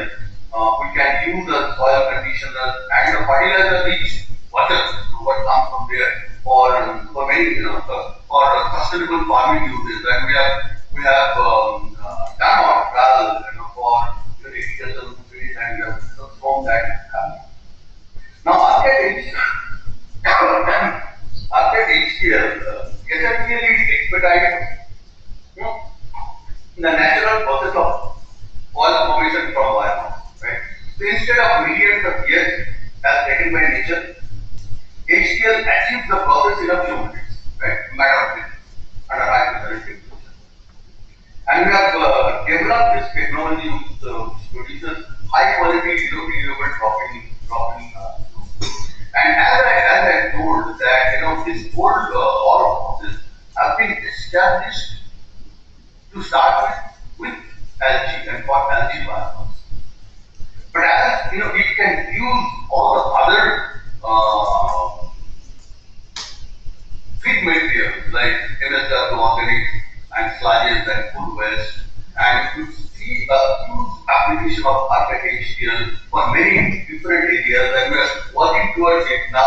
What we are planning is to now go and scale up and different municipalities that different big cities are actually interested to implement HCL in their respective geographies. And this is again, as I told you, MSW, these are the processes. It's first segregating organic and inorganic material. Organic part of it is treated, and again, and this is not my what I put my the team members, engineer team members of my team, take care of that. And if you want to know the details of the whole process, I can organize a separate talk, but a quick video again can show you that what the process actually looks like, the HCL process. So let me go to this video, and again, my apology that you probably would not hear it completely. Can you see the video? Yes, sir, we can see. It's audible. Right now, this climate change. The Reliance catalytic hydrophobicity liquefaction, RCAT HCl, is a technology that addresses the challenge of climate change through conversion of waste into renewable fuel and recovering the resources. The technology turns the problem of waste into an opportunity. It converts biomass and any organic waste into drop-in liquid fuel. RCAT HCl essentially expedites the natural process of oil formation from biomass instead of millions of years as taken by nature. RCAT HCl achieves the process This is outside. The process is speed flexible, and kinetics can be tuned to get the desired product state. Drop-in liquid fuel can be processed in the existing refining infrastructure to reduce transport, aviation fuels, and low infrastructure costs. For the first time in the world, a large-scale HCl pilot plant was conceptualized in 2013 as part of National Alliance for Advanced Biofuels and Bioproducts. This is a feed preparation section. In this section, homogenized feed is prepared for feeding to the system. The high pressure pump raises the feed pressure, and pressurized feed enters the heating section. Feed is heated in series of heat exchangers in a staged manner to reaction temperature. Feed at high temperature and pressure enters the reaction system. This is where the magic happens. Here, biomass or any organic waste is converted into liquid fuel in just a few minutes. The product mixture has oil, biochar, and natural states with soluble organics. Main product is a renewable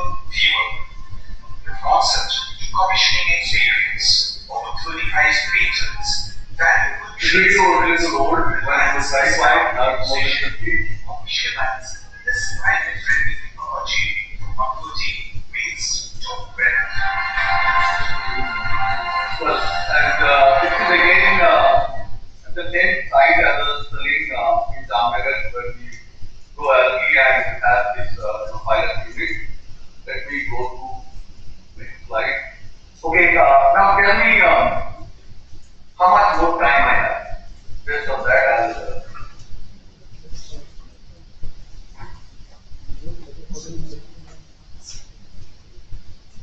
But please take your time.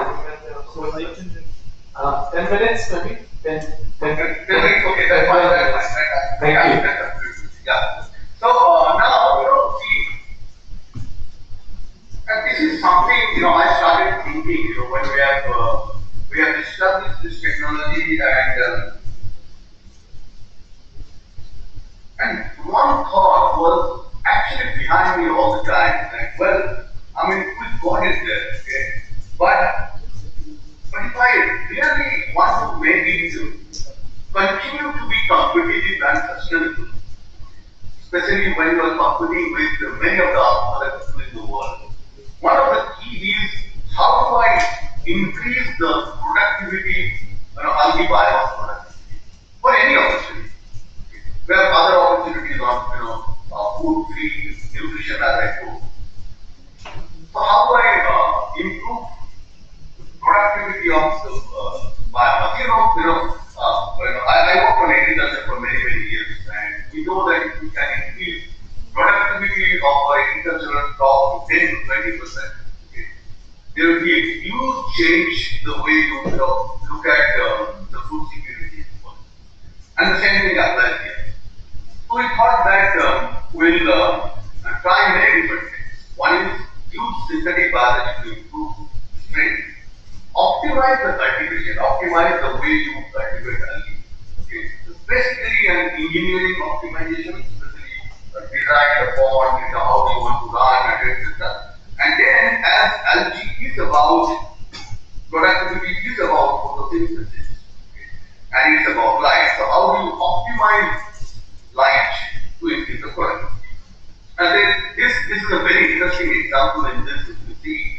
In fact, once in a book we talked about light absorption, okay, and then some crazy idea came that well, if you absorb most of light and then what would be the color of the algae? The answer was black. And why do you do that using specific biology? And that some funny experiments we have done, and you could see a black algae on the left hand side molecule, and we can talk about it later on. Like what are the implications and consequences. So, but before I go back and talk about synthetic biology, okay, this is something I strongly believe, man, especially from my days of when I was working on agriculture. I thought that it stands on three different strong pillars. One is collecting the right kind of organisms, okay, for your environment, okay, and then domesticate them. Very interestingly, many of the people in algae world, they say one of the reasons is the expectation was that I'll collect some algae from the wild. I'll go in my backyard. I will expect them to grow the way I want. That doesn't happen. Again, go back to agriculture and see most of the crop you are using today were domesticated by us for hundreds of years. Now we cannot afford hundreds of years to domesticate algae for our use, but you have to do precision culture, precision agriculture type. You have to optimize the growth vector. You have to actually pack them and optimize them so that they last growing in your environment. And that's what domestication is. And we can talk about domestication.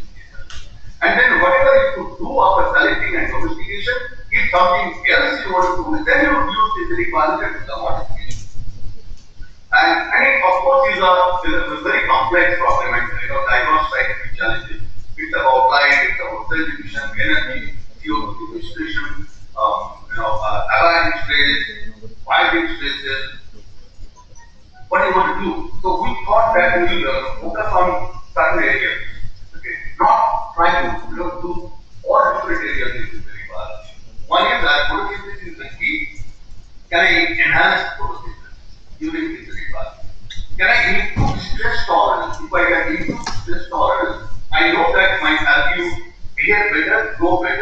and give a more product.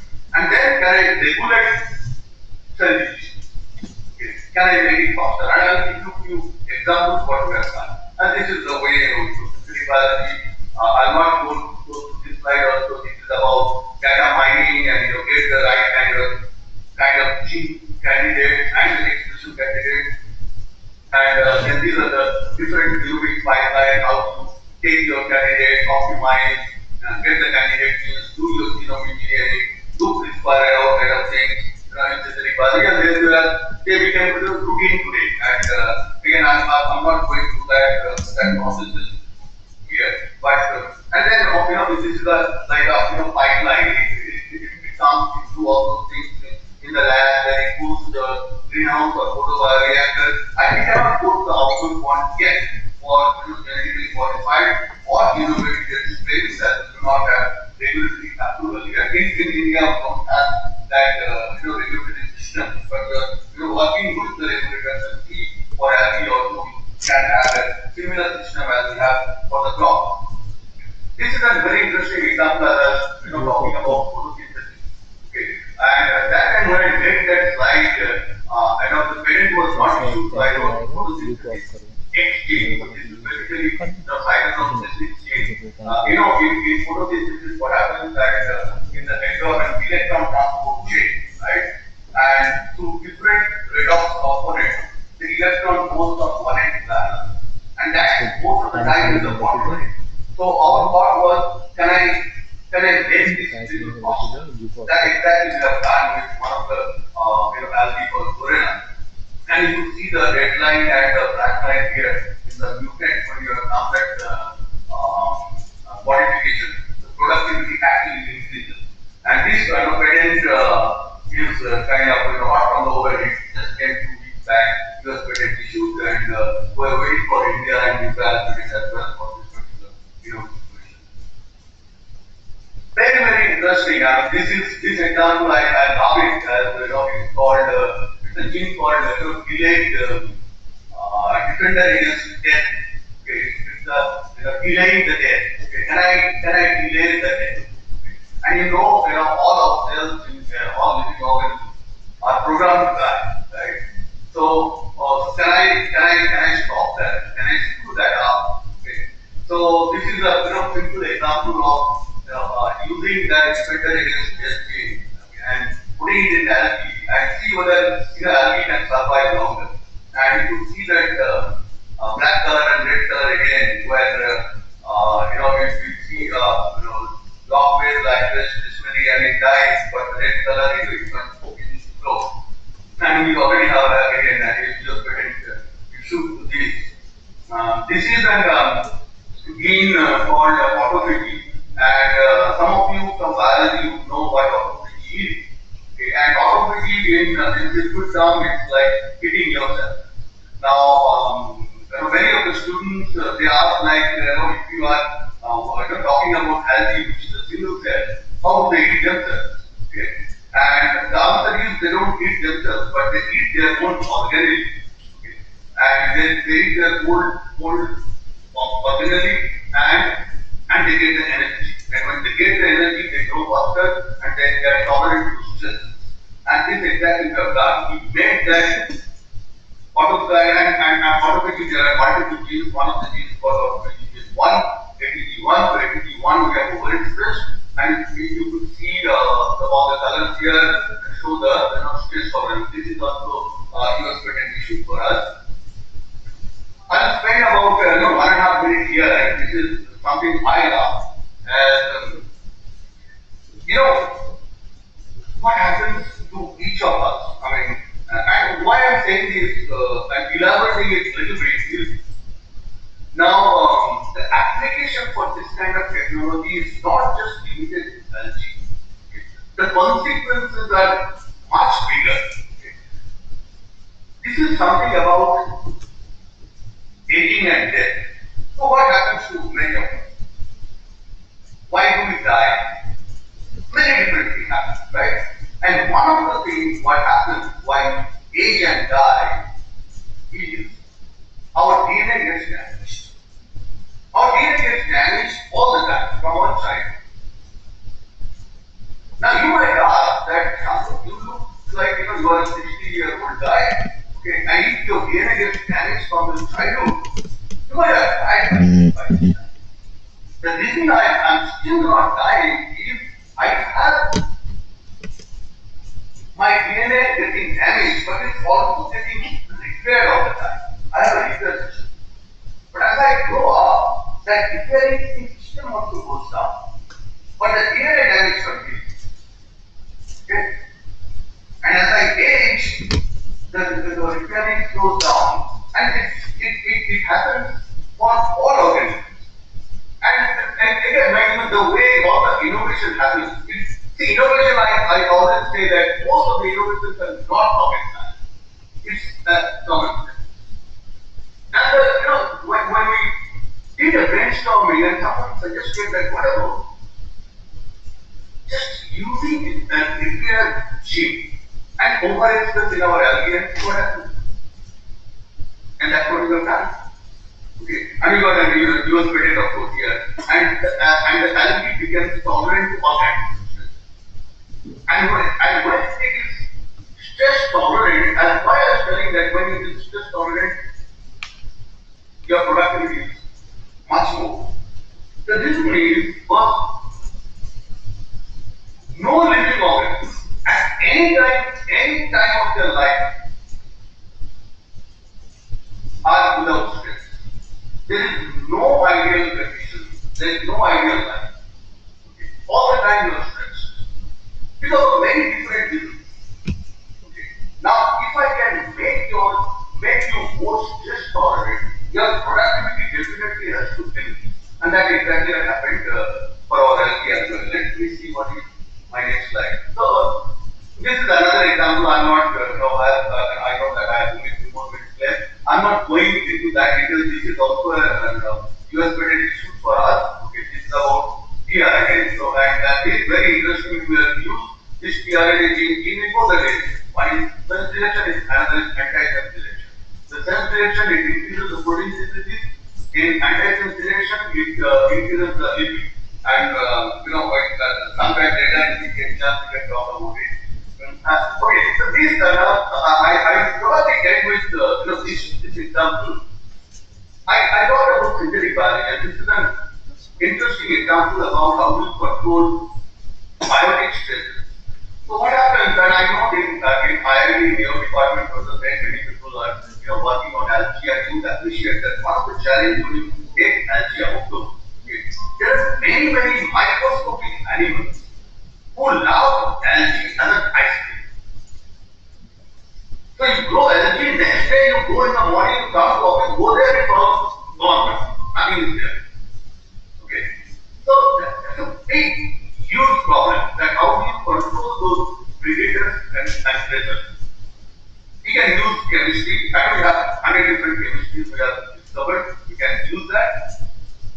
Another thing what came to our mind is, again, my background of agriculture and what we use for weed control for herbicide tolerance. Okay. And for herbicide tolerance, the concept is, if you use the gene, which should give you a bypass pathway to survive the herbicide, then what happens that all the other plant, weeds, present there will die, but your plant which has that gene, herbicide tolerant gene, would survive. Just see the left hand side of the slide. I'm eating, just look at that. Okay. Now, say you spray and everything is gone, all the weeds are gone, right? And here again you spray, everything is gone and your corn plant is happy. So that concept which we have applied here in algae, we didn't do the genetic modification here, but we have done the mutation. Okay. The mutation is for propiconazole, that particular chemistry, propiconazole rich. So now my algae is propiconazole rich. Now, when there are contaminants, when there are results, if I apply propiconazole, everything will die, but not my algae. Otherwise, if you apply propiconazole, everything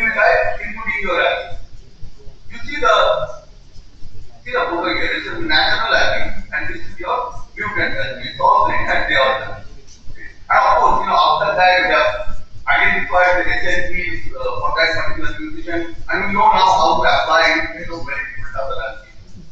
Yeah. So these are how to actually take all the technologies to enabling platforms, all different enabling platforms and how it works. And I was talking about this, diverse opportunities using this platform. And these are all my, not all, part of my users. And with that, I'll stop here and thank you very much for the opportunity. Hope I am on time. And sorry for all the messages.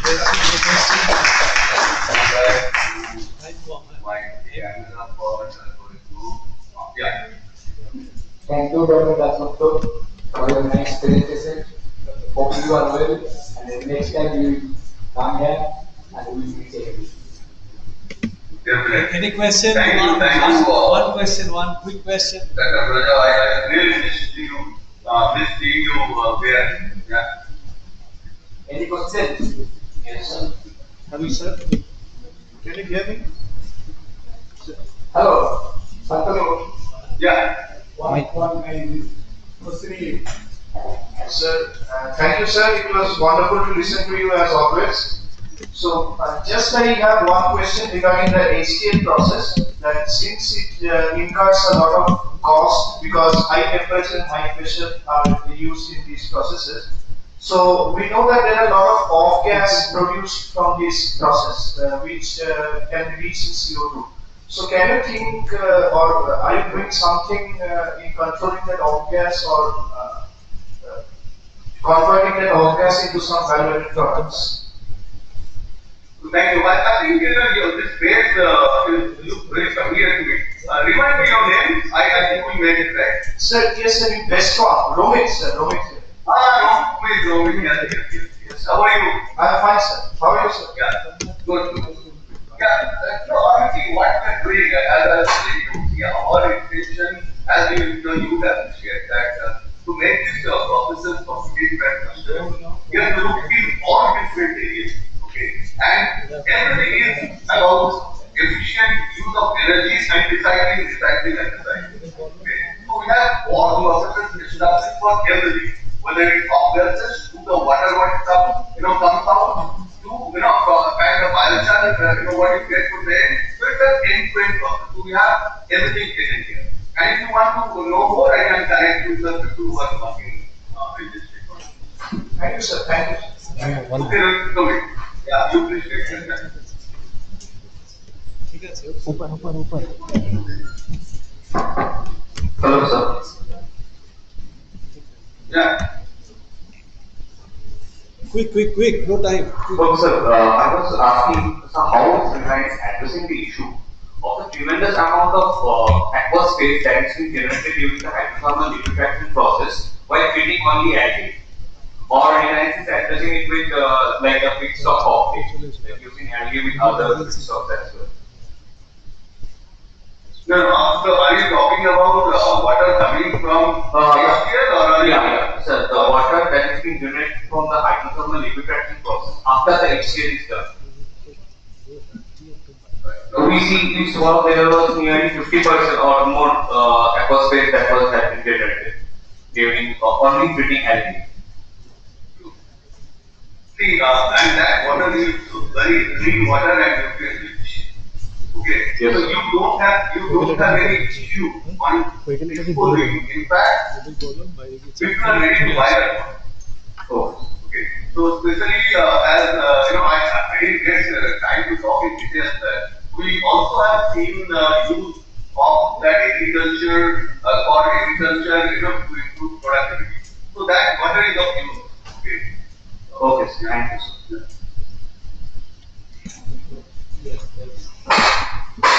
Thanks, sir, for your interesting talk. With this, we came to the end of our technical session. Just a minute, Dr. Dasgupta, this is Ramakrishna here. Yeah. Thanks so much, for coming in. Actually, Dr. Dasgupta was traveling. He just reached Bombay from Goa, just I think an hour and a half back, and immediately joined. this meeting. Thanks so much. We are very much grateful, and I hope that you will come next time whenever we will have a meeting or a conference or workshop over here. It's all. What about my memento? We'll send it by post. Yeah, we'll send it by post. Right. Thanks, Joe. Thank you. And thank you so much. Thank you. Come and pick. Thanks a lot. Come and pick. Your memento was ready. Please come in. So big hand from Professor Bhatt. Bye. Bye. Sir, your memento is ready. Please come and pick. What's the thought now? Special sincere gratitude to our distinguished speakers, Professor Devendra Ryan, Professor Gurudharan Mahesh, Professor Mr. Adhikari sir, and our cabinet, and all the participating students. So thank you all for your active participation. There is a time for a high tea. After the high tea, we will set back again for the inaugural session of the University again. INDO-CANNADA. Please come back here at 5:20. 5:20. Please come back here, okay? Please join 5:20 for the INDO-CANNADA workshop inaugural session. Just test one with the Pachipol, please. Test. I don't have our phone number. No, not phone number. Yeah. Can they join immediately? Yes, yeah. Same Google. Oh, okay, same Google. They can join as soon as. मेरे भी चल रहा है Google meet नहीं आपके नहीं चल रहा नहीं कंफ्यूज हो गया इसका बैटरी चार्ज तो गूगल मीट कैसे आएगा इसका बैटरी चार्ज करना ओ मेरे को लगा आप तो बहुत गर्म हो गया होगा तो गूगल मीट पे देखो वहाँ पे हाँ गूगल मीट होगा देखो वहाँ पे हाँ देख लिया मेरे को कैसे आया वहाँ सिर्फ हुआ ना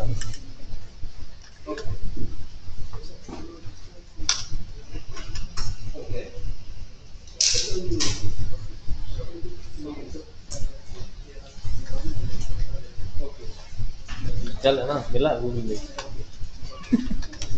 पानी से नहीं चल चाय भी क्या मेरे को लगा है ना मीट टीम मिला ना हाँ चल meet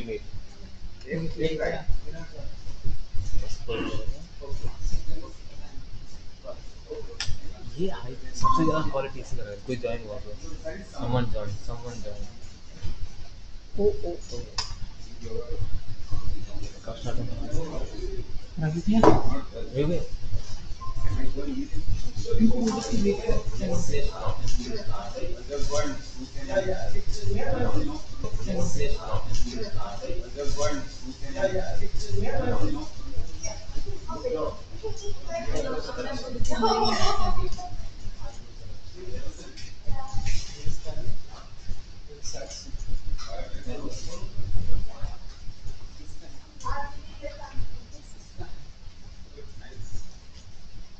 Hello, so we'll start by in 10 minutes. So can you hear me? Hello, yeah, there is somebody, but I cannot see you if you're talking to me. Yes, sir. I'm talking to our you. video is off. Our video is off currently. We'll start in 10 minutes. Yeah, so I'm just taking my presentation. Okay, sir. Thank you.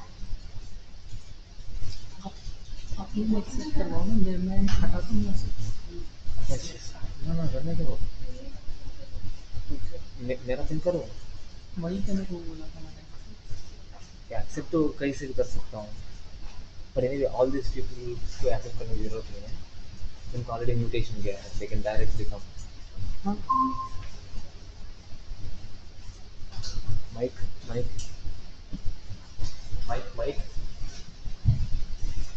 क्या हो गया वो check कर रहे हैं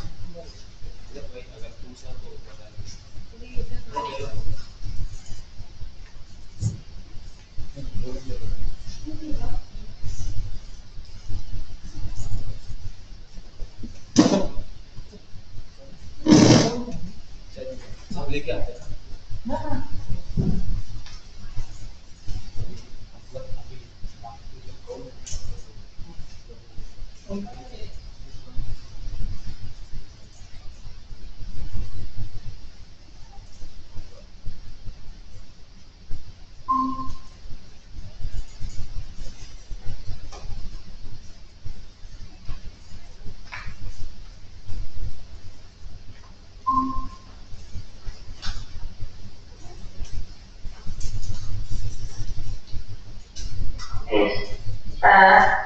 Yes, is this name there?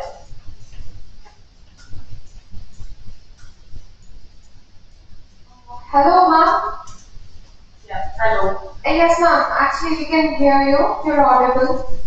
But currently, we are having a short tea break. So we'll be joining soon within 10 minutes.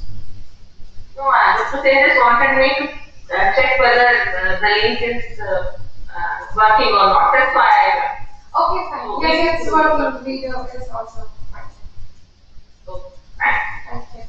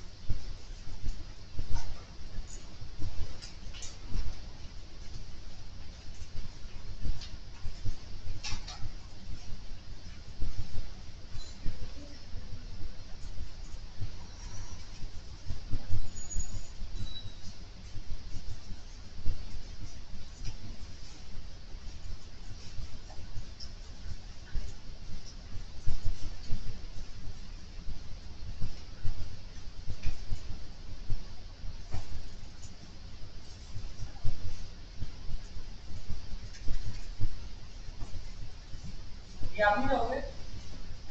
आप ही जाओगे? नहीं, मैं तो चाय नहीं पीती। दारू पीते? नहीं सोचा। अरे किसका मैं कौन है? यू। अच्छा यू। हाँ क्या बोला तुझे? नहीं बोला। क्यों नहीं? बस माइक नहीं होना चाहिए ब्रो। माइक हाँ पोडियम माइक ऑन है। तो इतनी आवाज कम जाता है लेकिन धीरे धीरे जाता है। अच्छा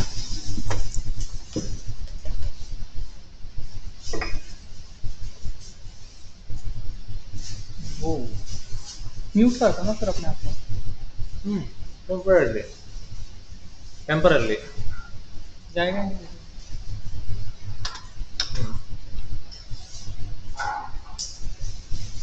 माइक नहीं है ना, अगर कोई पूछा तो माइक के लिए दौड़ निकाला हुआ मैसेज कर दो।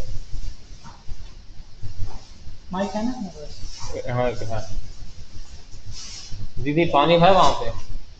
चलिए थ्रो गेट के लिए है, पहले ये बताइए।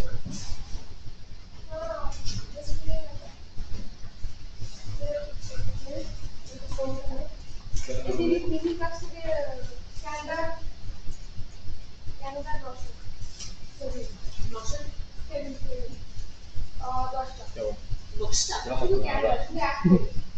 खुश हो गया इतना रेस्पेक्ट।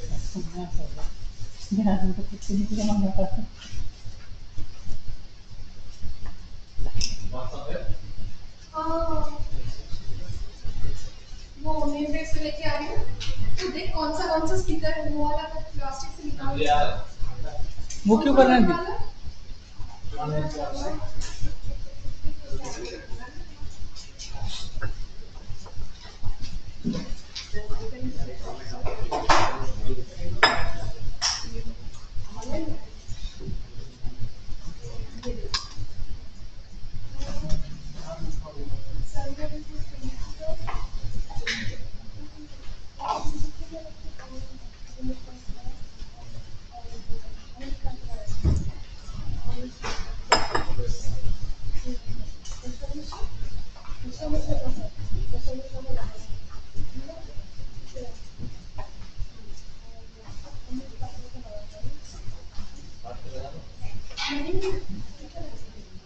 सत्य भी इसका कैमरे का क्या करना है?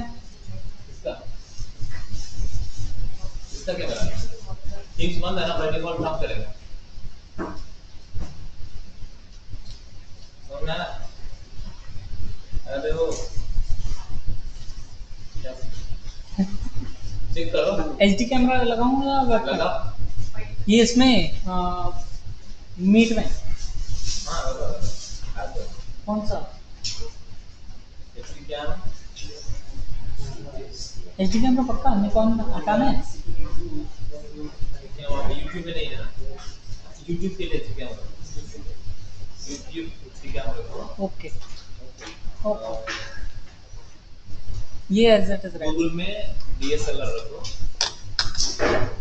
और गूगल मीट को स्क्रीन बनाओ।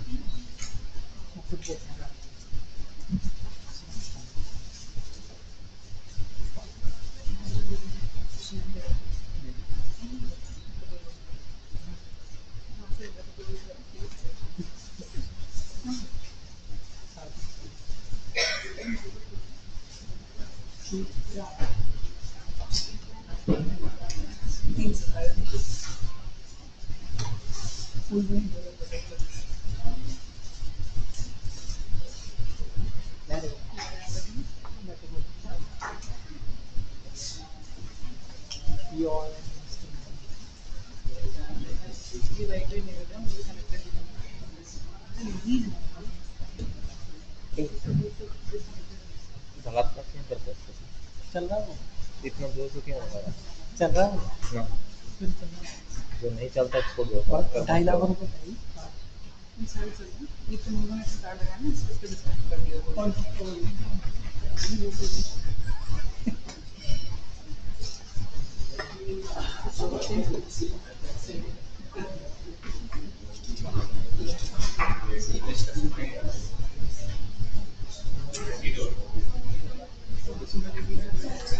Oh my goodness.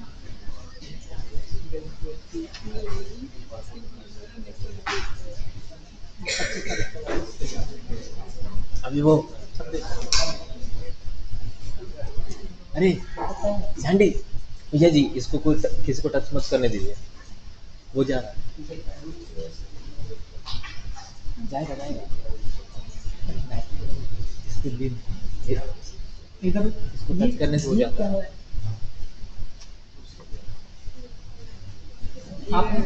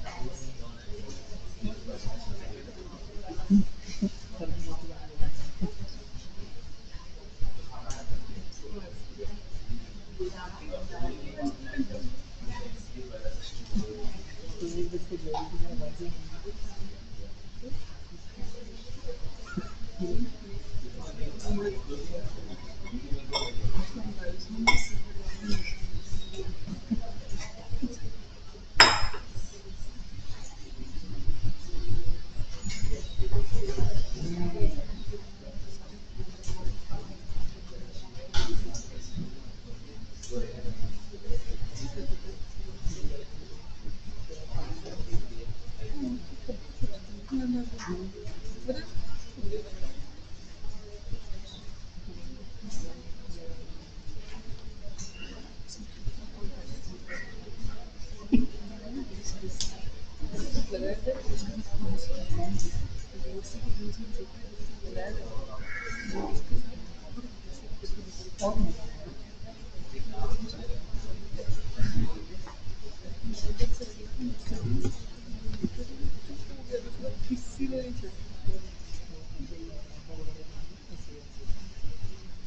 क्या है? अच्छा उसका है ना यूट्यूब।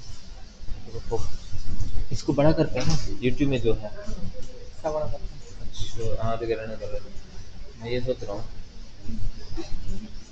वहाँ पे 2 लोग रहेंगे ना, वो दोनों को ऊपर का हाफ स्क्रीन में रखते हैं, इसको देख रहने दे। Stage is more important inauguration rather than to organization.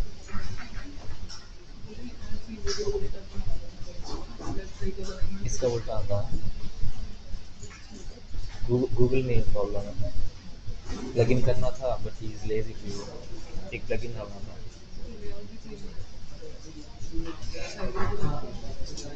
ठीक है अभी द ओनली वन एक्सपर्ट है। ठीक है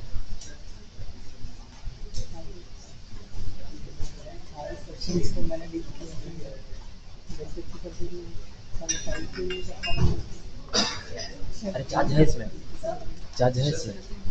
अब चार्ज हो गया देखो 15 बहुत है। गूगल मीट चला और वहाँ पे रखते हैं। गूगल मीट का लिंक दो मतलब स्मार्ट डिजिटल है इसमें थोड़ी होगा। कैसा लेजी आदमी है।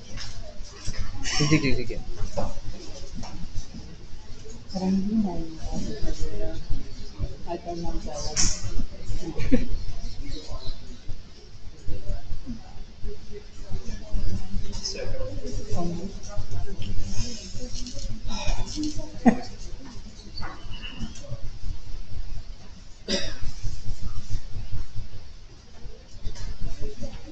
व्हाट्सएप किया, व्हाट्सएप है इसमें।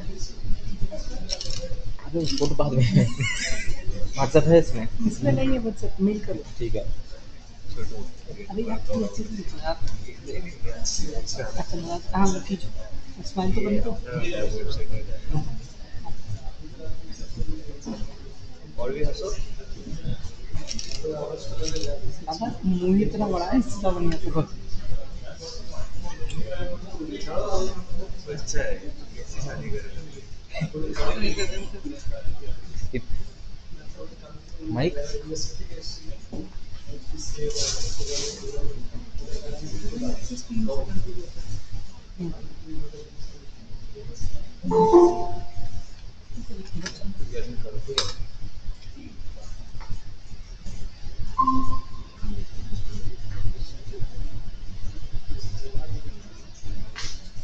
दो लोग को पिन करना पिन करके रखते हैं। डॉक्टर कॉल आई टाइम है 10 मिनट 15 मिनट। बंद कर दूँ चार्ज। अच्छा चार्ज में 100% डिस्चार्ज हो गया।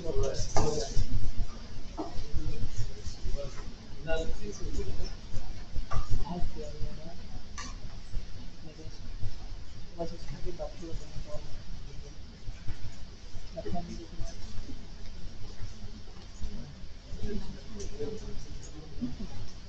गो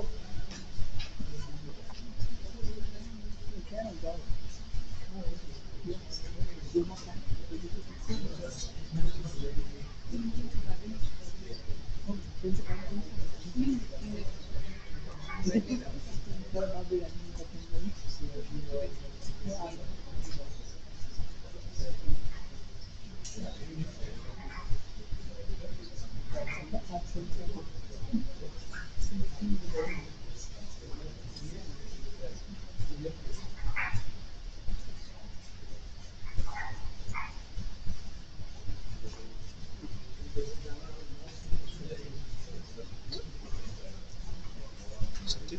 सतेंद्र को व्हाट्सएप कॉल हो सकता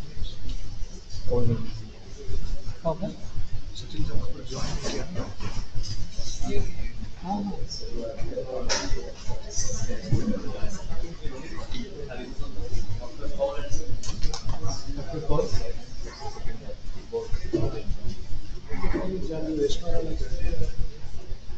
She joined India. She joined. But Sachin Tendulkar, I sent him India. I don't have university. He accepted students. Yeah, she joined. Take a star. We got also from code, right? This is the name. Take a star. Get more audience, more in the audience.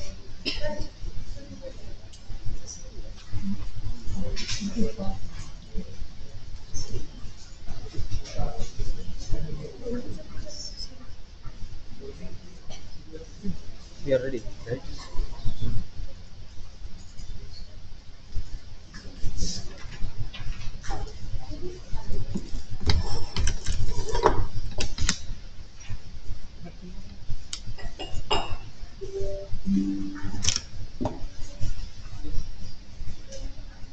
I wish a very good evening to all the respected dignitaries, honorable guests, all the participants and students, and heartily welcome you all to the INDO-CANNADA Interdisciplinary Workshop on green biopolymers as renewable and sustainable alternatives to petroplastics, energy, environment, and healthcare nexus.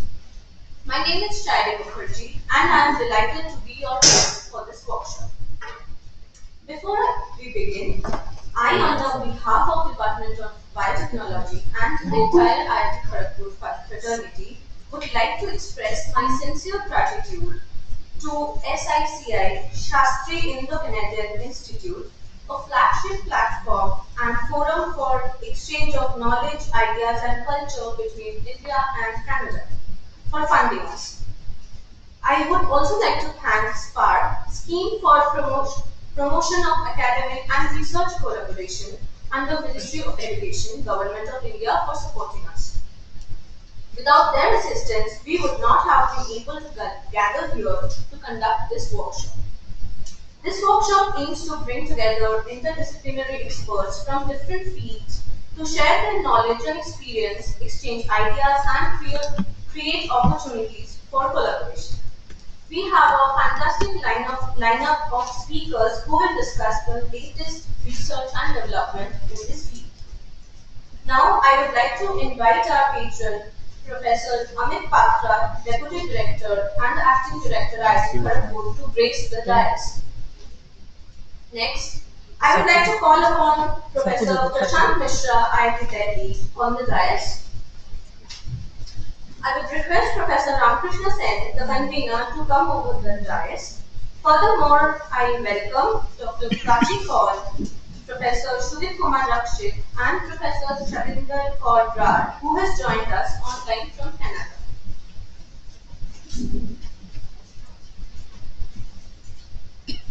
I request Professor Patra to felicitate Professor Mishra. Sir.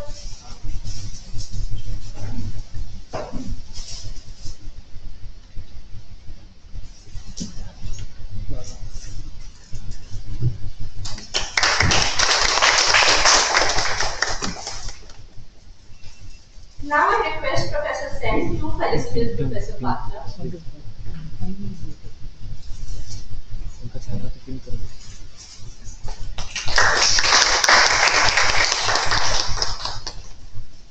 Last but not the least, I would like to request Professor Mishra to felicitate Professor Sen.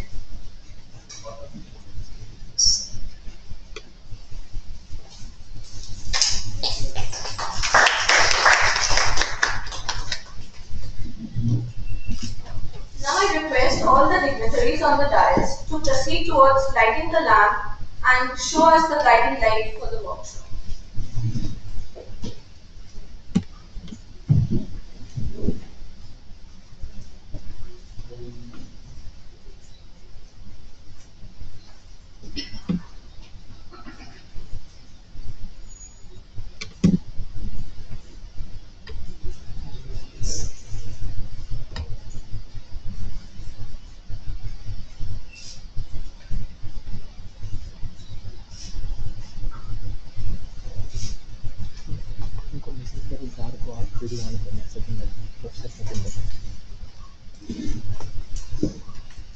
Professor Satindra, please turn on your video. SATINDA.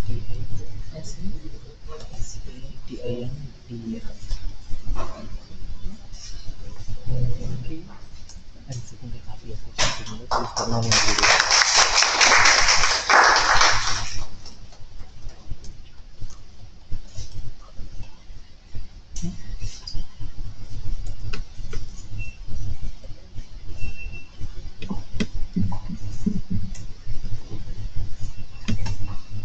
I would like to request Professor Prashant Mishra from IIT Delhi, the co-PI of this project, to deliver a welcome address. उनको भी तुम उनको दो.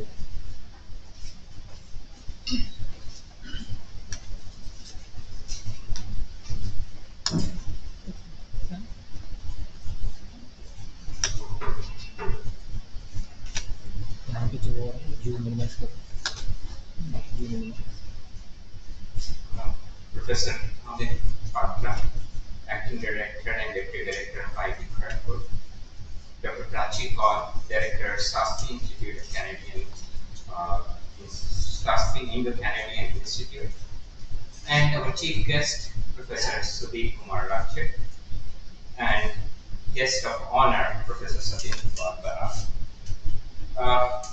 And my, the PI of the workshop. I welcome you all, and I also welcome all the participants who have come over here for the deliberation.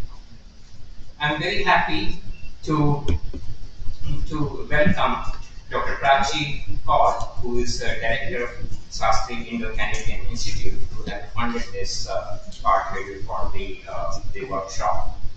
And it is my pleasure to welcome Professor Amit Patra, who is a director, acting director and deputy director at IIT Kharagpur, who has kindly agreed to spare time and give inaugural address to this gathering.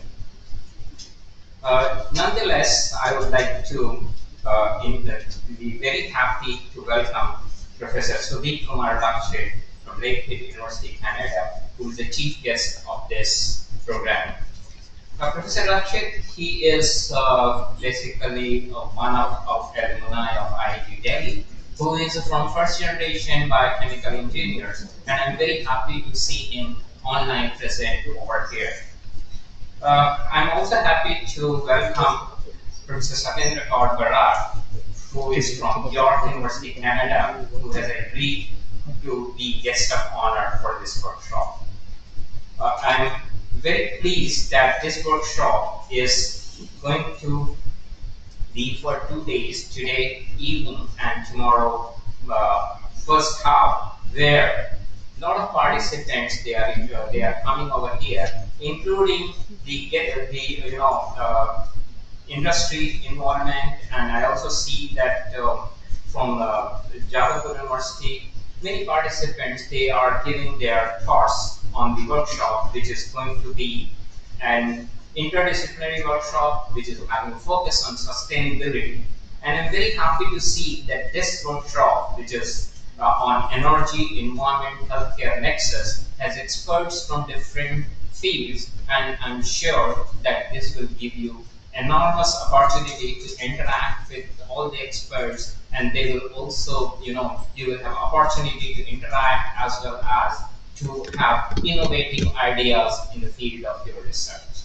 I thank you all, and it is welcome from my side as well as from the organizers. Thank you.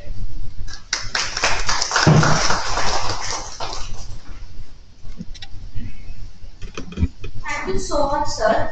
Now I'd like to request Professor Amit Patra to address the inaugural session.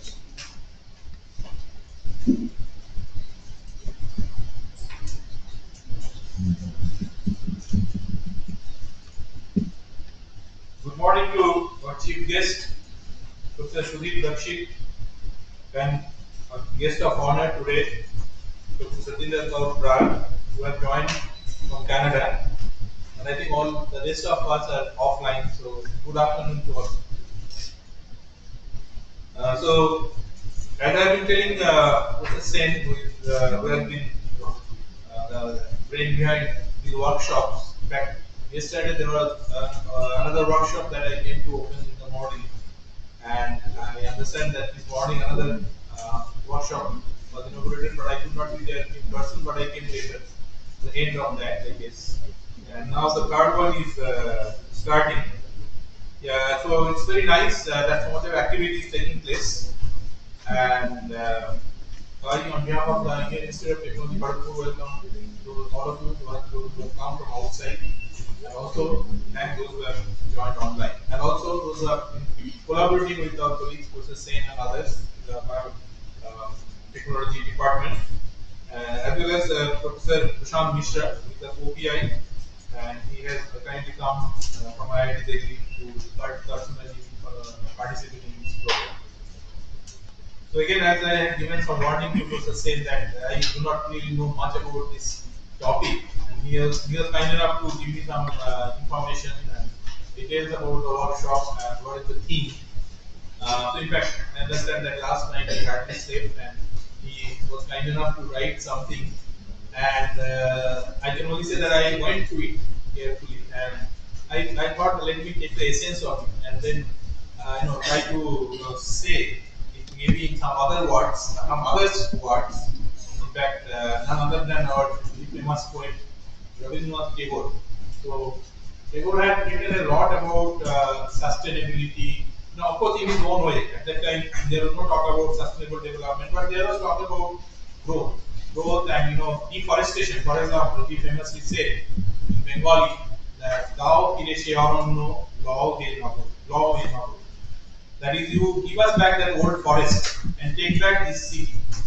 So even 100+ years back, it is really, I mean, it gives us those people to think that a person who was a poet and who was also not so much educated in the normal sense, in the sense that he hardly went to school and he was more or less self-taught, taught at home and self-taught. Of course, I mean, there is no way to measure his level of education because even all our educations in bachelor's degrees, master's degrees, doctoral degrees, none of that will match the vast knowledge and the deep philosophy that he had developed and the kind of creativity in terms of poetry, songs, novels, stories, music, everywhere, that he contributed. So I would like to, so I have developed a little hobby, you can say, trying to translate some of Tagore's poems whenever I get a chance. And after reading through the Sen's note, I thought, let me try one day. In fact, I made some efforts this from the morning itself, and I came up with something which may be a little bit half cooked, but I hope it will give you the gist. So basically, so let me connect it with what Professor Sen has said, and in fact, the theme of the conference. So this is about the green biopolymers as renewable and sustainable alternative to petroplastics. Right. So this is a fantastic goal. Right. But it says that we have actually spent last 50 years probably or more on investing so much on the petroplastics, which we finally find that they are causing a lot of pollution, and they are really not what we should be having for a sustainable growth. So we should try to get rid of them and replace them with more biocompatible materials and bioplastics, which can probably, if I understand correctly, it will be like biodegradable and it will go back to the earth, and so it will be less polluting. One more person. So let me just give a philosophical take, try to convey a philosophical take from Tagore, who did not, of course, talk about plastics or anything, but he talked about the burden actually we create on ourselves by, nature has given us certain things, right? But what we do actually, we are not satisfied with that, and we try to do things which try to modify it, and we try to create additional burdens for us. So Tagore, in his own way, he wrote this poem, which I'll speak in Bengali later. So let me try to give the essence which I try to translate today. So it goes like this. Whatever load you have given, you made it very easy. The burden that I have built up keeps me always busy. Help me unload this burden, my friend, and relieve me. Moving at the breakneck speed, please stop this journey. The sorrow that I bring onto myself burns me in the fire of lightning, leaving me charred and burnt out, leaving me charred as the burnt out coal. No new growth can be happy. What you weep is a sorrowful offering. The seasonal rain as the juice of my pain makes my life worth living. Whatever I got in my life, saved it all in a stockpile. Everyone now demands an account, in no mood to reconcile. Help me unload this burden, my friend, and relieve me, pushing the load in the inertia. Please stop this journey. So let me just try to give you the flavor of the Bengali. So I hope those who do not understand Bengali will get the flavor because I told this in the translation. তুমি যত ভার দিয়েছো সে ভার করিয়া দিয়েছো সোজা আমি যত ভার জমিয়ে তুলেছি সকলই হয়েছে বোঝা কে বোঝা আমার নামাও বন্ধু নামাও ভারের বেগেতে চলেছি কোথায় এ যাত্রা তুমি থামাও বন্ধু এ যাত্রা তুমি থামাও আপনি যে দুঃখ ডেকে আনি সেচে যায় বজ্রা নদে অঙ্গার করে রেখে যায় সেটা কোনো ফল নাহি ফলে তুমি যাহা দাও সে যে দুঃখের দান শ্রাবণ ধারায় বেদনার রসে সার্থক করে প্রাণ বন্ধু সার্থক করে প্রাণ যেখানে যা কিছু পেয়েছি কেবলই সকলই করেছি জমা যে দেখে সে আজ মাগে যে হিসাব কেহ নাহি করে ক্ষমা বন্ধু কেহ নাহি করে ক্ষমা এ বোঝায় আমার নামাও বন্ধু নামাও ভারের বেগেতে চলেছি কোথায় এ যাত্রা মোর থামাও বন্ধু এ যাত্রা মোর থামাও। So essence again is that whatever we do, we should make sure that it does not increase our burden. We should try to do something for the humanity, for our society, which will make everybody's life a little bit easier. Thank you.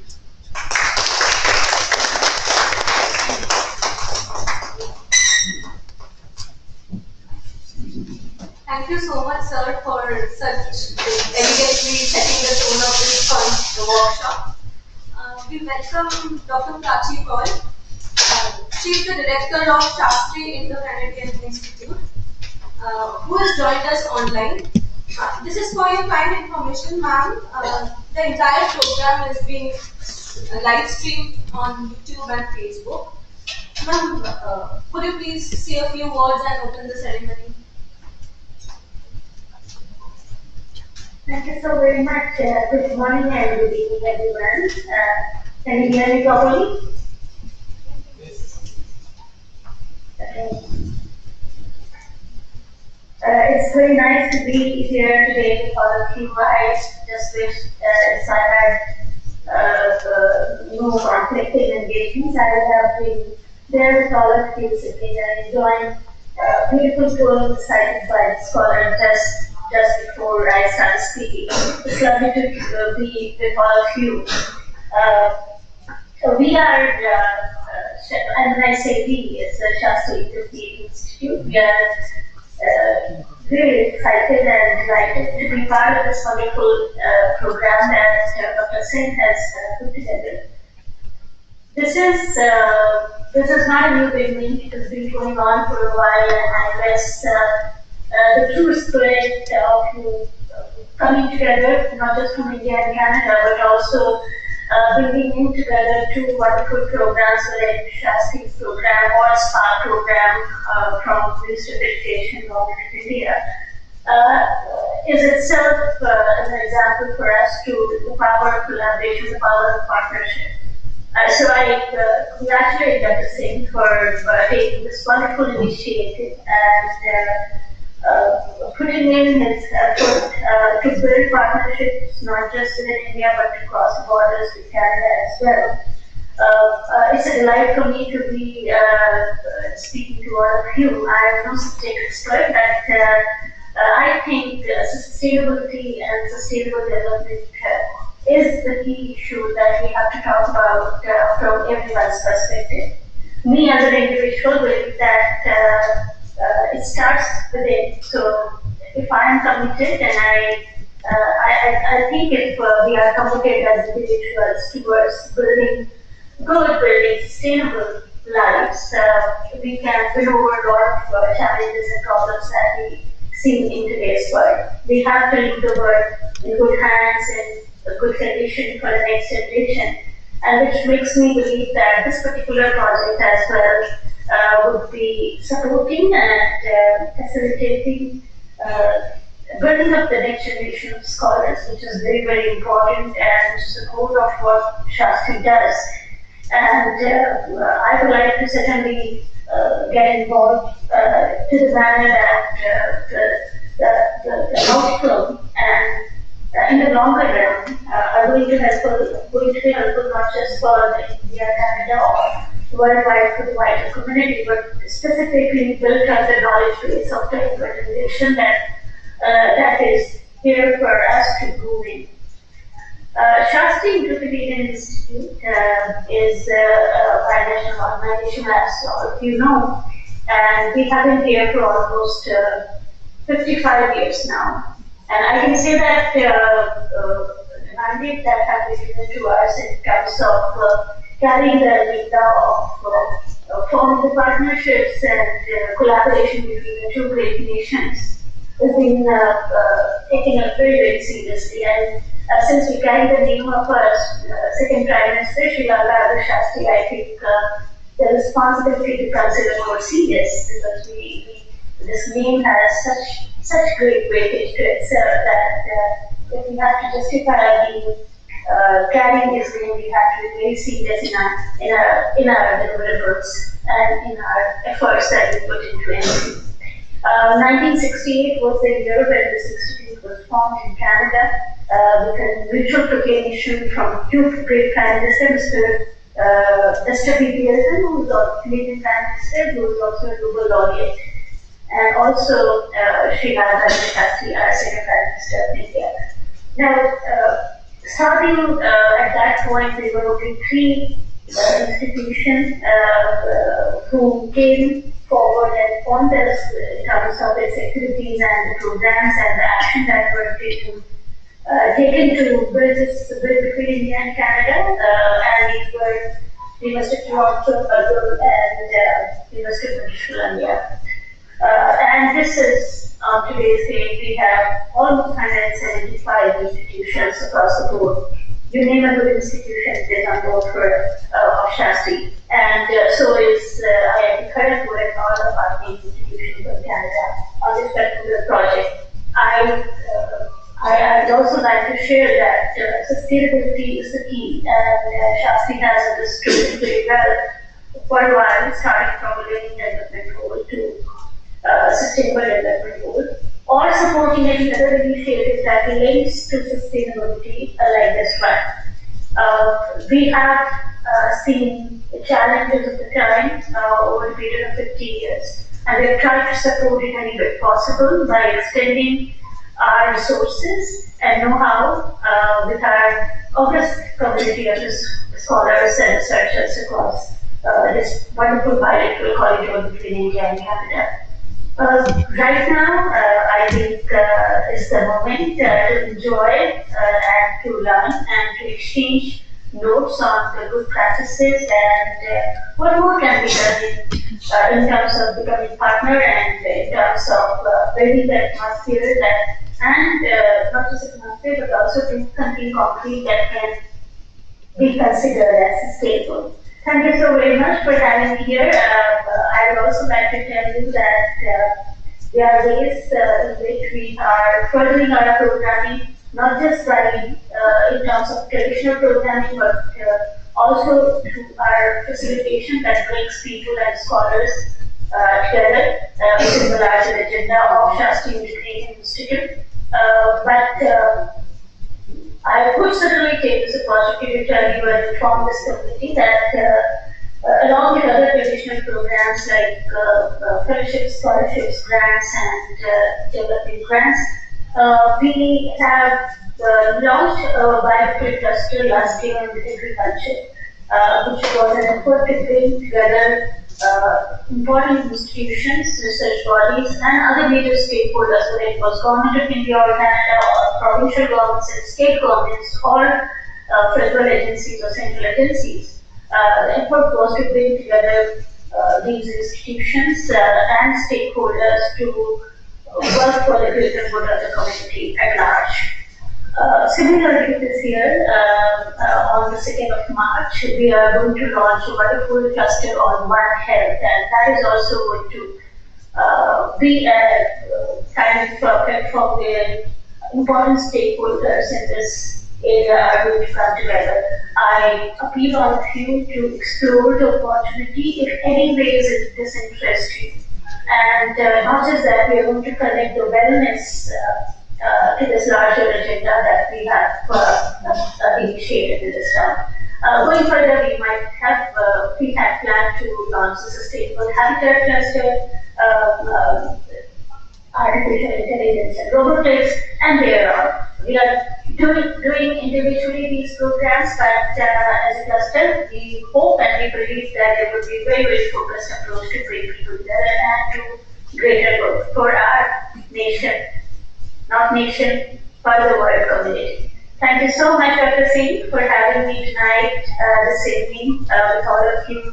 And I'm hoping to be with you very soon in person as well. It's long-standing to visit your institution, and looking forward to any opportunity to engage with the scholarship of your organization. Thank you. All the very best for the workshop, and take care of yourself. Thank you. Thank you, ma'am, for your kind words, and also thank you for supporting us. Now I'd like to invite our chief guest, Professor Sudip Kumar Rakshit, from Lakehead University, Thunder Bay, Canada. He is present virtually with us. I would like to request him to give an introductory speech. So, hello everyone, good evening. I hope you can hear me. Yes. Yes, it's evening for you, but it's a very dark, cloudy day here in Canada. Minus 15 degrees where I live, so not the same. So, but I can see the warmth and beauty of that place. There, so many flowers, marigolds, everything so nice. I wish I was there. But I'm definitely feeling at home for many reasons, because I think to know many of the people involved in many ways. I start with Dr. Prati Kaur. We bumped into each other not too long ago, but I've heard her name many times, but I bumped into her recently in December in a conference. I don't know if you remember, she meets a lot of people. But so what was very heartening and very nice for me is that she's also from IIT, so this IIT alumni plan is speaking a little bit. So nice to see you again. I'm taking your first name because we found out that I'm a little more mature. So thank you so much. You have all the right to do so. Thank you. I would love to be qualified. Thank you. And then we have also the PI, Professor Prashant Mishra, who's from IIT Delhi. So he's probably the chair of the program which I graduated from. So unfortunately, I could not meet him on my present visit, though I did stay in IIT Delhi for a couple of days on campus. So next time I will see this. And then my own colleague from Canada, Satindra Kaur, I'm trying to find vintages here. She worked with Professor Ajit Tyagi in Quebec, and so Ajit Tyagi was my professor in IIT. So he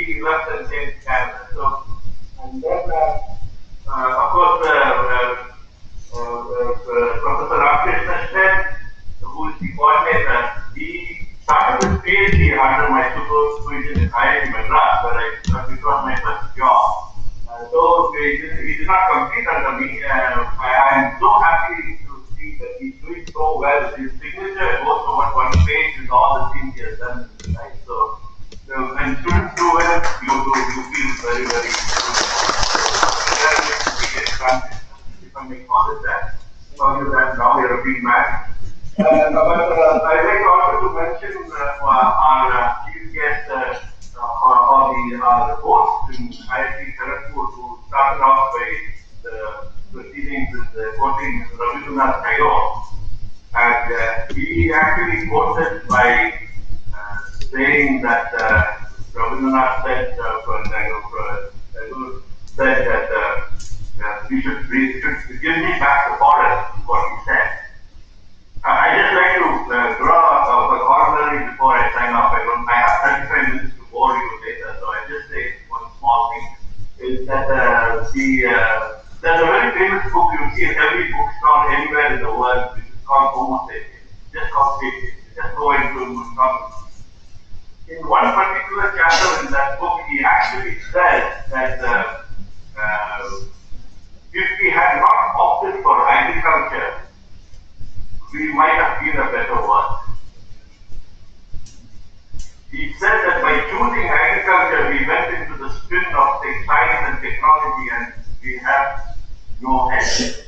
So if we had not chosen it, you would have been nomadic people eating nuts and milk and being very, very healthy, maybe even living longer than what we are going to do. And I actually had the same thought yesterday when we were talking something about ChatGPT and artificial intelligence and how dangerous it can be. I have to share this last thing that we had a workshop on how it's going to be affect teaching and research.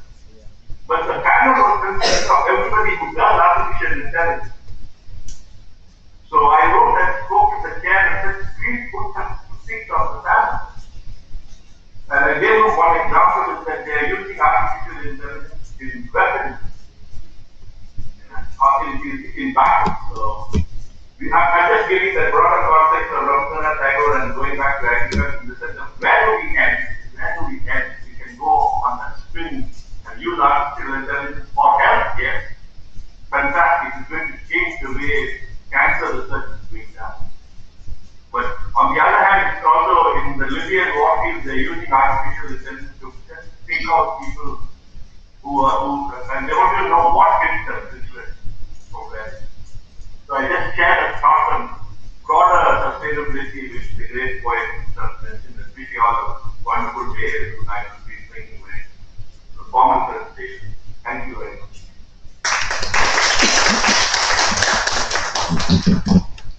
Thank you, sir, for such an insightful speech. Next, I'd like to invite Professor Satinder Kaur Brar from York University, Toronto, Canada. She is also present online with us. I request her to give a short speech. Over to you, ma'am. Yeah, thank you so much. And namaskar to everybody. Of course, it's my pleasure meeting you all. Probably I don't know everybody as Professor Rashid does. Of course, there may be two people in the audience whom I know very well. One of them was my senior in IIT Bombay, Professor Kharagpur, and he was doing his PhD as an MTech student, and Professor Dubey, with whom we collaborate via postdoctoral student. But it's such an honor to be here. It always gives me a pleasure, whenever any exchange program or anything happens to India. And I would really like to thank Professor Sen again for being the bridge between the two countries and fostering this interesting research exchange. A lot of learning would happen through this. Of course, also Professor Mishra, who has been a co-PI on this exchange program. Professor Bhakra, who has been, of course, facilitating many things at the institute. That's what the director does, right? And Dr. Colin, it's such a pleasure meeting you. I'm meeting you first time. Okay. And he definitely does a great job through this scholarship program. I came to know about this program when I was in Quebec. Unfortunately, our institution was French, so there was initially less interest towards collaborating via this program. And by the time I could set the platform, I left the institute, unfortunately, and I moved on to Toronto about 4 years ago. So I would say, long story short, this program is certainly an interesting platform for fostering not only research exchange, but for student mobility, because that is what is interesting nowadays, that students can go to different countries and learn different scientific advances which did not exist when I was doing my master's, unfortunately. It's so easy nowadays to move around. And as Professor Rakshit has also stated about education and learning, I would say yes, even these experiences, they count towards experiential and integrated learning for the students. So overall, it's a win-win situation for both the countries.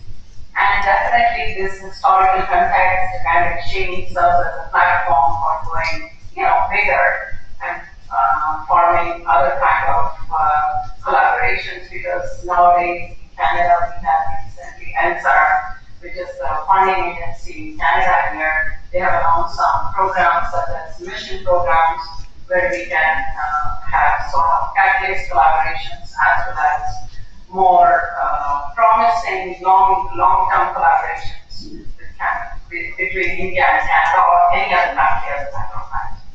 So it's a great pleasure for me to be here. I would also not like to bore you, because anyway I would be going out to Professor Rakshit for my presentation.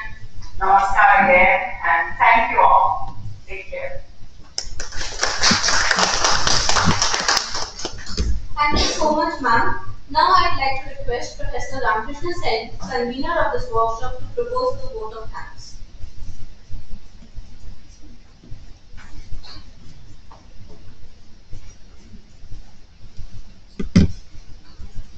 Professor Batra, Honorable Acting Director, Deputy Director, IIT Kharagpur.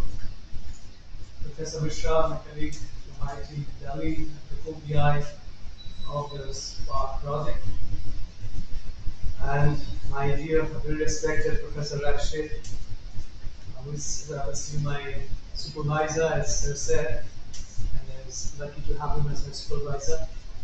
Not for a long time, but for some months. But those were the days which I still fondly remember. Thank you, sir, for bringing back those fond memories.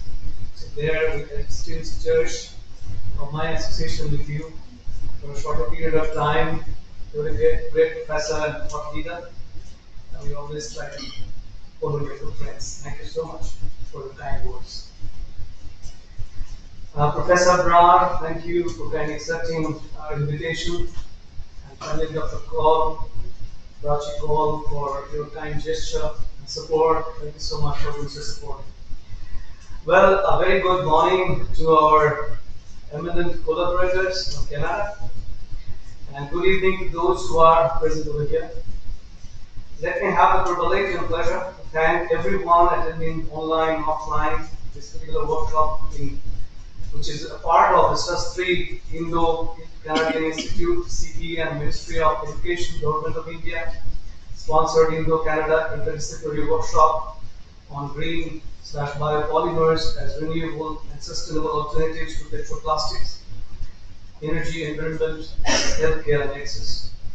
Under the Shastri Conference and Lecture Series, SCLS, and Scheme for Promotion of Academic and Research Collaboration SPARC programs, respectively.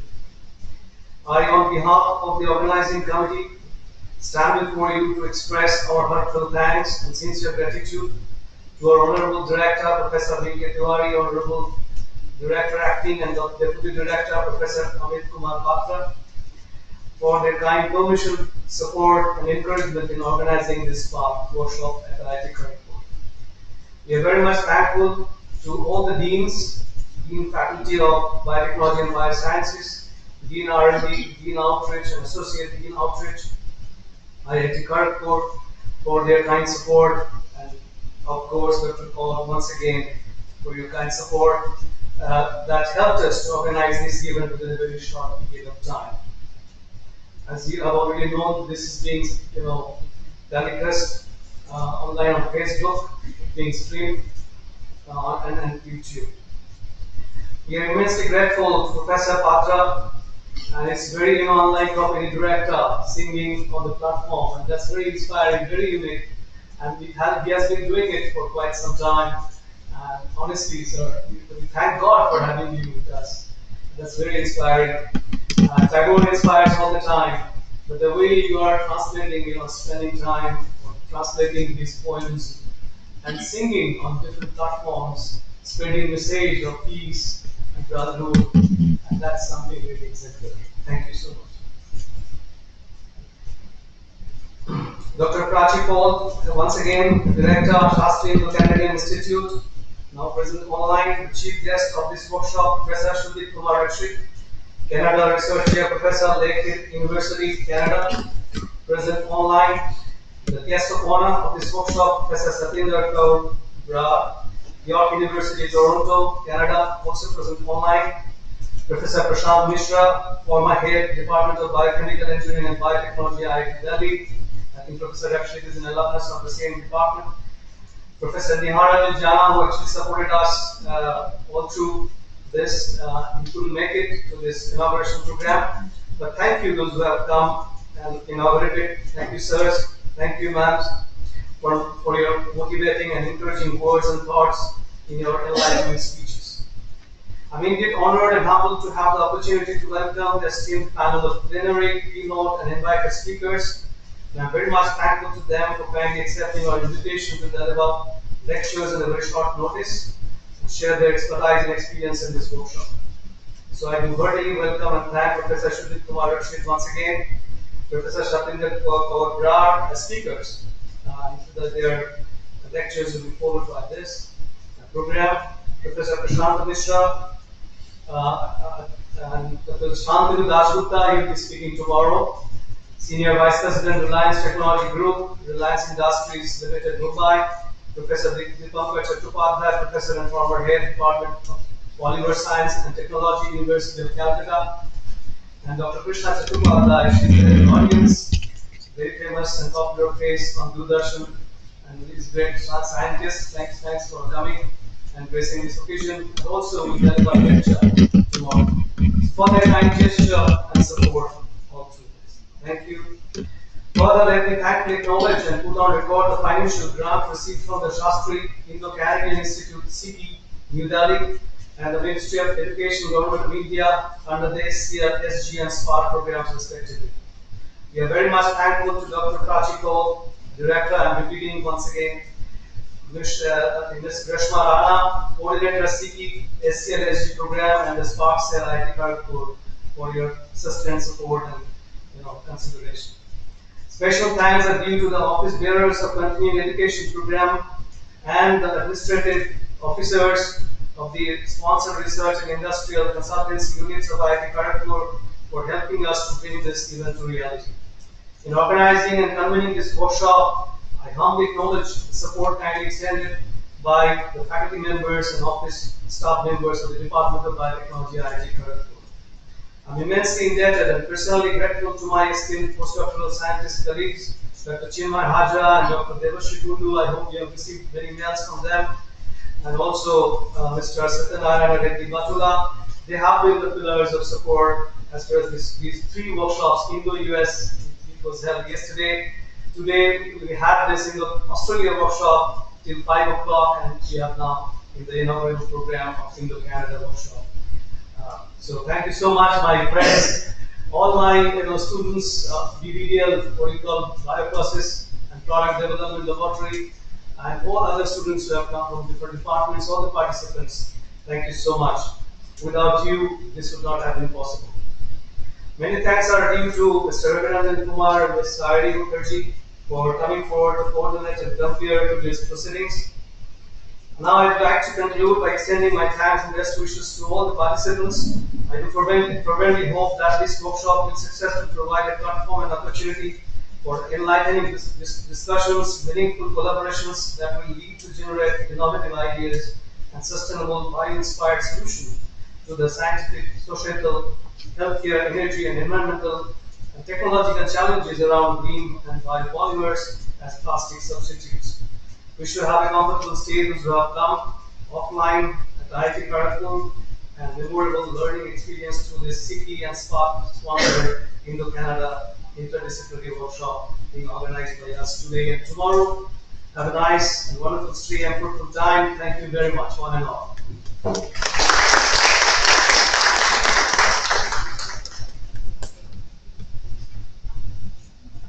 Thank you so much, sir. With this, we conclude the inaugural ceremony. Moving on to the first plenary lecture. Dr. Sudip Kumar Rakshit is Canada Research Chair and Professor at Biorefining Research Institute and is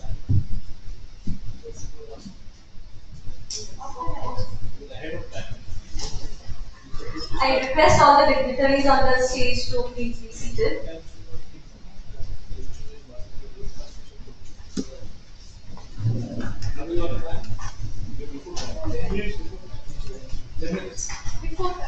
Okay.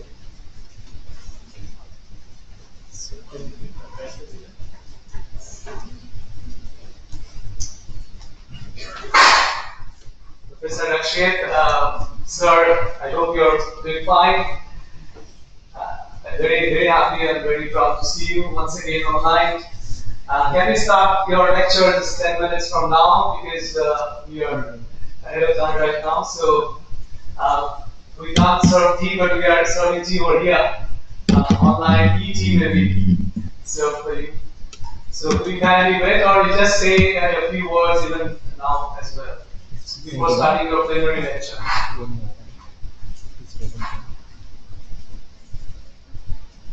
Sir, can you hear me? Ramakrishna, can you hear me? Yes. I can hear you, sir.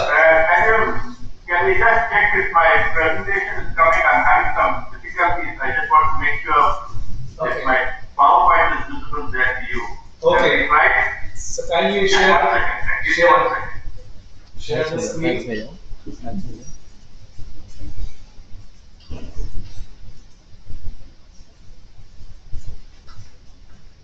I don't know why it's coming and going.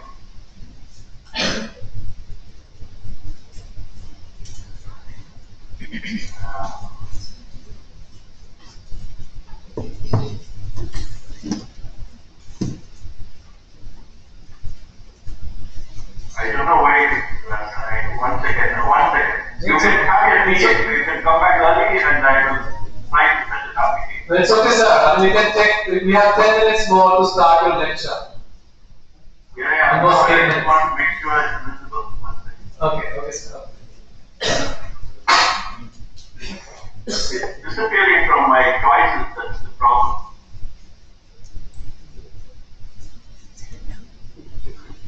Are you sharing products with the, with the present, and then you go your entire screen? Because if you do your best, if you can put your slides in the full screen mode, yeah, and then just present your entire screen. You understand? But if I put it in full screen mode in my computer, I'm not able to.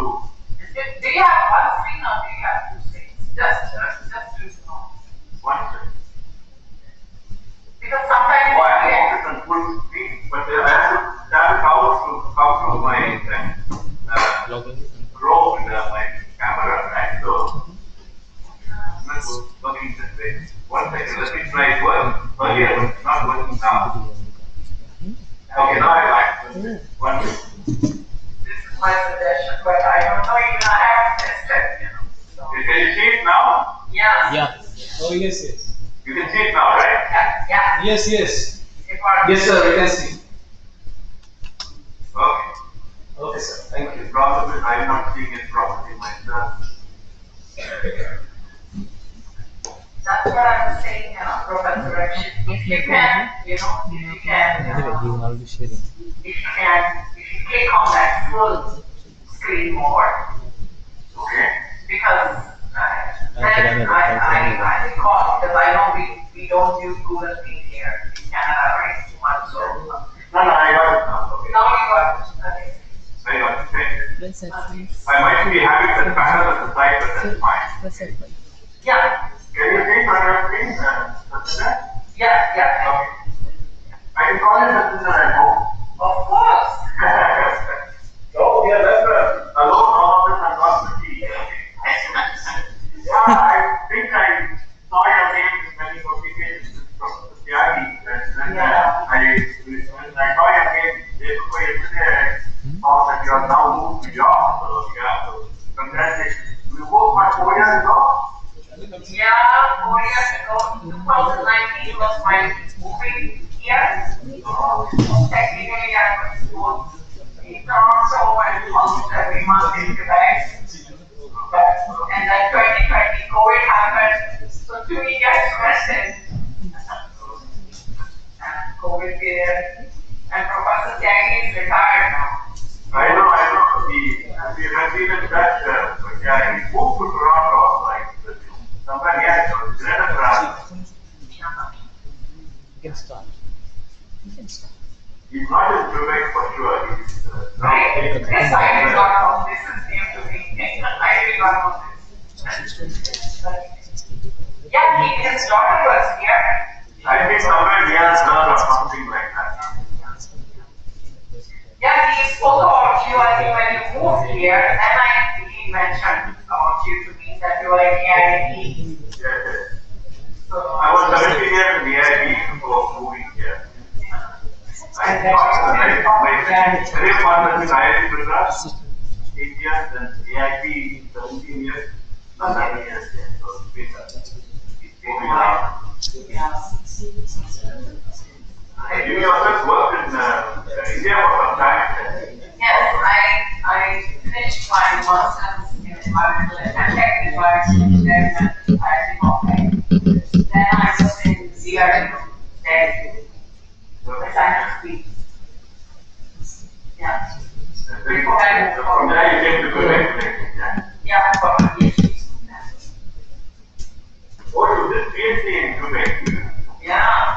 Oh, with Dr. Tiagi? Yeah. Oh, I actually saw a lot of publications with him, so actually, to be honest, do we have a publication together? I mean, was your name in any of the publications we had? I don't think so. No. But we can do it now. Yeah, of course. Yeah, I was thinking that it's a very good opportunity to collaborate with everybody who is there. I mean, the platform is working that way, at least. Yeah, exactly. So we are ready. If anybody comes to Toronto, let me know. Yes, please. Yes, I've been to York for a completely different reason, for watching the tennis. Yeah, the other one, the ATP is held there. So my son is I also watch every game in tennis almost. So it was even 2 years ago we actually went to see in person. So, Professor Rashid? So, we are back. And yes, still we have my slide now. Yes, sir, but still we have 5 minutes time. And we have Dr. Krishna Chattopadhyay with us, who is a celebrity in Bengal. She works in Tamil Doordarshan and also Akashvani.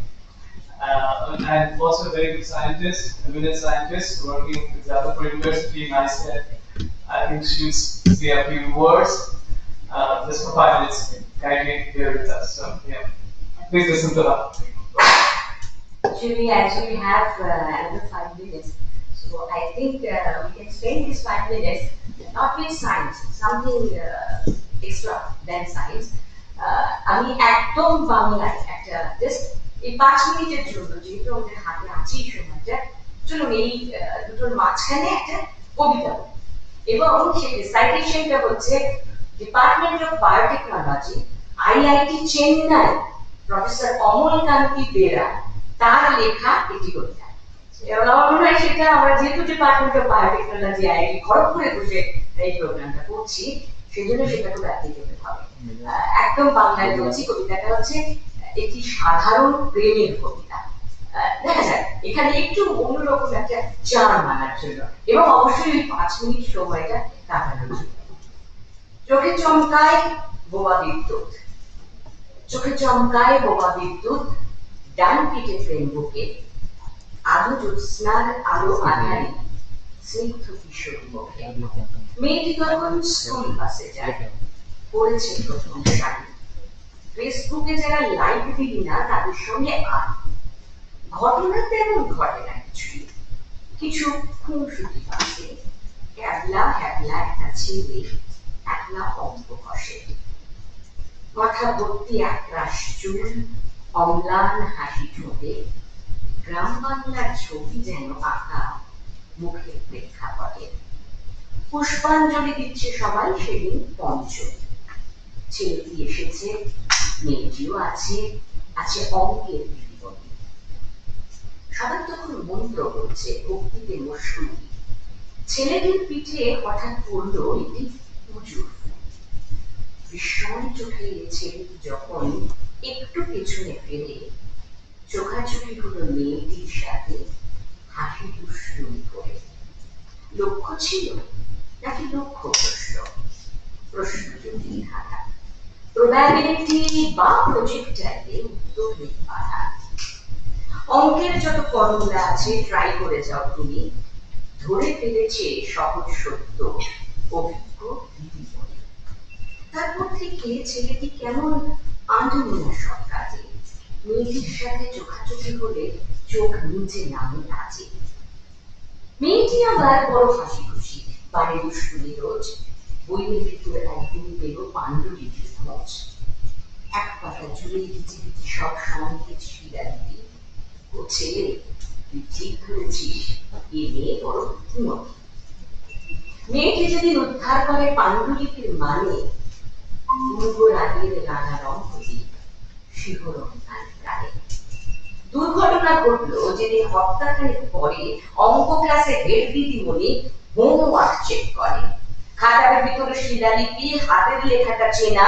পরদিন থেকে ছেলেটি কেন আর স্কুলে আসে না, কেউ জানে না কোথায় সে গেছে। মেয়েটির মন ভারী, বলা হয়নি মেয়েটির বাবা স্কুলের সেক্রেটারি। এসব তো গেল পুরনো গল্প, কিশোরী এখন নাই। নিউ ইয়র্কে বসবাস তার ঘোরতর সংসারী। আইটি জব, অগাধ বেতন, প্রমোশন ধাপে ধাপে। পুষ্পাঞ্জলির ফুল হাতে নিলে কেন যে হাতটা কাঁপে। ছেলেটির কথা কেউ জানে না, নেই সে হোয়াটসঅ্যাপে। ধরে নেওয়া যাক যেখানে থাকনা রয়েছে মনের সুখে, একটা ধাঁধার সমাধান চাই। সে এক আজব বিস্ময়, আদিবাসী স্কুল অলিম্পিয়াডে অঙ্কের প্রথম হয়। অমলকান্তি বেরা প্রফেসর ও অমলকান্তি নাম নিয়ে লিখে IIT Chennai department of biotechnology. আমার খুব আমি অ্যাকচুয়ালি একসঙ্গে এসি পাস করেছি Amalkanti.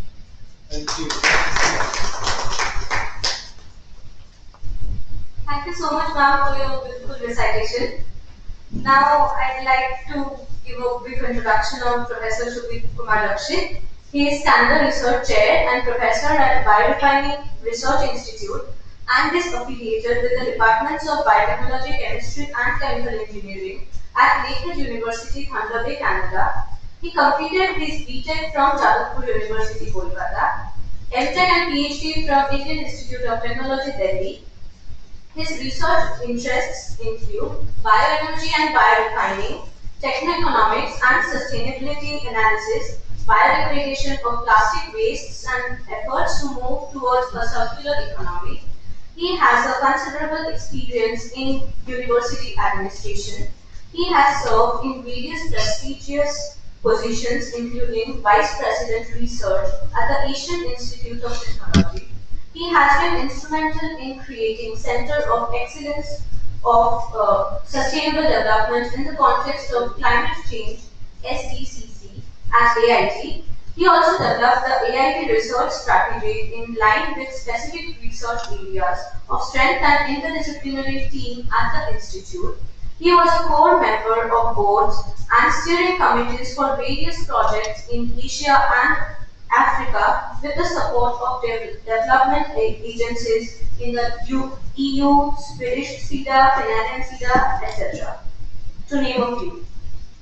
With these, I request Professor Lakshit to proceed with his presentation. Thank you for the introduction. I hope you can see my presentation. Yes. Yeah. Okay, again, good morning, good evening again to all of you. Yesterday, as I was getting my PowerPoint ready, I realized I do not know who are in the audience. I'm talking about all the organizers, but I did not realize who's in the audience. But then I realized that the topic, the whole workshop is sustainability. And since I will, the topics which I chose was also sustainability, so we have a lot of connection. I will not have time to go into the details of all the stuff which I will present, but I would like to give an overview as best as possible, and then we can always collaborate, we can talk about it, we can interact if you're interested. So my topic is on use of lignocellulosic biomass for producing useful chemicals and very sustainable way. And I'm stressing sustainable because we're going to be talking about that last session. I'd like to go back a little bit into the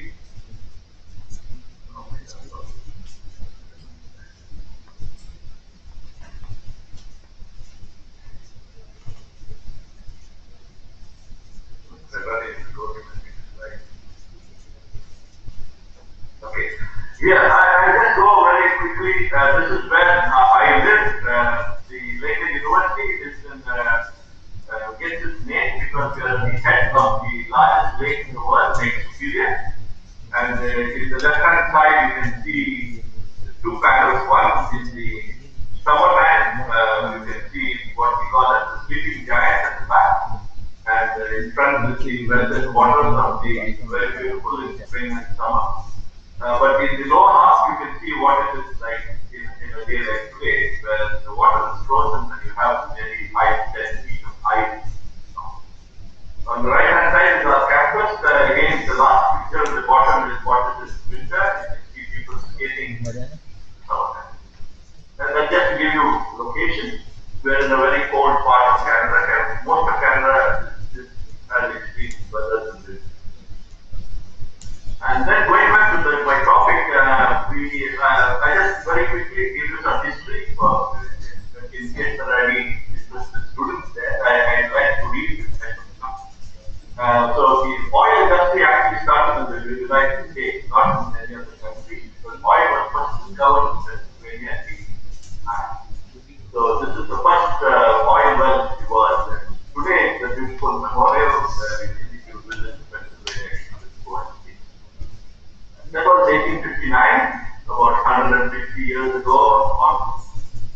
And then about 100 years ago, we discovered oil in the Middle East.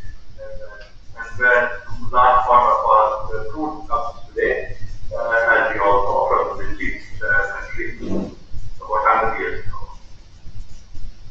In the creation of the OPEC in 1960, created what I like to say as the area of biochemical engineering and biorefining process. So what happened there is it was like India, many of these countries in that region were occupied by Western countries, but slowly the countries became independent, and once they became independent, they realized that the seven sisters, the seven companies like Esso and all these British Petroleum, etc., they were making money from the oil present in their country. So they decided to take it back and start, like in India, they did salt and cotton, the same Mahatma Gandhi story. But here it was oil. They took it back, and not only did they took it back, all the countries in that region formed what is known as OPEC. And in 1973, if you are following this type of work, you will know that they had the first oil embargo, where the prices went up maybe for nearly 3 or 4 times. OPEC started controlling the price of international crude, which they still do. So, at that point of time, what happened was that people started looking for alternatives of fuel. And one of the type of fuel which was considered very important was what people thought would be the future was to produce alcohol from sequence and and just again, historically, even in India, thanks to Professor T.K. Ghosh, who was the founder of the department in IIT Delhi, and for those who are interested, he even started biochemical engineering or worked in biochemical engineering department in Kharagpur University, Harvard Butler Institute, University now in Kharagpur and so that's what has happened in India. But over the years, what has happened is that people have started talking about biorefining for fuel production because of many reasons. They said that the fuel is finished and then we need an alternative. The geopolitics I already talked about, OPEC and other countries make the prices fluctuate. It's not very good for many countries. We have also seen today with Ukraine and embargo, Russian embargo, so India seems to have supported Russia and still getting fuel or crude from there. That's what I mean by the politics of it. And then the other positive side of it was the availability of biomass. You can get good agricultural residues anywhere. So especially in this part of the world where we live, we have the boreal forest, that is the biggest forest in the world. We have a lot of biomass. And also in India we have there could be especially residue. And more recently, climate change became another reason for thinking of biorefining processes because we feel that these fuels might reduce the greenhouse gas. But in the course of today's presentation, what I am expressing the most is that even if it is from biomass, whether it is a fuel or a chemical, one has to be very, very careful.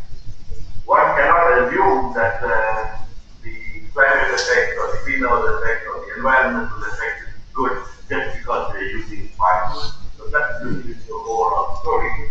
But again, historically, we did produce what we tried to do was take biomass, that is agricultural residue, material, and if you are in biotechnology or in chemical engineering, you might convert the materials, cellulose, and pigments, and then from these materials, then you could get some product. So the most important, most studied product was cellulose to alcohol from this complex. So over the years, this second generation biomass has been a very popular form of research. In IIT Delhi, we actually did it from for nearly 30, 40 years, and I understand today in biochemical engineering department, there are not too so much work to do other things, which is not surprising in light of what I'm going to tell you now. You look at this diagram and you see, you take any biomass, there are different types of distillation processes, there's different types of hydrolysis processes, there's different types of fermentation processes, distillation processes, and then to make it useful for gas alcohol, you're actually making both of these from these mixtures with chemicals. I like this slide a lot because you can see by just taking these type of systems, the combinations are 1,000 months straight. So anyone can start a research for a lab and say, oh, I'm doing alcohol production from biomass, and then you might get funding. But in my opinion, getting biomass and bioalcohol from cellulose is going to be very, very yeah, I know in India a lot of new projects are coming for projects of cellulose alcohol. But my underlying statement here is that unless you get subsidies and discounts from the government, it is very unlikely that bioalcohol from cellulosic biomass is going to make money. Yes, it is not going to make money, especially it will be very, very difficult if you price of crude oil all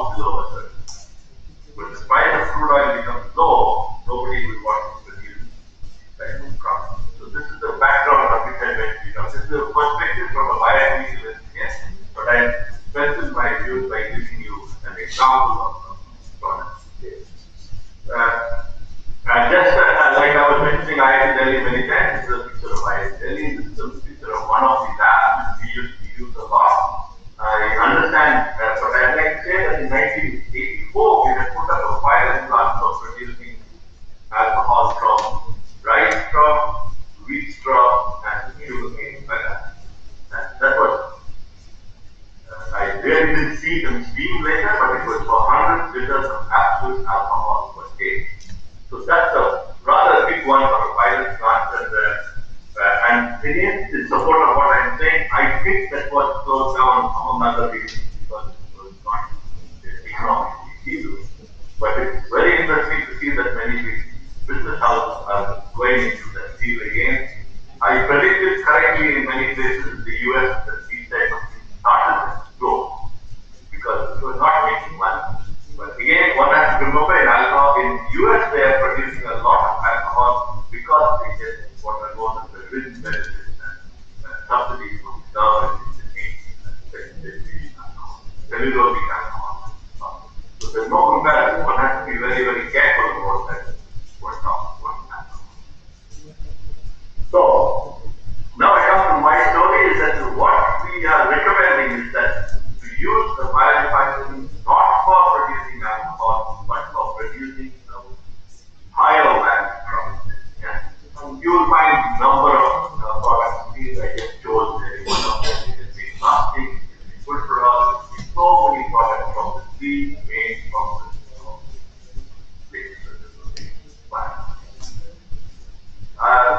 I will try to tell you sustainability aspects, but I also like to mention here that some of these roadblocks which are taken into account in our calculation, which I will show.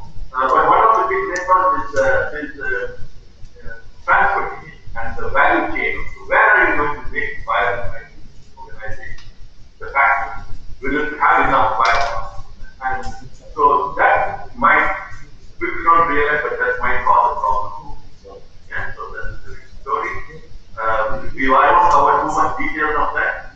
Another interesting topic from the same paper, which said that the production cost for a biorefinery is 50% is for the processing, transportation, storage, and 50% is for the production, which is pre-treatment, secondary. And if you take the production cost alone, that is divided into 40% for pre-treatment, 25% for design, 35% for energy carrying. Yeah. So actually, pre-treatment and hydrolysis are 65% of cost. That is the complex nature of the cellulose. Biomass makes it difficult to be used for many purposes. Also, a lot of the work which we have done is only on the laboratory. And only, like I gave you IIT Delhi's example, but there are not too many pilot scale processes for different types of biorefining products. Most of us dabble with the products in the lab scale and maybe get some yield. But scaling up the process is a major problem with this type of process. The scale of criteria are very, very common. Scale of criteria required for pre-treatment, hydrolysis, fermentation, etc. makes it very, very difficult. That's the case how we do it for that commercial scale process. So with that background, what we said is that if I cannot produce alcohol, then what do I do with my refining process? So what we did in our lab, first of all, was when we started this type of work, was we said that let us calculate the cost of the process versus the volume. And we found that for ethanol, there's a large demand volume-wide, high volume, but the price is very low. The x-axis is the price of the product. Yeah, so as the price of the product goes up, it goes down the x-axis, and the volume required. So we found that bioethanol is here, we have glutamic acid, lactic acid, succinic acid, etc. Here, middle volume, middle price. And then you have the high value products, vanillin, reactive products, but their volume requirement is very low. So what we decided to do was we decided to go and work for a middle volume product. Low price is going to be very dangerous. We might not get it. So we go for a little higher value product, but don't go to the extremely high volume product. Like work with sulfuric acid as this is a sweet spot. We decided that is a sweet spot, and we decided to work with sulfuric acid. So again, this is a normal chart for a platform chemical. For those who are not aware of the word, platform chemical means a chemical which can be used in a number of designs. And I like to stress here that the choice we made was the sulfuric acid, which can be used in many industries, including the plastic industry, which is one of the focus areas of this project. So if you use this sulfuric acid to make plastic, in a sense you're making biomass. So because you're making the sulfuric acid from wood. And this is like the second decision we took was that we will try to use all the three components of lignin in one biorefining package, cellulose, and lignin together in one package. You can't just take cellulose and make alcohol or something like that. It's a problem. And we'll see that even when we use all three, it's going to be different. So we try to choose what are we going to do with the, if we want to make sulfuric acid from the cellulose part, so that's the glucose derived from cellulose, what will we do with the hemicellulose part? Lignin, we worked our way through a number of projects, in the sense that PHA, acetic acid, sulfurol, etc., from C5, lignin, etc., from lignin for vanillin and other products.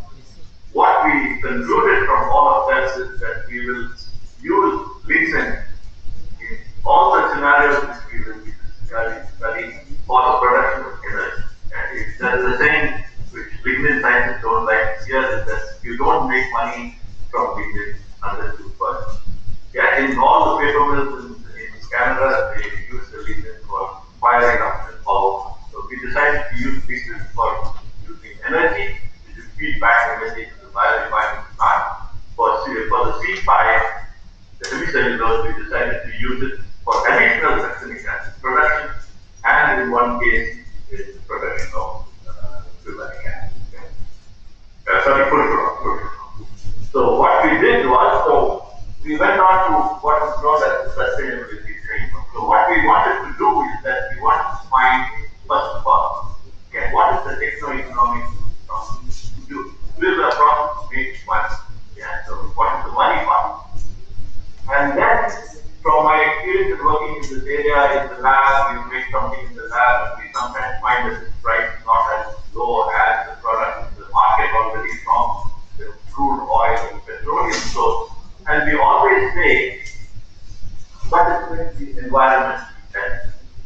So in this particular project, we decided that we will not only do the techno-economics of the process, we will also do the environmental aspect of the process through life cycle analysis, and we'll also take into account some of the social aspects of the process. And then we add it up and then compare it to the petroleum.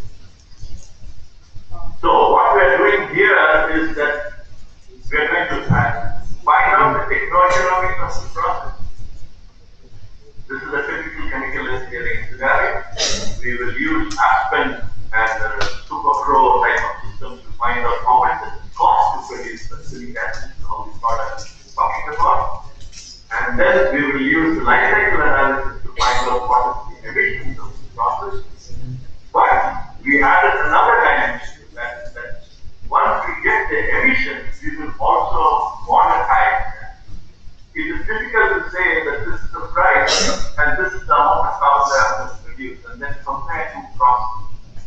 So what we have done in our project recently was to monetize even the environmental aspect of it and the social aspect. Get a total dollar value for any process. We will I'll show you very soon that we are comparing the process with the crude oil process. So this is what this bioacetic acid is where it has a lot of future. I'll go a little bit fast here. It has a lot of future.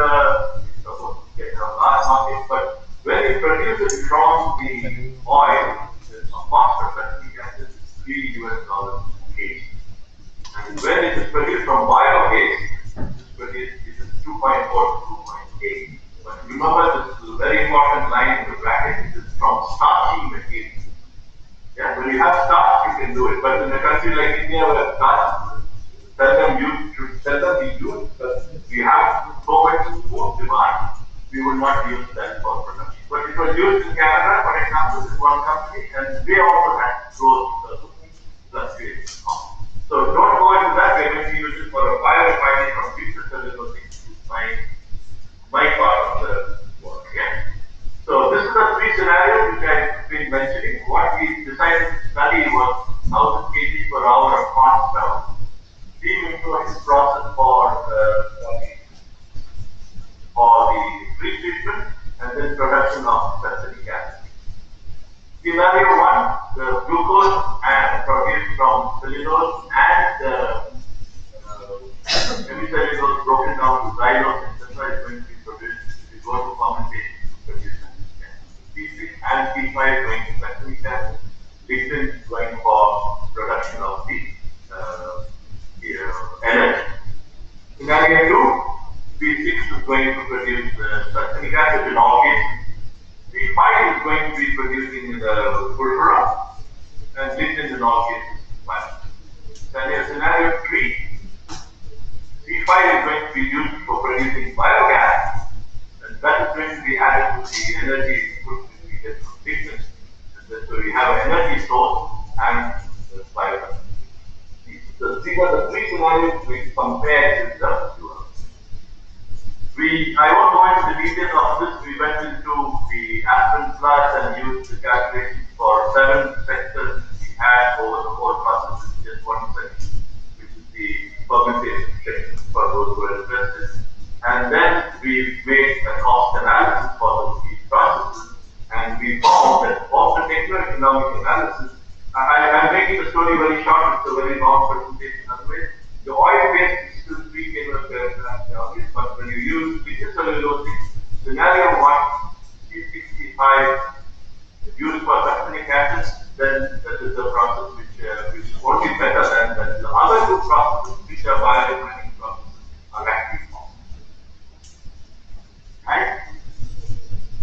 And this is the same thing in another way. The total operating cost for scenario 1 was also good. Scenario 2 and scenario 3 were not found as good as the fuel one, but you can see the changes which is happening because of the new product. And just to highlight here, humanic acid production requires higher energy requirements, and the process becomes faster. Was somebody saying something to me? Yeah, okay. Okay, and then we did a sensitivity analysis also to see what happens when there is slight fluctuation in zinc. We found that in the case of the total operating cost, the enzyme cost has the highest. Yeah, remember in the case of nitrocellulose with biomass, the production of glucose and cellulose is a costly process.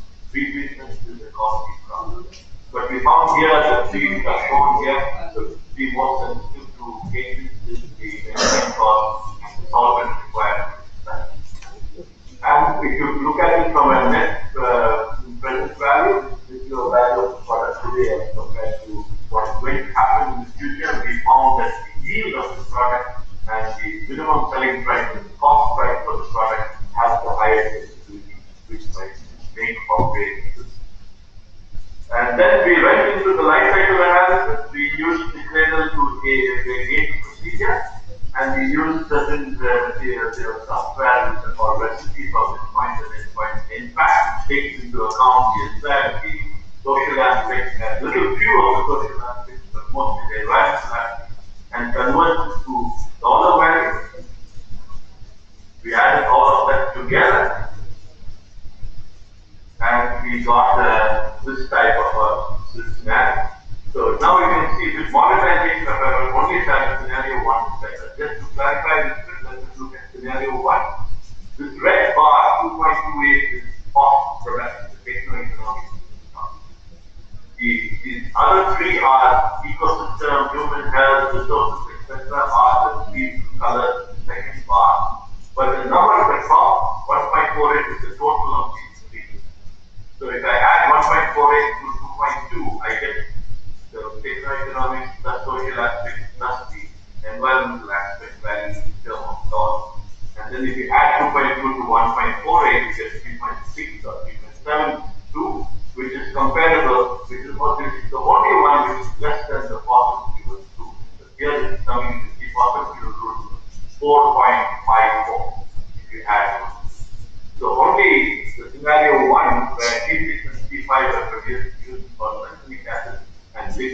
produced for energy production is better than the fossil fuel waste. But if you choose to use C5 for glucerol and C5 here for biogas, then it's actually worse in a total sustainable.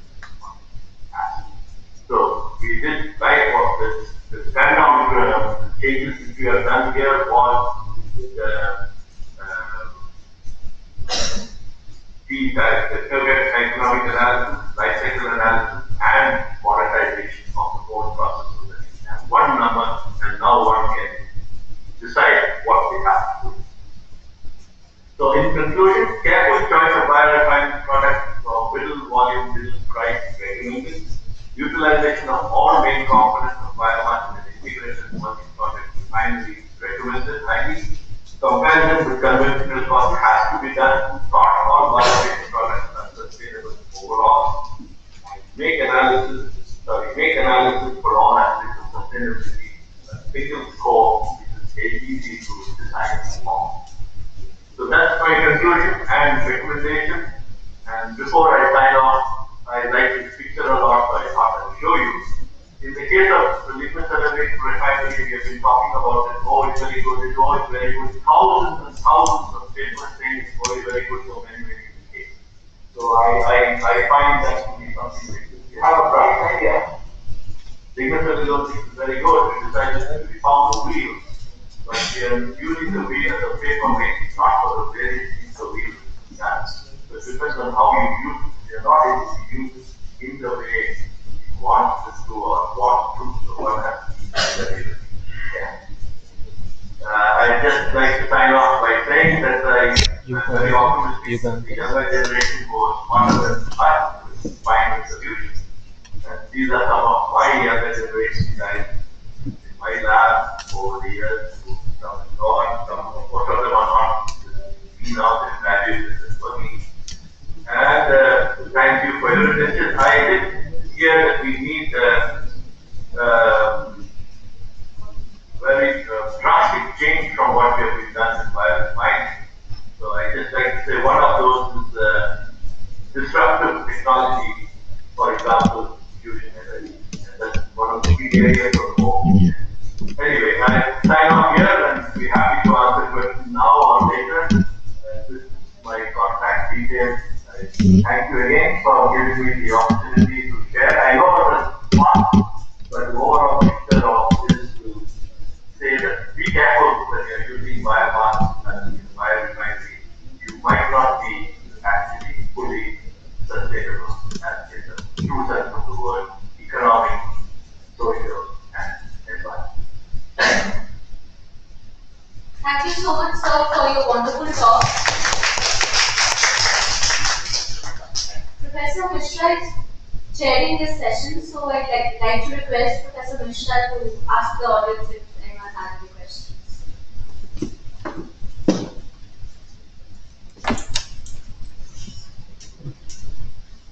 So I thank Sir Rakshit for a very nice talk, giving overall perspective of this scenario of biofuel. Now we have. I'm not able to hear the question if somebody is asking. Yeah. So we have a few minutes to ask a couple of questions. So anybody who has any question wants to talk, please. Hello, sir. Thank you for your wonderful talk. I had a query on how does the commercial feasibility of thermochemical pathways for the production of platform chemicals compared to the biochemical ones? And is the integrated approach for both of them would be a more feasible option? I would like to have a take on this. I have many friends who are working in thermochemical processes, but I'm not. I don't do that work, but I cannot comment on that. I have to say that it's a good area to work on research. Like I said, this area is very good for research. But for me, at the end of my career, I would like to see what I really contribute. So it depends on thermochemical process. What you have to see is what I I'm saying. The techno-economics of it has to work.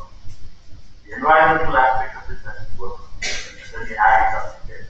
For me, techno-economics has some more way to go. Integrated processes, I'm presuming you mean all using all biomass components together, that always. Thank you, sir. Thank you very much. Any more questions?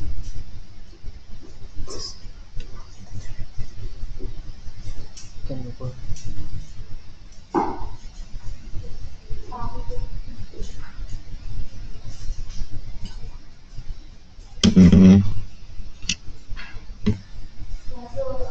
Hello sir, thank you for your presentation. Yeah, on.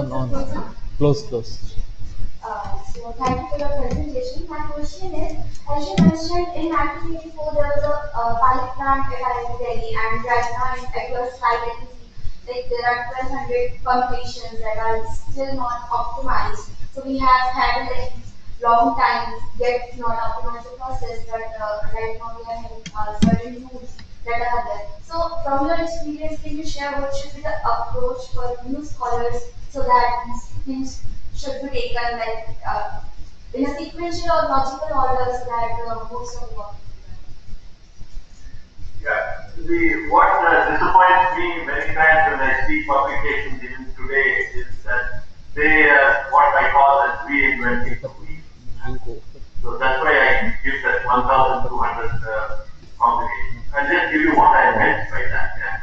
You can start working with the synthetic alcohol today by just using some raw material which is present in one-to-one precipitation, not in anywhere else. I'm giving you an example because you are interested. There's some raw material which nobody has used before, which is agricultural residue, and you can start full 30 years you can spend that using. What I'm trying to say there is that you just have to choose one different. You just choose one different and go, and you can do a lot of work. But you have to see what already is done. I'll give you another example. We have Professor Ghosh got and started work in trichoderma vidyi enzyme production in 1972. When I came to Canada, one of my colleagues said he's working in trichoderma vidyi. I said, what are you working with? We have done that for 30, 40 years. What are you going to do new? So what I'm trying to tell the young generation is try to think of a completely new idea. Don't listen to seniors. That's one part. And if you ask me what are the answers to my question, one area which has become very important today is, for example, don't use cellulose which is or thickness cellulose which is present in biomass, but use it from a waste stream. Let's say paper waste. The pre-treatment part is taken off. Once you take off pre-treatment part, then a large part of the cost is gone. Yeah, so that's one idea which might come. Or you find a completely different way of waste treatment. We have tried, I'm telling you, we have tried. I also work in ionic liquid. Wonderful things to do with the lab. You take ionic liquid, you can dissolve the cellulose, and then you can get the liquid, then you can use it. But ionic liquid is cannot use it. So, I'm just hoping that somebody will find a better way. Otherwise, we are going to be in this problem. But the solution which I presented today is that don't try to use it for us. Try to use it for a little value-added product, something that gives more value. And alcohol is very cheap. So you can't compete with the petroleum. That's the idea. So, as far as today's presentation is concerned, I'm presently saying that you have to take a middle volume, middle value product, a bulk chemical.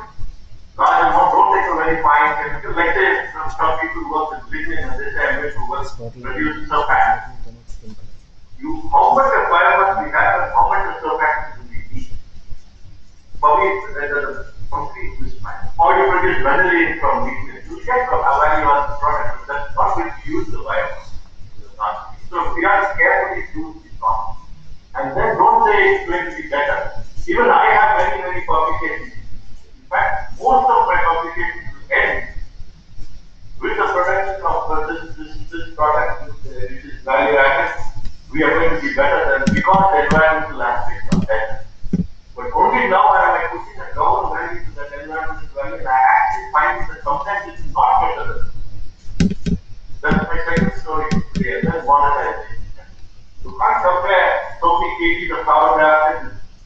3.5 values of dollars for the product. We have combined it. So these are some of the things we have been working with. So obviously I think reaching what I was trying to do, but one has to be very careful before one starts a new work in science. Keeping these ideas. I hope I'm answering your question.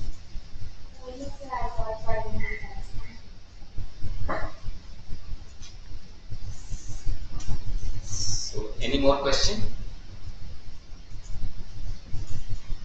So, if there are no more questions, I would like to thank Professor Rakshit for his very scintillating talk and giving the real perspective of bioethanol, which we are, everybody works in the area and he thinks that there is the solution. But actual solution lies in the cost. And he has given very good cost analysis. And I remember that in last 40, 50 years, whatever the work has been done, the excellent work has come out, but unless we look at the cost and feasibility and its economic viability, it is not going to last. Thank you, Professor Akshay. I'm really very happy to have you in this workshop. Thank you very much. I thank you again, and I like to sign off by saying that yesterday I was looking for some papers. I actually found Ramakrishna has a paper on biorefining about this thing. So I'm just trying to say there is group of collaboration to work in this area. So we will not sign off straight away here, we will try to extend the relationship. But again, thank you and thank everybody in the SPARC program for inviting. Thank you. Thank you, sir. Thank you very much.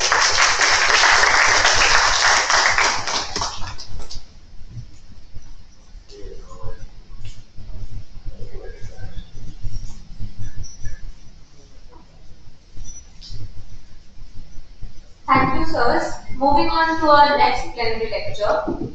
Professor Satinder Kaur Brar is the James and Joan Love Chair in Environmental Engineering at York University, Canada. Her research is on the intersecting areas of environmental engineering and its impact on the overall well-being of the global community. She primarily works in the two converging fields of value addition of wastes and removal of emerging contaminants. One of the notable awards was being awarded in 2017. Her research on novel and advanced hybrid oxidation and enzymatic technologies for emerging trace environmental contaminants were awarded the grand prize in university research for excellence in environmental engineering and science by the American Academy of Environmental Engineers and Scientists. She was recently inducted into the European Academy of Sciences in 2021 and as well is a member of the College of New Scholars, Scientists and Artists of the Royal Society of Canada since 2014. She leads the bioprocessing and nanoenzyme formulation facility at York University. Currently, she is supervising 4 PDFs, 2 research associates, 1 research assistant, 11 PhDs and 2 MScs. She has published more than 400 articles, edited 12 books and at least 55 invited talks to her credit. Now I'd like to request Professor Mishra to welcome Professor Kaur.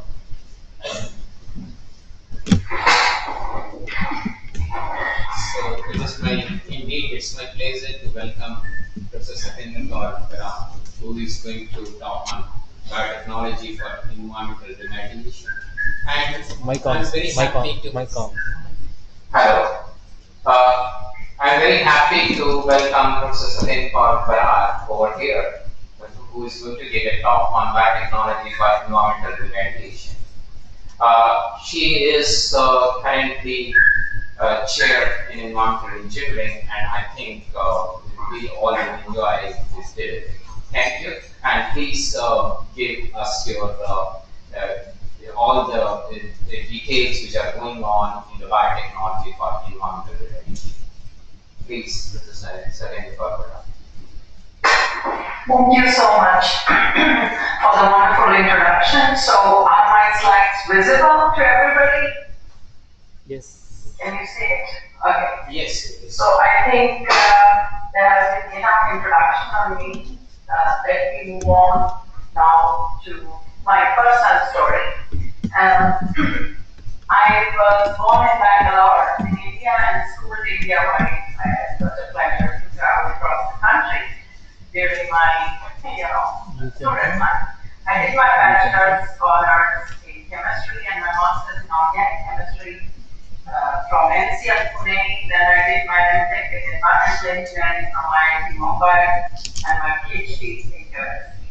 So it's been a pleasure, to get this interdisciplinary kind of learning all through my career, all the way from chemistry to environmental engineering to biochemical engineering during my PhD, which shaped my research and all the learning I'm doing so far.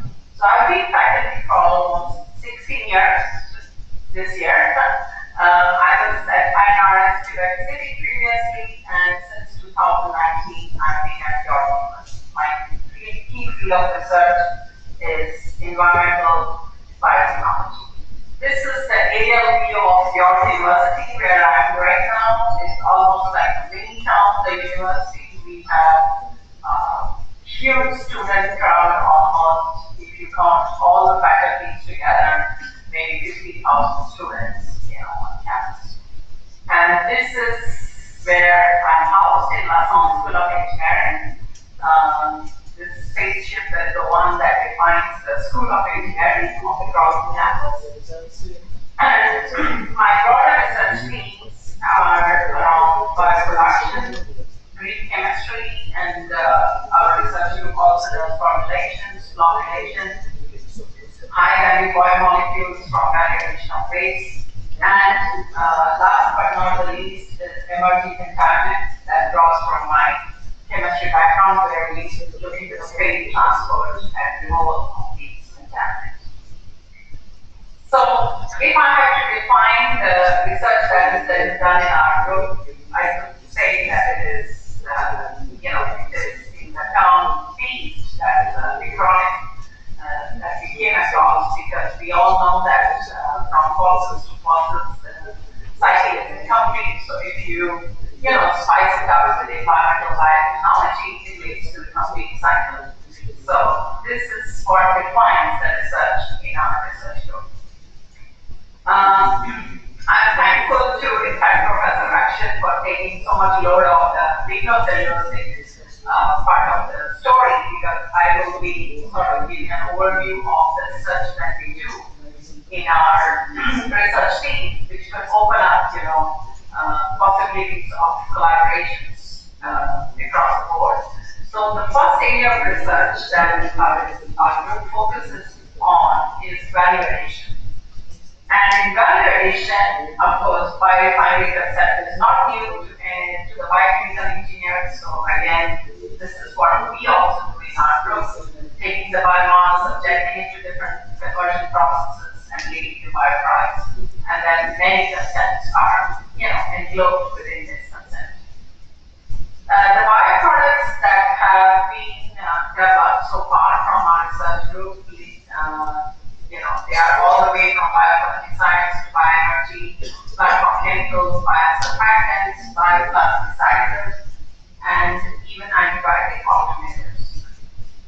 But moving all across these bioproducts, then enzymes is something which, I chose as a path to move forward, because it was able to interface the environmental biotechnology, especially from an environmental remediation point of view. Here I will give you some examples from our research group. Of course, I cannot give you all the examples, but just something which covers, the overall objective of the workshop today, which is around sustainability. So this is the first research that I conducted as a faculty when I was assistant professor. This is very close to my heart, because fortunately the industry adopted these enzymes. So this is a big fruit juice producer in Quebec province. They had the problem with their solid residues, and they came to us as to what could be done with these solid residues. Because normally what they were doing was subjecting it to simple drying.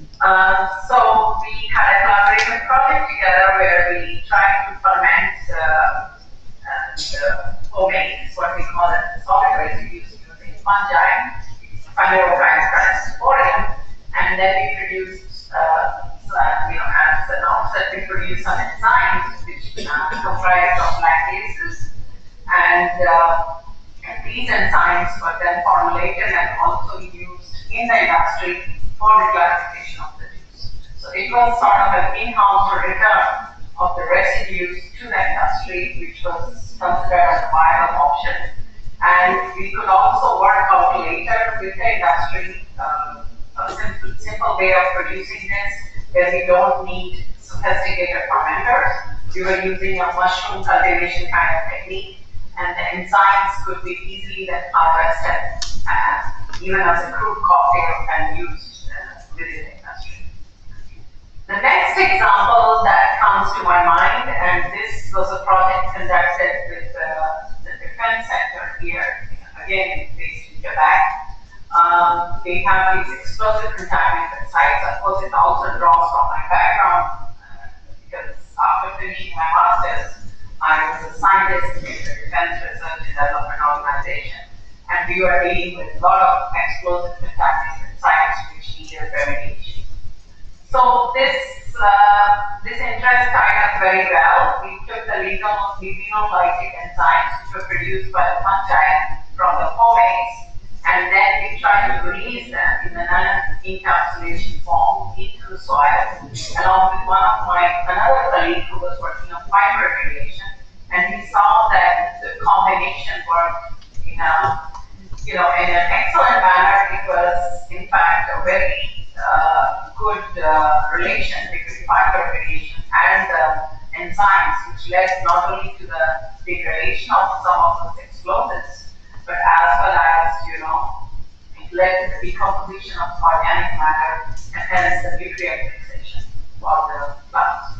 And this research was conducted by Dr. Fatma Hassana, who did PhD with me, and now she's a faculty in Montreal. And then another example, which is an industrial example, we have been working with greenfield ethanol on drop-in fuels. So this project, greenfield ethanol, had a lot of interest. Of course, we were not doing the pre-treatment. The pre-treated wood hydrolysis comes from greenfield ethanol, and we were trying to use the C5 sugars as well as the C6 sugars in the presence of inhibitors for the production of drop-in fuels. So, Rhodosporidium toluidis is a lipid accumulating microorganism or yeast, which was used for the accumulation of these microbial lipids. And to some extent, we could,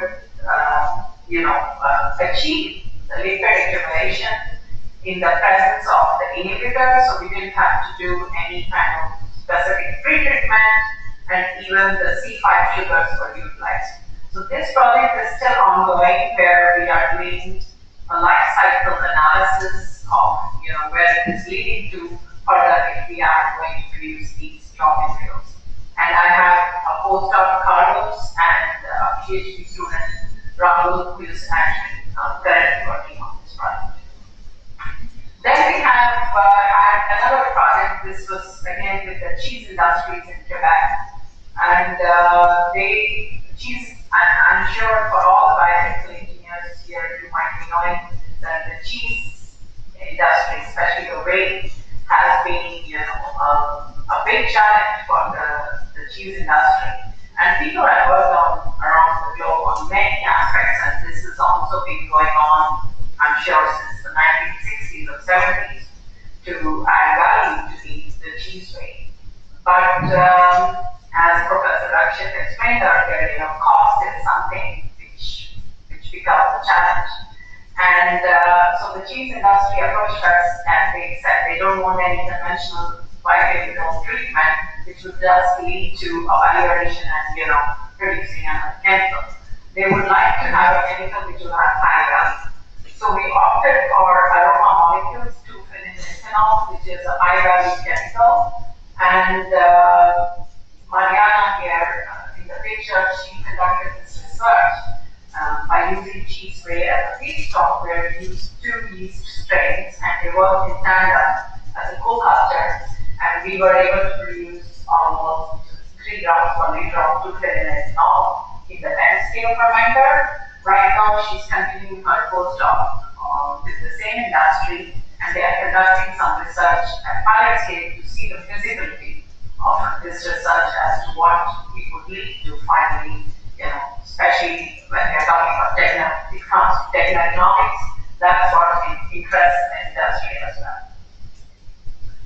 So moving on from value addition, where I have multiple other examples, I would like to also draw your attention to another field which is important and which can, be very well married with environmental biotechnology, and that is remediation.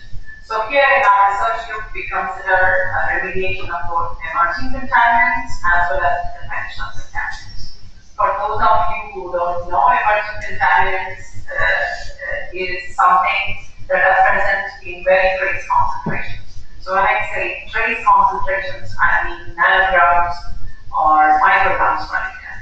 But even at these concentrations, we have to really worry about them because they could lead to chronic toxicity. So this is where our research group actually works on different aspects of contaminants, all the way from monitoring the different matrices of the environment, which could be wastewaters, waters, and soils, and then we move on to the fate to understand exactly in what way are these contaminants behaving, leading up to the removal, and the removal comprises chemical as well as biological processes, and then finally we do scale up, and in our laboratory we have found the scale up that works the best is mostly the hybrid approach. You can never rely on one specific method only when you have to solve any environmental problem. It has to be an integrated system. And most of all, our research focuses on holistic treatment. So when I say holistic treatment, I mean to say that developing a system where you would have the degradation of these contaminants in such a way that it does not leave any trace toxic transformation products. Because do not forget that these organic compounds, they would degrade into something else. They would just not fly away, once the treatment is set up. So we try to break the black box of treatment there, in the sense we try to develop a system which would be, leading to more safer and sustainable means to treat the contaminants. So here I will again lead you through some examples. This is something which is very exciting, and this was done as a part of a strategic research grant here in Canada. We use biochar, so you can see the, this representation here of the biochar, and then we coat it with certain enzymes, which are oxidative enzymes, which could be lactases or oxidases. So what happens is, initially the compounds, they come, and it helps in stabilizing the transition, and then you have the emerging contaminants that are approaching. The reactive groups also become active because you have a lot of functional groups on these biochars, and the enzymes help in activating those functional groups. And of course, we should not forget we have some coenzymes that also helps in this degradation. So these systems, what we call as biochar enzymes, impregnated microparticles or nanoparticles, they were developed for the removal of emerging contaminants. So emerging contaminants meaning the trace concentrations of compounds such as the plasticizers. You are hearing of microplastics these days. Then we have the pharmaceutical compounds. So these all, they are enveloped within the contaminants of emerging concerns. And in this case, three of these students, you can see pictures, they all finished their PhD, and we were able to successfully develop a membrane module. You can see the configuration here, and this was put in a CSTR setup board for high throughput screening, and we had these biochar enzyme impregnated systems which were placed in the tertiary treatment in a wastewater treatment plant chain to take care of these emerging contaminants. And I can tell you that, as I mentioned earlier, we speak about holistic treatment. So we did see, when we tested the toxicity of the effluent in collaboration with my other colleagues who work on ecotoxicology that effluent, resulting effluent was non-toxic to Daphnia and even the bigger fish. And then another example which is very vivid is cyanotoxin removal from water. This was a PAN Canada, Genome Canada program where I was part of the 20 researchers group, and we were working on cyanotoxin removal from water. Cyanotoxins are, as the name suggests, toxins that are produced by the blue green algae, and normally when the algae dies in water, you see eutrophication happening. That's when they start releasing these toxins into the water. And these toxins, they are highly toxic. Even WHO has a guideline. You can see they should be less than 1 microgram per liter in any water body. So this was another research which we conducted in our lab, and is now being done in a drinking water treatment plant. So here what we did was we went to the lake from where the drinking water treatment plant draws the water, and we collected some, organic matter from there. So Pratik here, who you can see a picture with finished PhD on the subject, he actually brought these samples to the laboratory and tried to resuspend them in a reactor and grew these microorganisms, and finally developed fluidized bed biofilm reactors leading up to the biosand filter, where we used graphene sand biofilter, and we could achieve almost 93% efficiency of removal of cyanotoxin. Again, in a holistic way, in the sense that cyanotoxin is an organic compound, but it got converted into something else which was relatively less toxic. So we did not meet the WHO standard so far. We were still far away from it. We were at 3.5 microgram per liter residue, but we are currently working on with the drinking water treatment plant to see if we can enhance the capacity of these columns and integrating these cytotoxins. And sorry, I forgot to mention, so you can see here on the y-axis MCLR. MCLR is an acronym for microcystin. LR is a type of cytotoxin and the most common we found in the water bodies.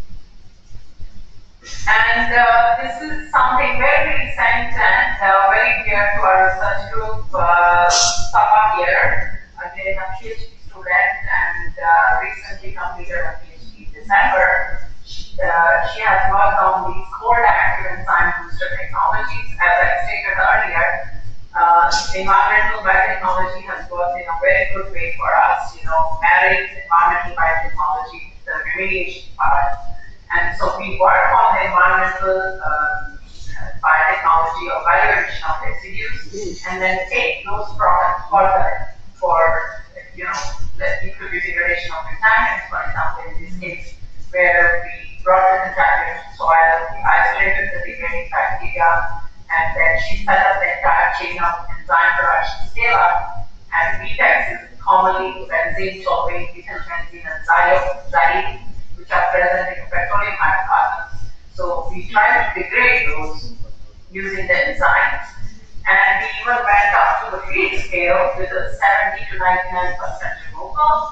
And again, this was an industrial project, so it's so, I think this gives us always more pleasure than the publications when you see your research really seeing light of the day somewhere, be it through industrial collaboration or municipal collaboration.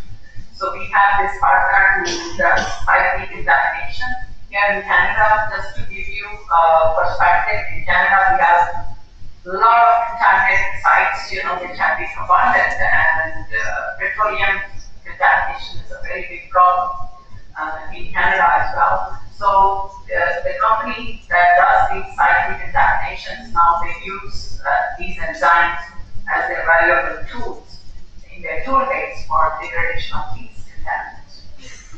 And derived from there, as rays are here in the figure, we were working with Alberta, with some of my colleagues in the University of Alberta, to remove the unconventional kind of petroleum products like the polyaromatic hydrocarbons, you can see, or what we call as dilbit or dirtiest, oil sand derived contaminants. And this is a much bigger challenge than normal petroleum hydrocarbons here in Canada. So here we are trying to we came up with a jellyfish inspired technology where we are going to use the lumen. Here you can see the top head of the jellyfish to have the enzyme stored here, and then these the tentacles, what we call, they would be used actually for slow release of these enzymes. So Reza and me, we are working with a material engineer right now to optimize this device. He did simulate it in the laboratory, as you can see, using a fixed bed column. But then we are moving now forward to see if we can be, simulated more in a bed scale. So hopefully we will have better results soon. Because the point what they did, or back-end audit is that most of them, they settle down in the sediment and they are released into the water because of the fact that they have higher density and they are no longer floating on the top. They have a tendency to go down and settle in the sediment. And I would say all the research that we have conducted so far has led to interesting and unique university hubs. For example, we were fortunate as a group to have this integrated bioeconomy. It's a training program in Canada. We have this training in advanced biotechnology and for environmental sustainability growth. So this framework is for 6 years, where we work as a consortium, bringing many universities from Canada as well as abroad, industries, and the government labs together. And the students are oriented towards, experiential learning because we have faculty coming from other universities teaching, and then the students, they have industrial mobility as well because they are supposed to do internships in these industries. So it's sort of you can say, a professional preparedness, of these students moving towards into their careers. And then, as an offshoot of this, when I joined York University here, since I work on those emerging contaminants, I was called upon by the provost if I could create an organizational research unit. So I'm very fortunate to say that it's been 6 months that we started this One Water, Who Are You, or University Organization Research Unit here at York. And it goes by the acronym. So you have water management as one of the themes. And then with A, we have artificial intelligence, T for technology, E is for education and sustainability, and I'm covering up the resource recovery and reuse needs here. So we are all, these are the theme leads in each section. We have almost 40 professors from different faculties who are part of this ORU. And in fact, it was a good opportunity for me to learn about the university when you go to a new place and you have to write such a collaborative proposal because you have to go and speak to them. The only disadvantage I had is that since I joined in 2019, in the beginning of the discussion was done in person, but the majority went offline, so I could meet my colleagues only virtually. And it is now only that I'm starting to meet some of them, here. So this is an interesting work really at York, I would say, for all of us.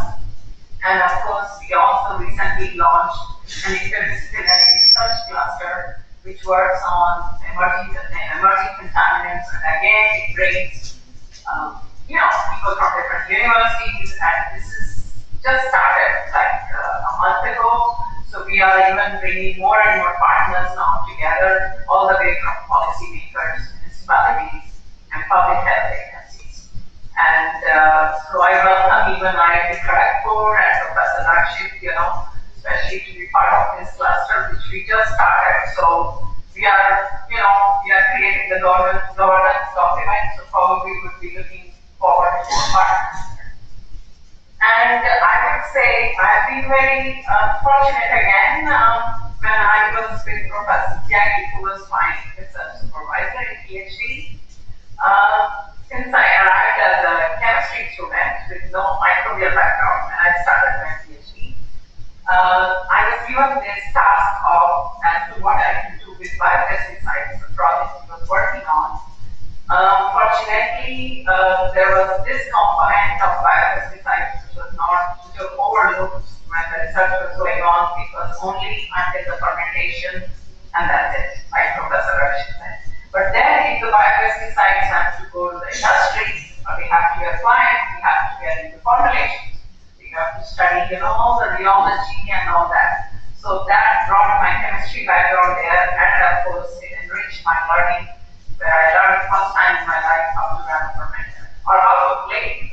I never played it before in my life. Okay. So this was a success story with Professor Jackie. We could, pass on these biopesticides to a pest management sector in Quebec.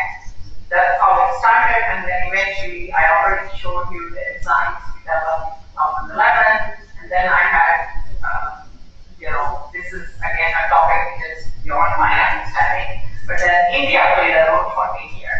I was in Quebec and one of my colleagues from another university came, he was a food engineer, and he says, we have this interesting strategic plan for nitrite, replacement to nitrates in processed wheat.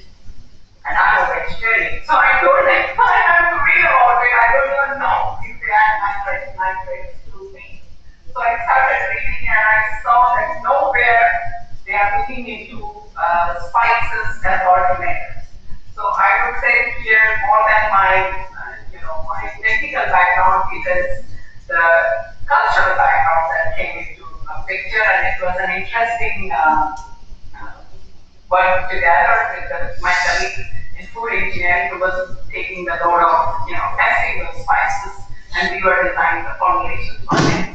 And this is also very fortunate for us to learn that some of the restaurants in Quebec who use organically processed meats, they actually use our formulations, in spicing those meats.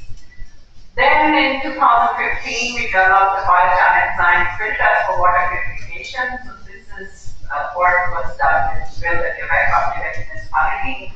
And this I have not discussed in 2016. Of course, I saw the theme of the workshop today is on bioplastics. I have not worked really on bioplastics per se, but I heard one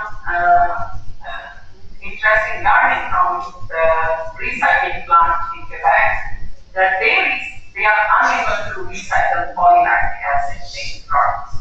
And all of you here as biochemical engineers know that polylactic acid is supposed to be biodegradable at least. And they tried composting for almost 7 years and they failed. So they came back to us and said, could we do something with it? And I was amazed that we couldn't do anything. We tried several bacterial strains, fungus, everything, and did not get it. So then I told them the volume at which the polylactic acid is being recycled, the only way is we can activate the surface using enzymes and probably use fibers for making biopolymers. And then I had my colleagues in transportation and civil engineering in Hawaii University, so they said they can do pavements for it. So anyway, so long story short, it went towards the pavement instead of being just a biopolymer. So, and from 2018, we have developed these enzymes for petroleum hydrocarbons, which is being finally now adopted by the industry as one of the tools in Quebec for remediation, especially in the north, because we have a lot of cold here in Canada. And because of this, so what happens is, when the industry is taking a lot of interest in your projects, so then things come from many directions, but I really have a lot of respect for Professor Suzuki, who is a retired professor from UBC in biology, and I used to watch his episodes on Nature of Things when I was in my PhD. And then when the call came from them to showcase our such, this was a blessing in disguise. So, and my students were also excited. So we had this, participation of one of their documentary on nature's cleanup crew, where the microorganisms and enzymes that we use is listed in the doc. So I would say the entire story ends up in a take-home message that everybody keeps saying, close the loop, and yes, we keep talking about efficiency, and we should not forget one thing, that nature is cyclical. So whatever we do, as it was discussed earlier in the meeting, in our actors like Professor Patra, that give back forest to me. So yeah, forest certainly cannot come to us. So that's how we have to take the entire message of this circular economy. It doesn't mean it is circular, we are just trying to be efficient all the time. We have to have a different mindset when we look at it. And no story is complete without any funding for a researcher. So I would thank all the funding agencies, all the research partners, and of course I would say thanks to IIT Kharagpur Professor Singh for inviting us here on this platform and exchanging my research. And I'm welcome to as many collaborations as possible.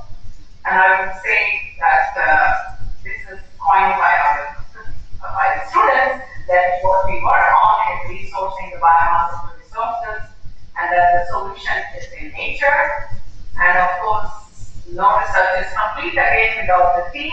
This is pre-COVID era, it's 2019, when they were very happy, excited, working in the lab. And this is post-COVID, so we had a small, party in a restaurant to break the ice before we start getting activities in the lab. So thank you all again for the wonderful invitation. And my presentation is over. I'm open to questions. And if not, send me an email. I can go back to my front slide for the email address. Thank you all.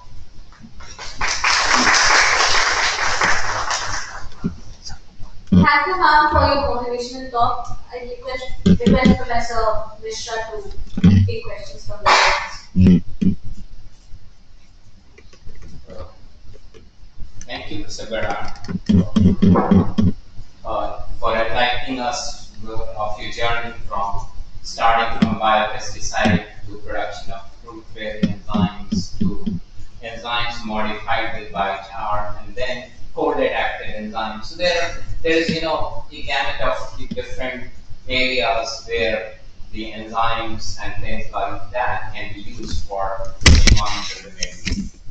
Now, I would like to request some of you, if you have any question, you can ask. You have opportunity, you can ask the question from Professor Bara. Any question?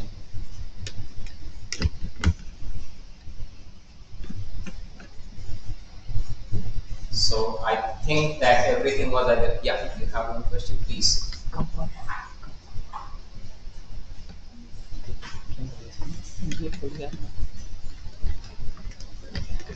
Yeah. Hello, ma'am. Hello, ma'am. Can you hear me? Yes, I can. Thank you, ma'am, for the interesting talk. I wanted to know regarding the whole directed enzyme renovation part that you talked about. So, what is the mechanism that I'm curious to know regarding the whole directed enzyme renovation part? Like, what is the exact mechanism of renovation?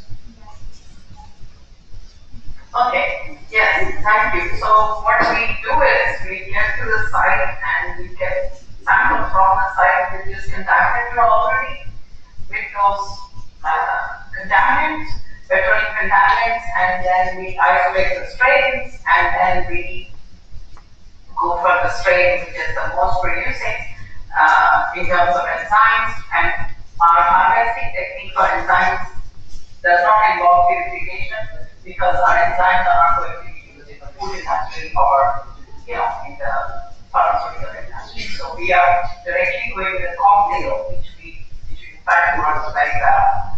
So what we do is, in the end, the enzymes which are intracellular from the microorganism by ultrasonication. So we take the entire electrons, I'll just explain the process to you, to the site, and then into the site they have a lot of pumps, on the grounds from where they release these enzymes using the pumps into the different pockets of the contaminated site. And normally they have 48 hours monitoring, so these 48 hours they check what is happening to the contaminant. So they have a small laboratory on site, which of course does not do any sophisticated analysis, but the industry has their way to check if the degradation is happening or has the contaminant moved to another site. So this is an important thing in field to understand if the enzyme is there as well as the contaminant is degrading or not. And to break the interface between the research that we do in our lab and before it gets to the field, we have what we call simulation tests. So if we fail in the simulation test, in the sense that our enzyme cannot degrade beyond 40% of the efficiency, then we have to, that is a field test, and the industry has no interest in taking that enzymation to the field. They don't want to, because you have to spend millions of dollars when you get to the site and you release these reagents or enzymes or any chemicals into the site for decontamination. So they don't want to waste any money before testing if the cocktail is going to be active or not. So ma'am, for synthesizing these cold adapted enzymes, the microorganisms were genetically modified or they were adapted to produce these enzymes? No, I don't know what I admit here on genetic modification. Okay.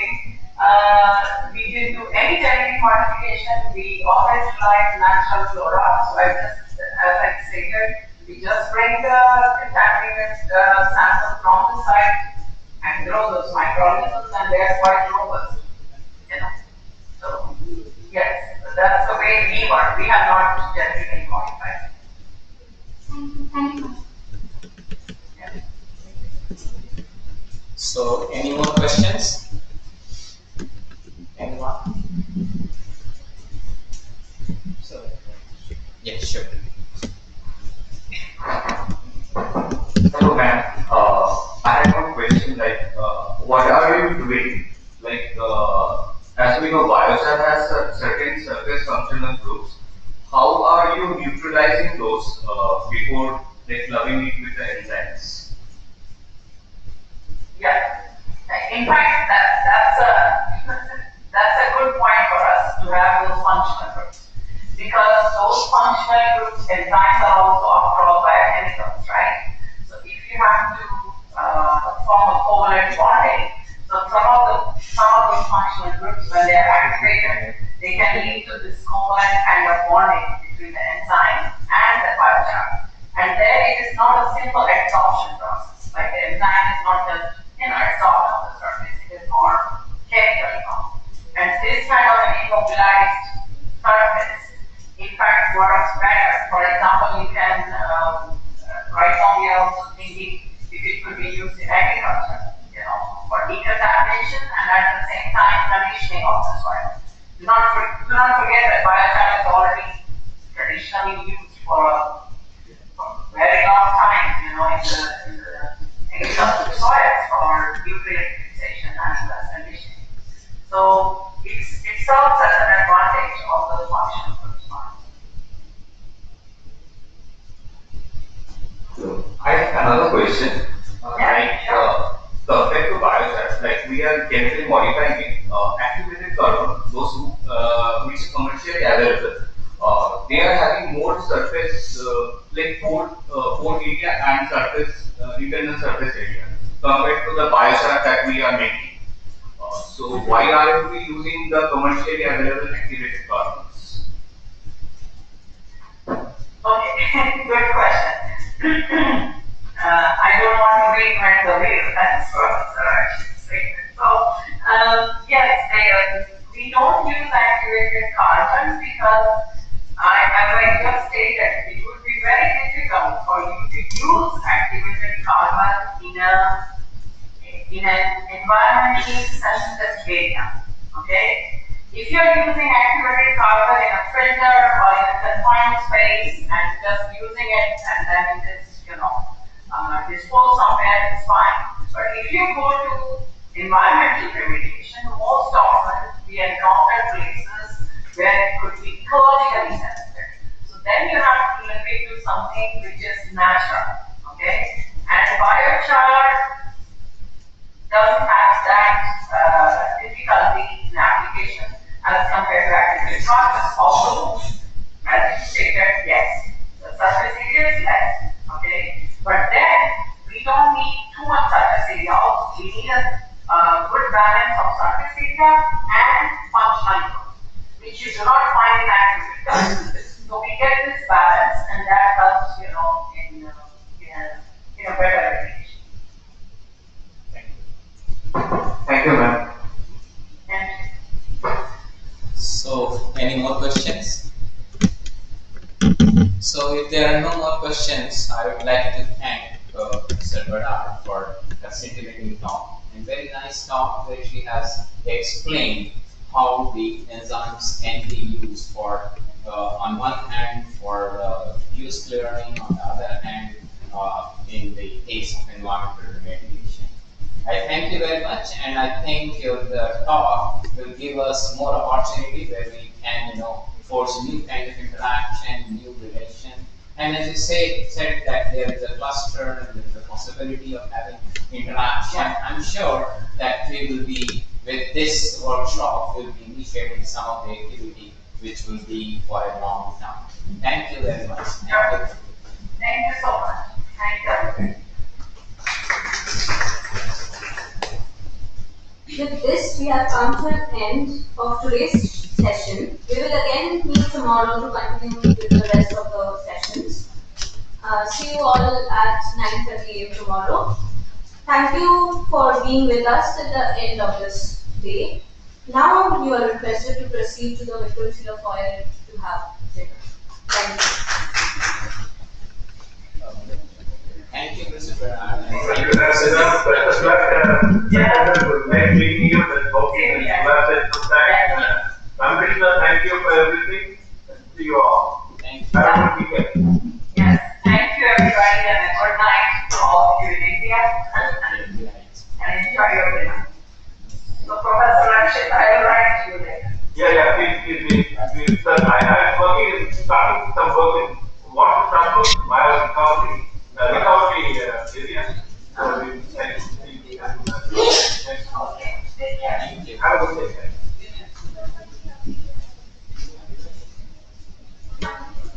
Thank you so much. Now we may end the meeting. Thank you, Professor Rakshit. Thank you. Bye-bye. Take care.